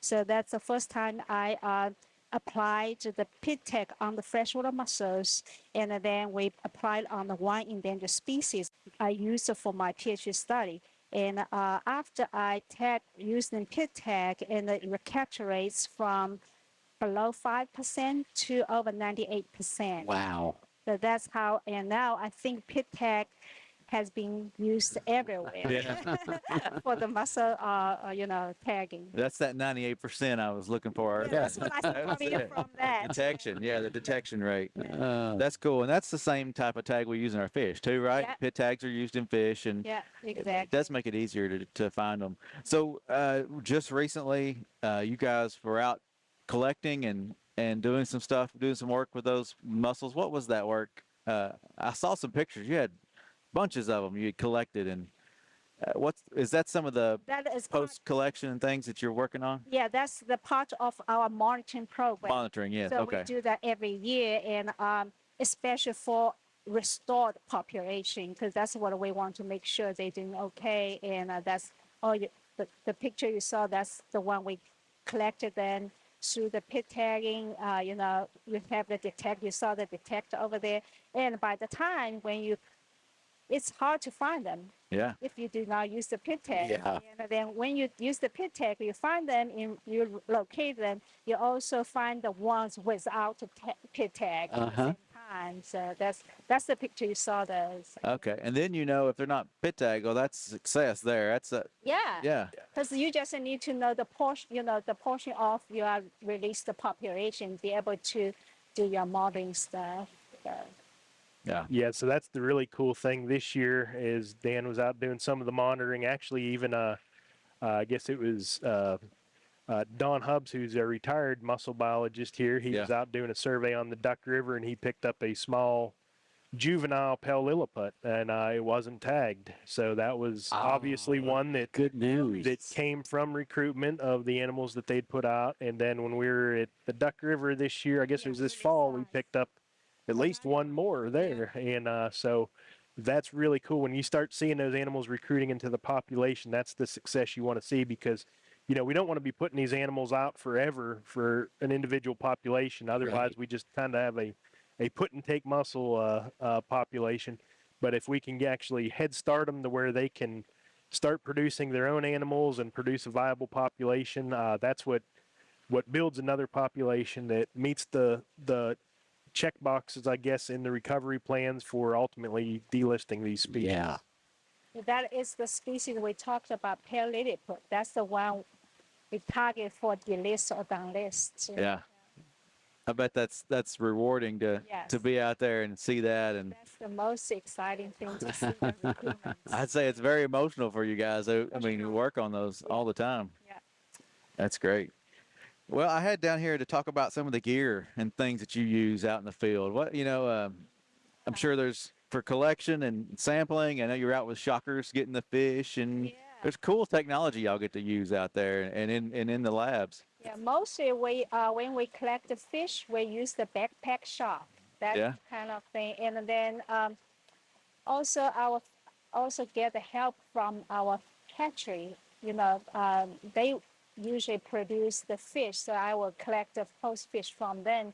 Eagle Bay Hatchery and the Springfield Hatchery, and our lake crew guys like Pat and his team, and Mike from the Region 1, the team, because they do the sampling all the time. They will, provide us some host fish as well. So it's that's back to what I said. It's just a family, and everybody help each other. Everybody works together. Yeah. That's great. Yeah. And so for, in order to get the mussels, what we do a lot of times, of course, it's the same thing. We do you know, it's that family effort. We have all of our regional folks that come out and help, folks from here, folks from all over, and we'll go out to the rivers, and in a lot of cases, most of your rare mussels are going to be in water that's less than knee deep. Okay. That's just the ideal habitat, and that's why a lot of them aren't so common anymore either, because a lot of the reservoirs and the damming of rivers has just caused inhospitable habitats for them, but driven away the host fish as well. But so in that shallow water, we can go in there and snorkel or hand collect, do that kind of stuff. But you know, occasionally if we need to go get some of the bigger river species, something like the Tennessee River, we have specialized boats that we can go out, actually dive down to the bottom. Yeah. We got surface air supply diving equipment, so you can get down there and you don't have to have a tank and all the stuff that can be a little bit of a pain when you're diving, but you know, you just have that air hose running down, and you just you know, the air is going to come down through there, and you know, you can have a lot more time without having to go get tanks filled, and it's just a very beneficial way of collecting these animals. But you know, a lot of times if you can't see anything, you're down there just feeling in the dark, and you know, things that go bump in the night, it's kind of one of those deals. You might as well have your eyes closed, but you just reach around and feel what you can, and you know, sometimes you can see it, and you can kind of you know, figure out what you have there and bag it and bring it to the surface. And then once we get those, we bring them back here where they can be held, and then, you know, when the time's right, whenever we get the host fish, everything else is going right, Dan can work her magic to infest them and grow them out and hopefully get them out there so we can keep those populations going. Awesome. Yeah, lucky we have our dive team and would be able to do that because I'm not certified and only, you know, some people can do the river dive. We call scientific dive. It's different as other kind of dive. I'm open water certified, but not for the scientific dive. So it all everybody works together. Got good teamwork. Yes. It's been amazing to hear how these processes work and the work that you guys are doing. It's great, and how y'all work together. I would encourage folks, if you're out in these small streams and rivers, to keep your eyes out, and if you see them, that's cool. Would you suggest not touching, not handling, but just to observe them and that would be best. They don't really like being disturbed, so if they're alive, sometimes when you handle them, you can cause some disturbance. The other thing that a lot of people aren't aware of, there's a lot of endangered mussels, and handling them without the appropriate permits is a violation of law, so you're better off just to leave them be and observe them from a distance. Same thing with shells that you see there. Those are parts of endangered species, or could be parts, and that would be a violation as well. So, but while you're out there, enjoy seeing them and notice these things around you. It's pretty cool. Yeah. But remember, they're endangered and can be, and you know, it's good to leave them alone. But just enjoy Tennessee wildlife. Get outside. Thank you guys for all you do. This is an amazing, for all you do too. Amazing facility and just great team, and appreciate you guys very much. Thank you very much. You know, one of the things I just wanted to throw out there, you know, this is a great facility that a lot of people wouldn't know about without programs like this. So thank you for getting the word out there. Well, thank you. Thank you. All right. Well, this is Tennessee Wildcast. We'll see you next time. Thanks for tuning in. Stay connected with TWRA by visiting our website at tnwildlife.org and follow us on Facebook, Twitter, and Instagram. Hey, it's all about Tennessee wildlife. It's what we do. Tennessee Wildcast will be on the air again next week. We'll see you then.